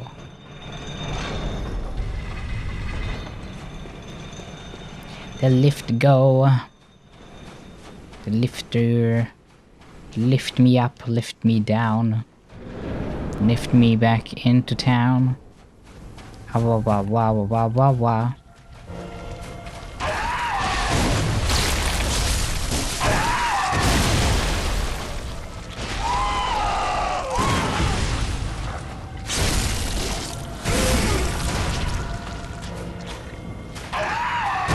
I hate that attack. That attack's shit.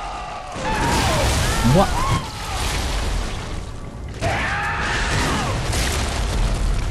He wasn't even looking at me.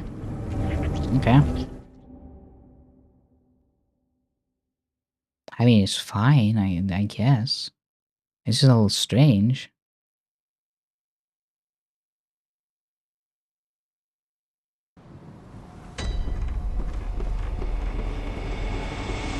I wish I had the opportunity to just quickly search up stuff.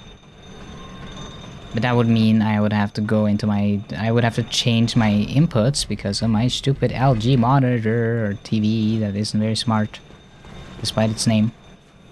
To check stuff. And right now, my question is there any NPCs here in the offline mode that can even help me?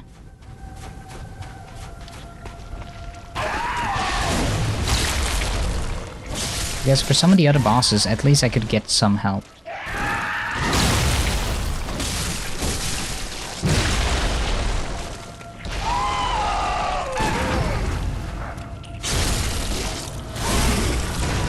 Because so far, this is very unfair.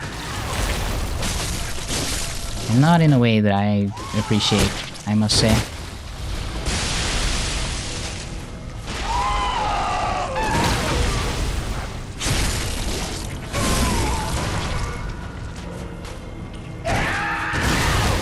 Whenever he does attacks that I'm familiar with, like these, I think I can learn to parry most of the attacks. It's just that it seems like the timing is incredibly off for most of these.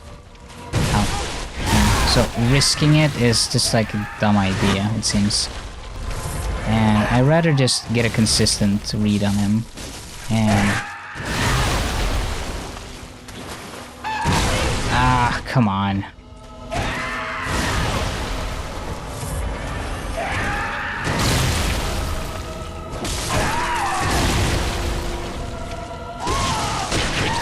Not the ball. Stop your balling. I'm about to ball my eyes out. Oh, okay.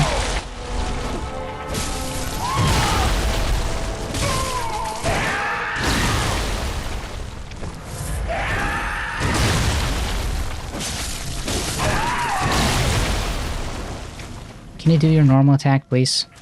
That's not it. That's the ball. I don't like the ball. Do your normal attack, please. That's not the one. That's the one. That's the one. I like it.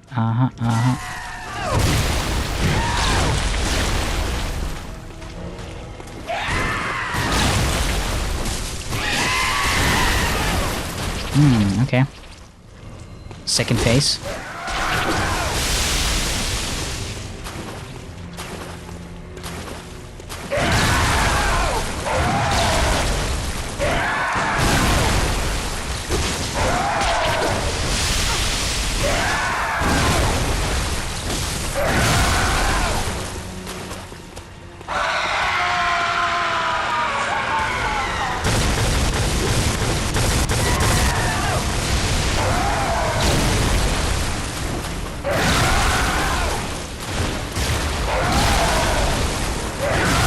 Fuck off.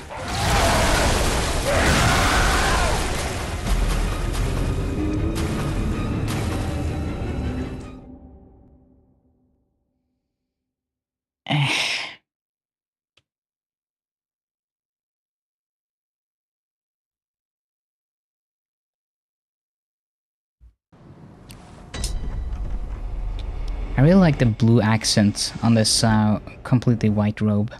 It looks really nice. It's like a royal deep blue. It almost looks black at times, but it is like a bluish.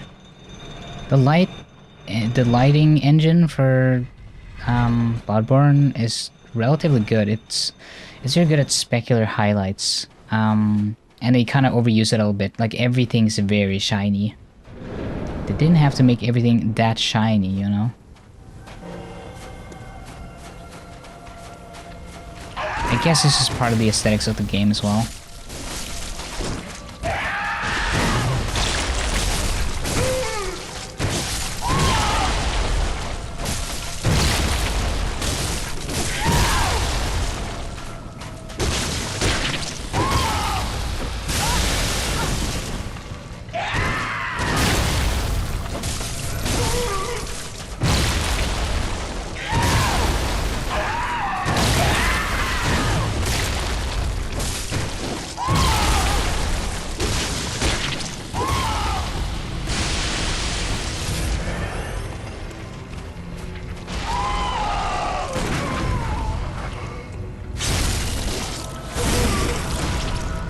It feels like it's completely random which attacks he does.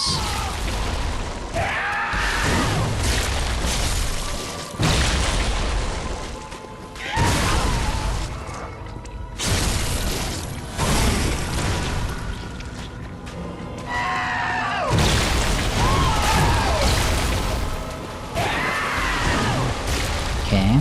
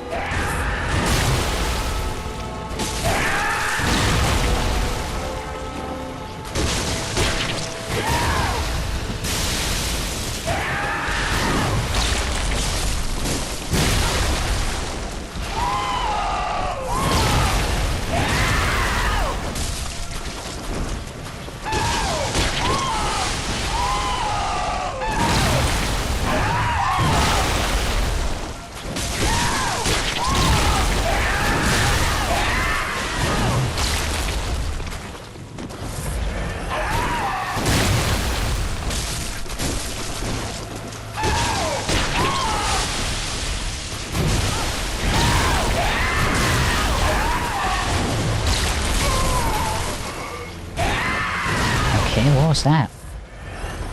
There's like random stuff happening, and I don't know what is going on.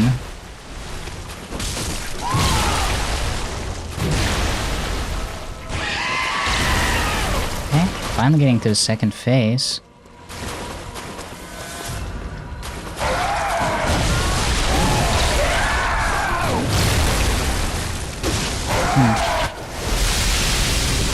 So if you miss the Q for that attack, that's an insta-kill, because he does a double, like, yeah. It doesn't seem like you can do dodge out of that one. Maybe I'm wrong, maybe there's something I'm missing, but that definitely looked like, it's like a double, it just fucking double whammy you. It does a little double tap. If I get a Steam frame, one thing I'd really want to do is start streaming VR games again, because I did stream a little VR way back, and that was a lot of fun. I had a lot of fun playing VR.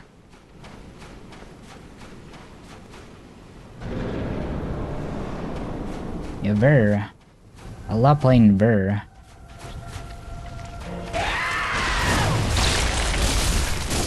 VR is so fun.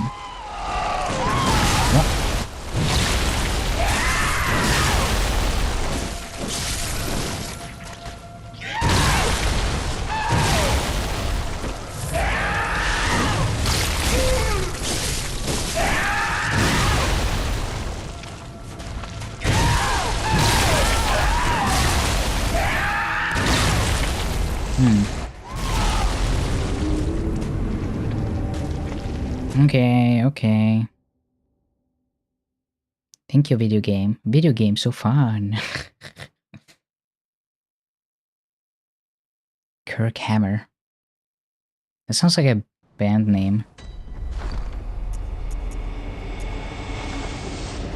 I'm so tempted to just try out different weapons now. But probably not a good idea.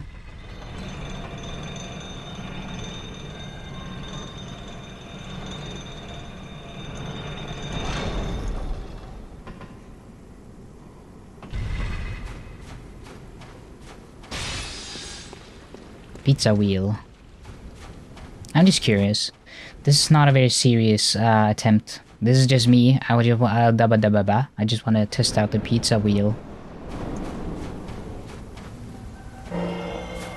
Hey yo, I'm here with the pizza. Oh, it does not.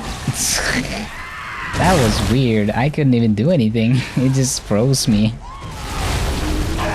It's like the attack animation carried over into the stun, so it wasn't done with either the attack animation or the stun animation, and it wouldn't let me do anything. Yeah, I figured trying out a different weapon wouldn't be a good idea.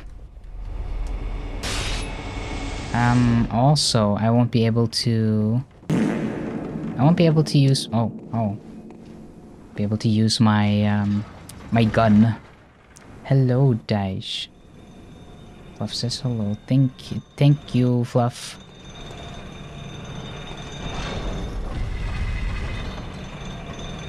Wow, wow, wow.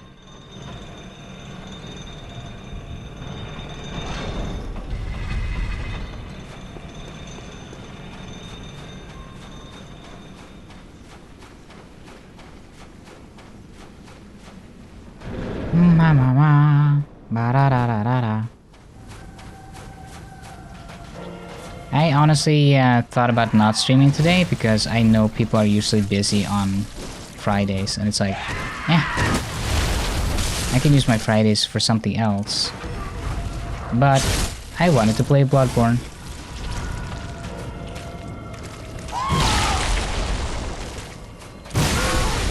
Okay.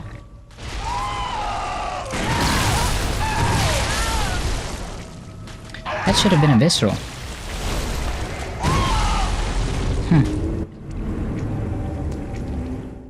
Interesting. I should try the blunderbuss again, and if I set the blunderbuss, I'll try to be early. I need to be earlier with the shots, yes. because then it's slower, which will compensate for some of the attacks in the phase 2, where some of the phase 2 attacks are kind of sudden and also very slow. We'll see. We'll see.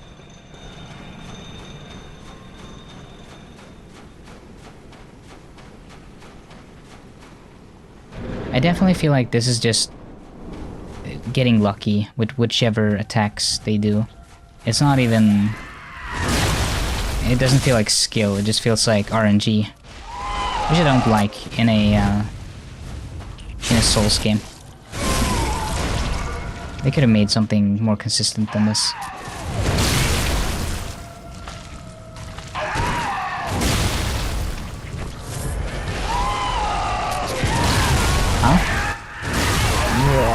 What? I'm pretty sure that was spot on. Was I one fucking frame off there?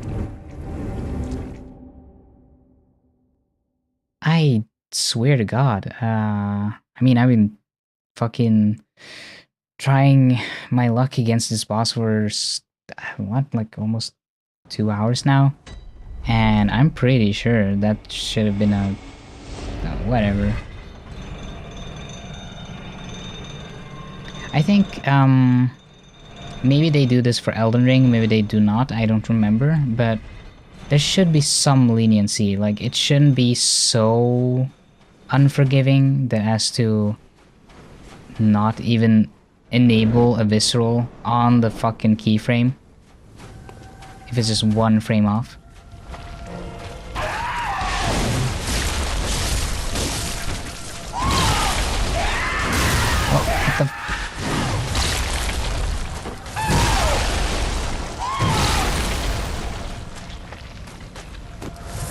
That was a fucking terrible start.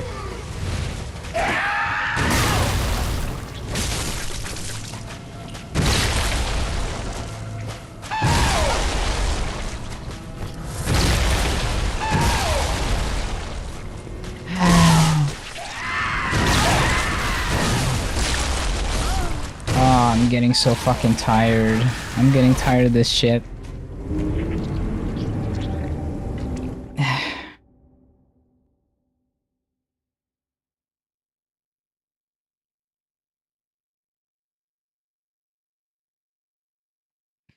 It's just that I really want to beat him. I don't want to quit and then be like, yeah, I'm not playing this anymore. Because I don't want it to seem like I'm rage quitting, because I'm definitely gonna, either way, I'm going to beat this on my own time or on stream. It's just, if I have to dedicate several fucking streams just to get through this, that'll be a pain.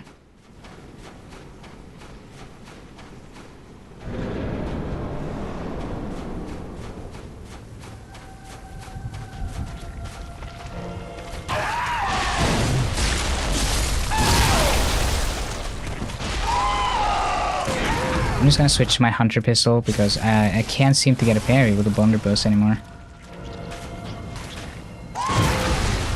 I'm too used to the timing on this one.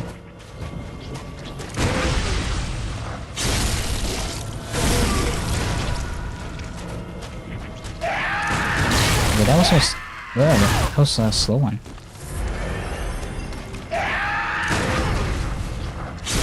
Pop.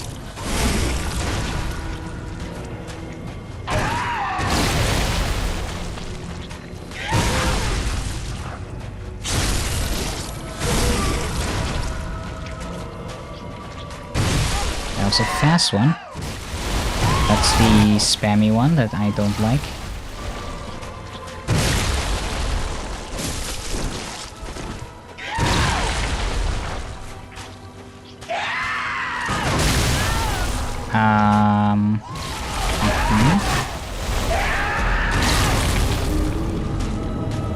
Was that just 1 frame too late? Because I feel like if I went earlier, that wouldn't have counted either. I mean, the hunter pistol is faster, so it makes sense that I would have to maybe shoot a little faster.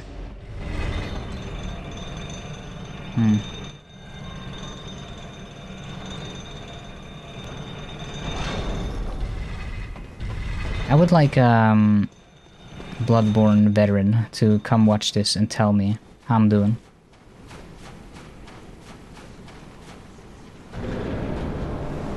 And I want to know their expert opinion from playing on original hardware, if indeed there is some shenanigans going on here. Oh, okay, I know that was too early. It's not like I'm gonna defend that one.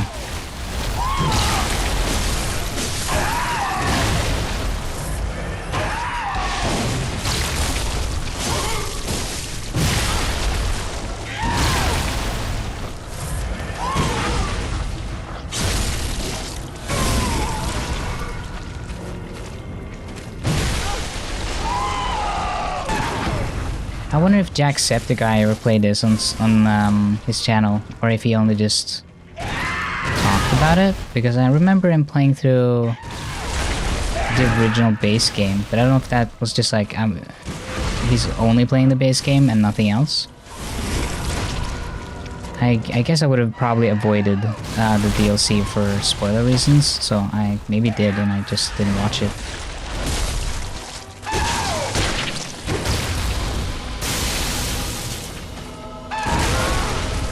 Okay.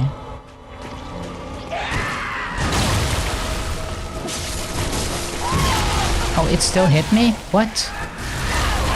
That was a double. He double dipped. That was a fucking double dip. That's not fair. You can't double dip on me.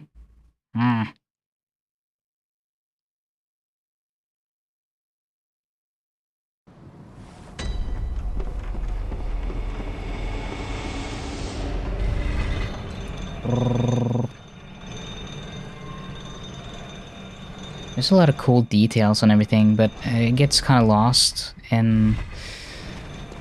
Like, the lighting engine isn't the best. It's like okay, but there's like colors look strange sometimes. You can see it on the hair, especially for a lot of characters. It just kind of looks strange.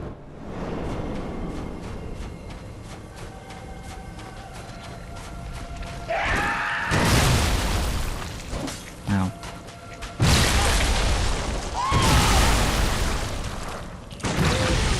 I'm getting to the point where I'm just like zoning out because I'm on autopilot for a lot of this.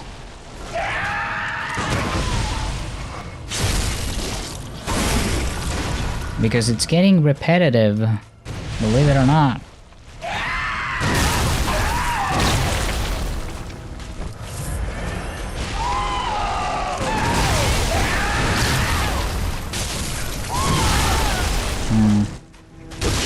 I was trying to win back some health there, but that didn't work. Because she was spamming. Blah, blah, blah, blah, blah.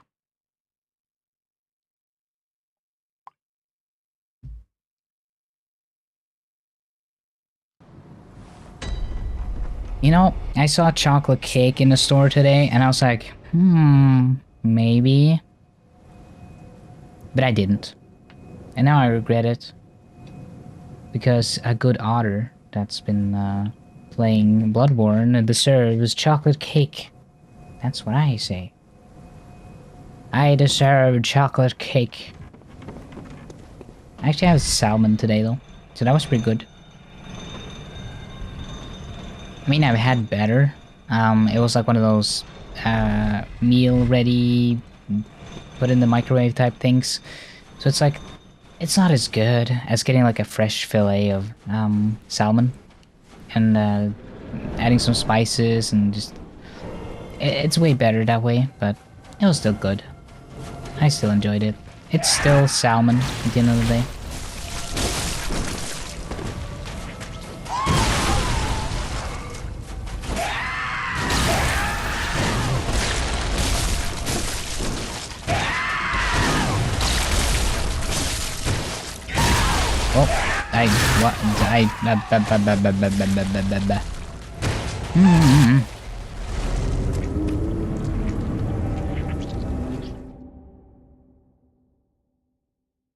I bet you But there's a very easy way to beat him if you just exploit the game in some way. And by that I mean like finding certain items that give you an up or an edge that I don't have or refuse to use. It's like in Elden Ring, where they also want you to use absolutely everything in your power to beat the final DLC boss. They want you to more or less make a build that is broken to beat the boss. They don't expect you to just have a normal build and beat them. They really want you to know what you're doing.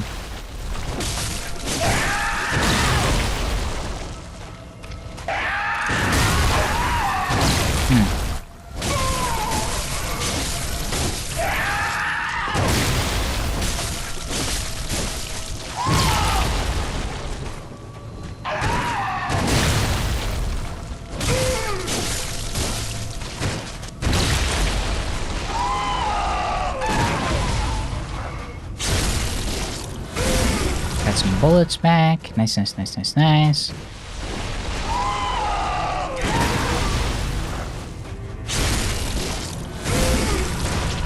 Slowly getting his health down.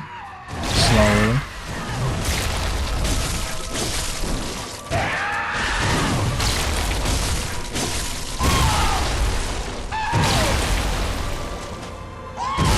I should have shot my gun there. I was just zoning out. I was just like looking at him.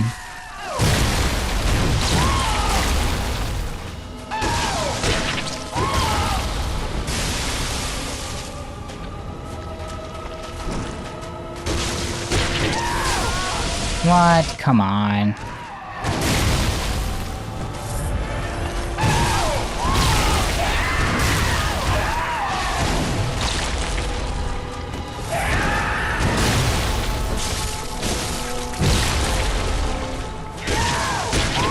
I hate the ball, the fucking goop ball. It's dumb attack. It's a stupid fucking attack, and I hate it.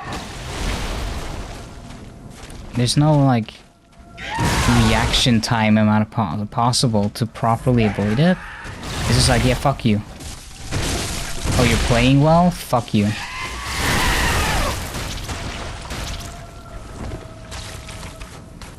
Okay, bye. Oh, I thought you were stuck at first.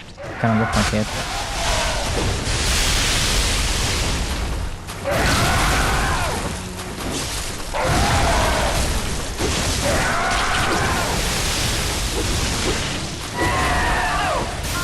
What? I was behind him. Come on.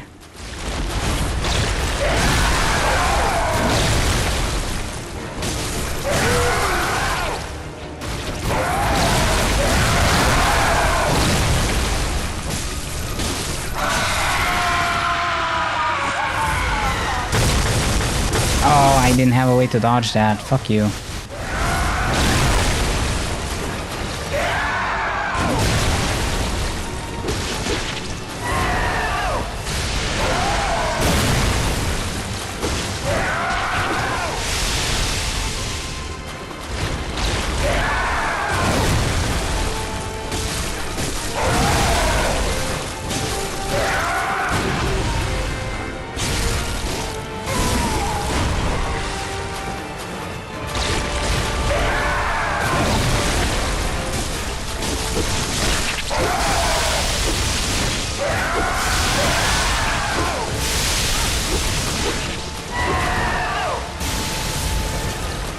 I hate you, you are stinky.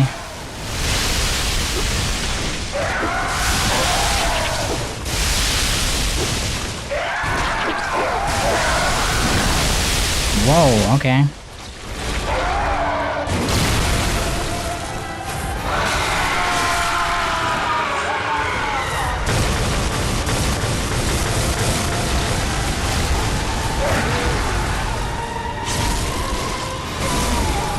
I'm getting very close to beating him, and I'm getting nervous right now.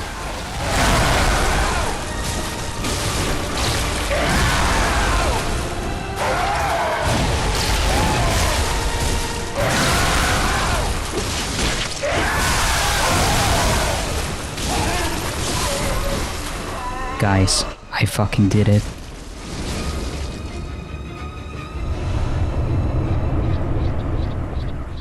I did it. That only took, what, 2 hours? Damn. God damn. Wow. Wow, wow, wow, wow, wow. Are you proud of me? Are you proud of me, chat? If anyone's there, which I doubt.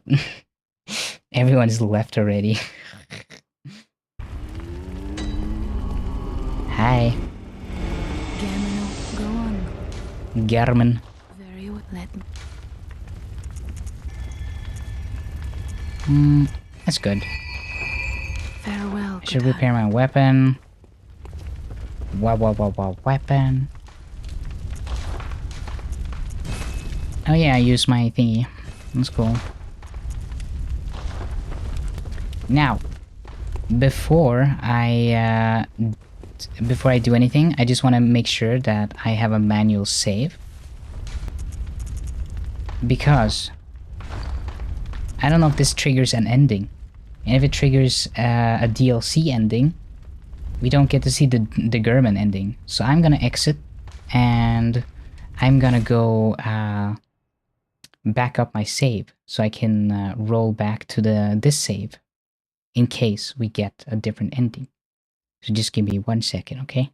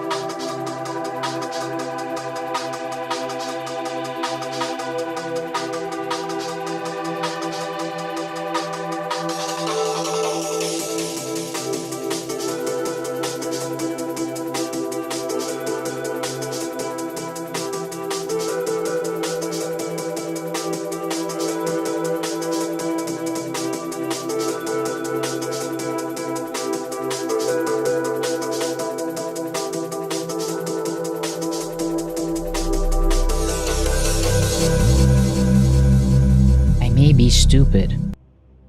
I forgot I had gotten groceries today. Guess who bought food and left it at the door, and I was like, I'm gonna put that in the fridge in like a second. And then I went live and they've just been standing in the hallway ever since I went live. Isn't that cool? I'm very smart.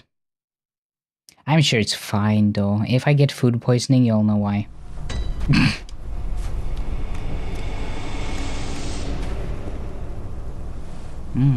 Fancy.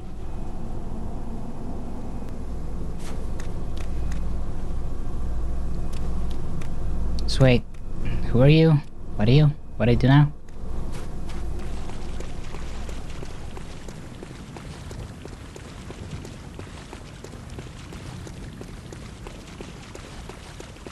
Is there something I can do?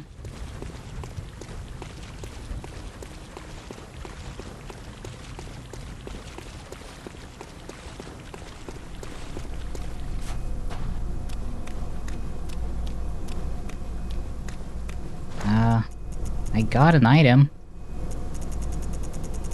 It's like a parasite or something. No? Okay, let me just look this up then.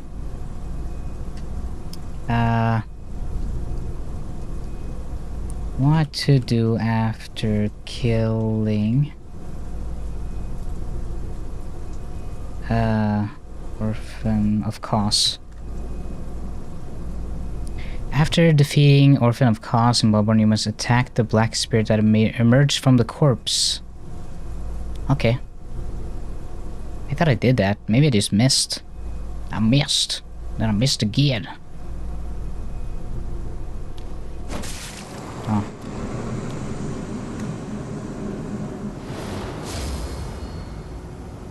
Oh yeah, I guess I never got defeated the Nightmare Slain or the other thing.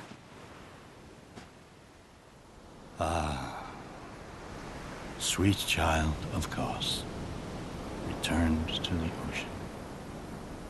A bottomless curse, a bottomless sea, accepting of all that there is and can be.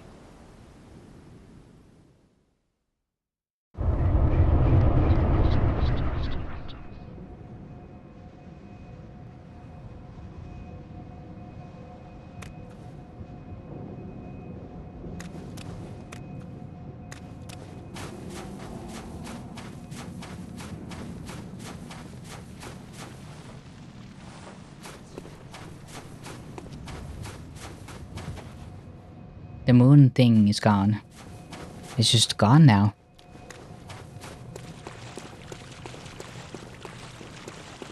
Is that the end? The DLC?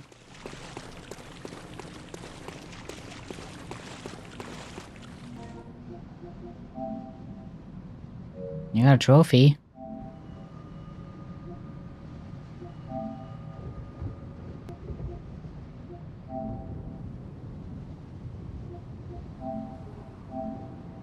I don't know what these are about. I'll look into that later.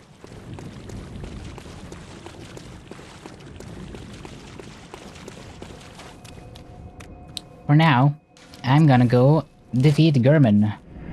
Are we ready? Oh,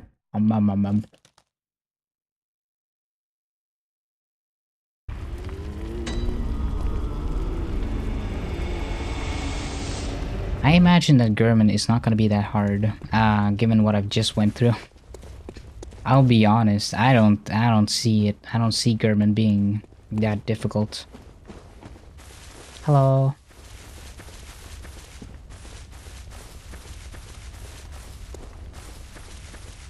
Good hunter, you've done well. The night is near its end. Now, I will show you mercy.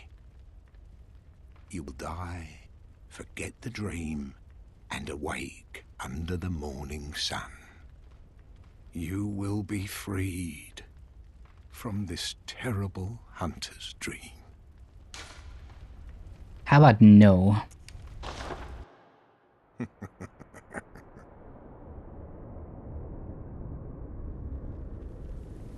Dear, oh dear. What was it? A hunt? The blood? Or the horrible dream?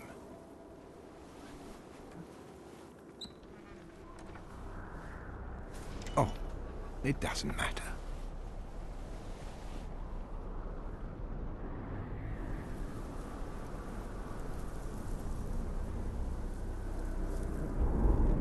It always comes down to the hunter's helper to clean up after these sorts of messes. Hell yeah. Let's kick his ass. Tonight, Gammon joins the hunt. Fuck you, Garmin.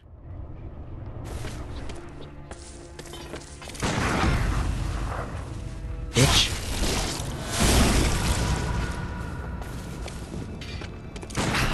Ah, too soon. Okay, yeah, I deserve that.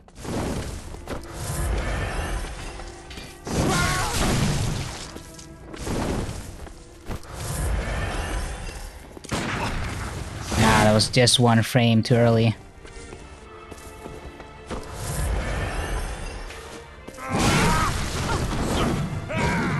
I'm a little too late on the Ah.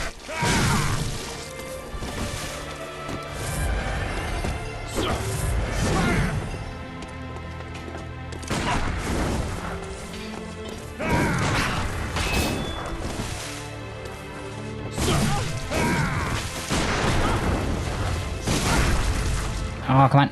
Ah, shit. Garmin, you silly goober.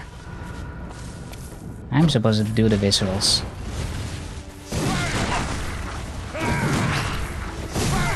I'm too late with the gun. I'm always like one gun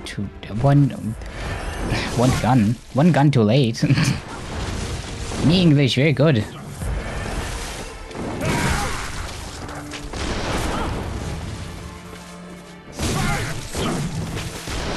Yeah, I keep forgetting how fast he is.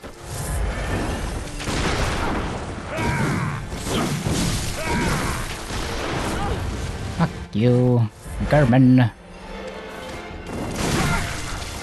Oh, the side troop is really throwing me off.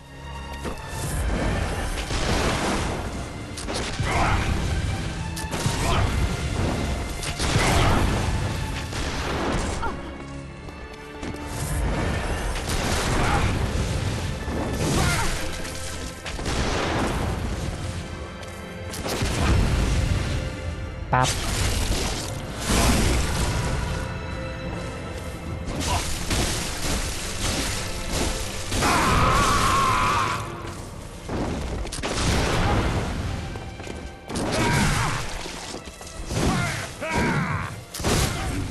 Oh, come on.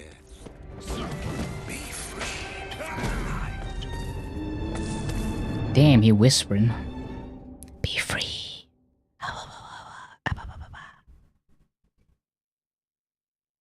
He's sensual with it. That's my German. That's my Germa. Ah, yeah, we do love Gerba. I got Gerba over here. Okay, let's go in here. I defeated German with less stuff than I currently have, so. You must accept your death. Yeah, I shouldn't use the blunderbuss. Can you stop whispering? It was very strange. It was very sensual. I don't like that. You just see you entered the arena with a boner. Solid bandages. Yeah, I don't... the DLC had a very underwhelming ending. Unless I'm missing something, I don't understand why people love it so much. It's like... the ending is a person saying a few words and it's like, oh, yeah, it's over now. That's cool. Pop.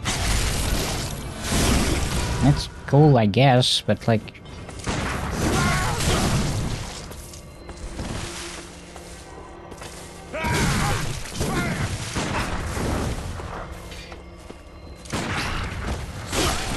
Whoa. Till death. Be freed from the night. It's just one of the attacks are very hard. It's very hard to time because there's no visual cues. It's just like you have to count in your head. I wonder if it's like 1, 2, 3. It's like 1, 2. I gotta figure that out. Let's check it out. Check it out. Pop. Brrr.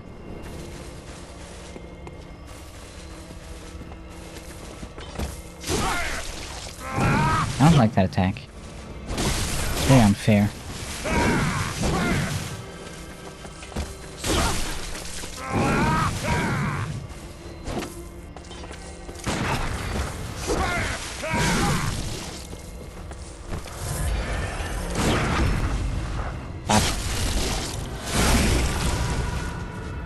We got this, we got this.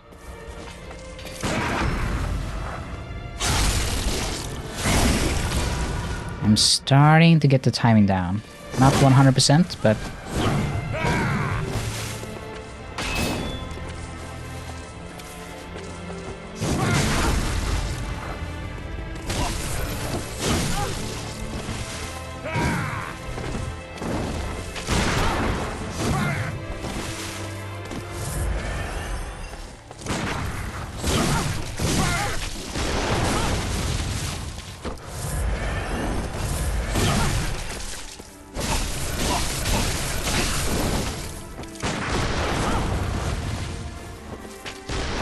No, stop it.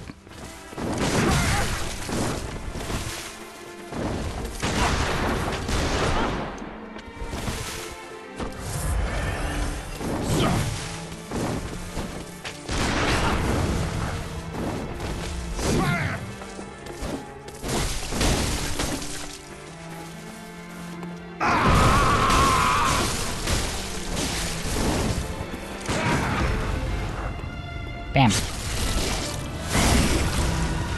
Okay, doing better, doing better.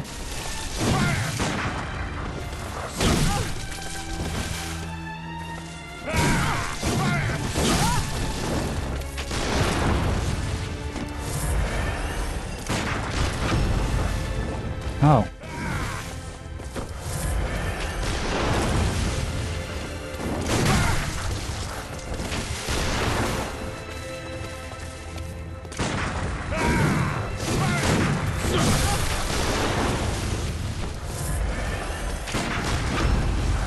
I hate that.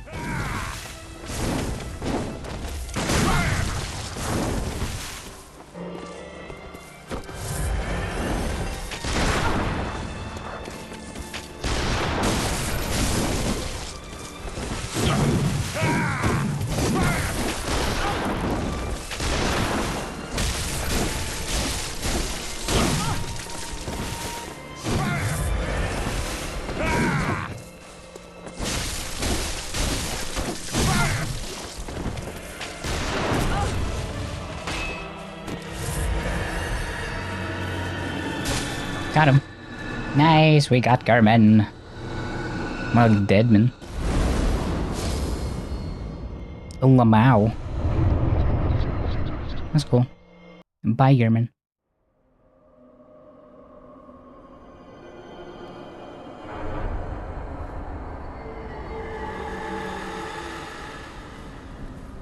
Hello, Satan.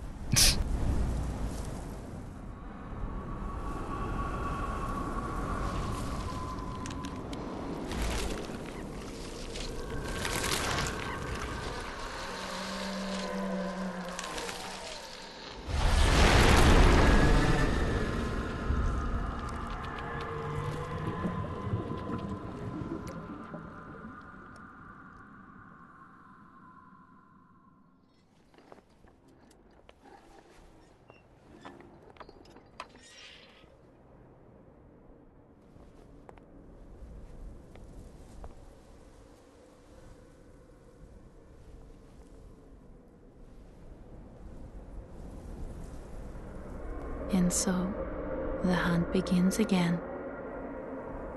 And now I'm the hunter. You get it? It's my dream now. Ah. Very cool. I like the base game a lot. I'm not too fond of the DLC, I will say. But I had a lot of fun playing through the game, and thank you so much for watching. I appreciate you all very much. I guess I'll see if I can reload my save, and I can just I can show you how the other ending looks, because you can submit. Good. All signed and sealed. And we wake up here again, because now we're back in the hunter stream. I don't know if anyone here is interested in seeing how the other ending looks. I could change over. I could like load the save, but I think that's just a bad ending. It's not that necessary to watch or anything. So I guess that's it for now. I'll see you around. Love you all very much. Thank you for watching. I'll see you next stream, and I'll play something else.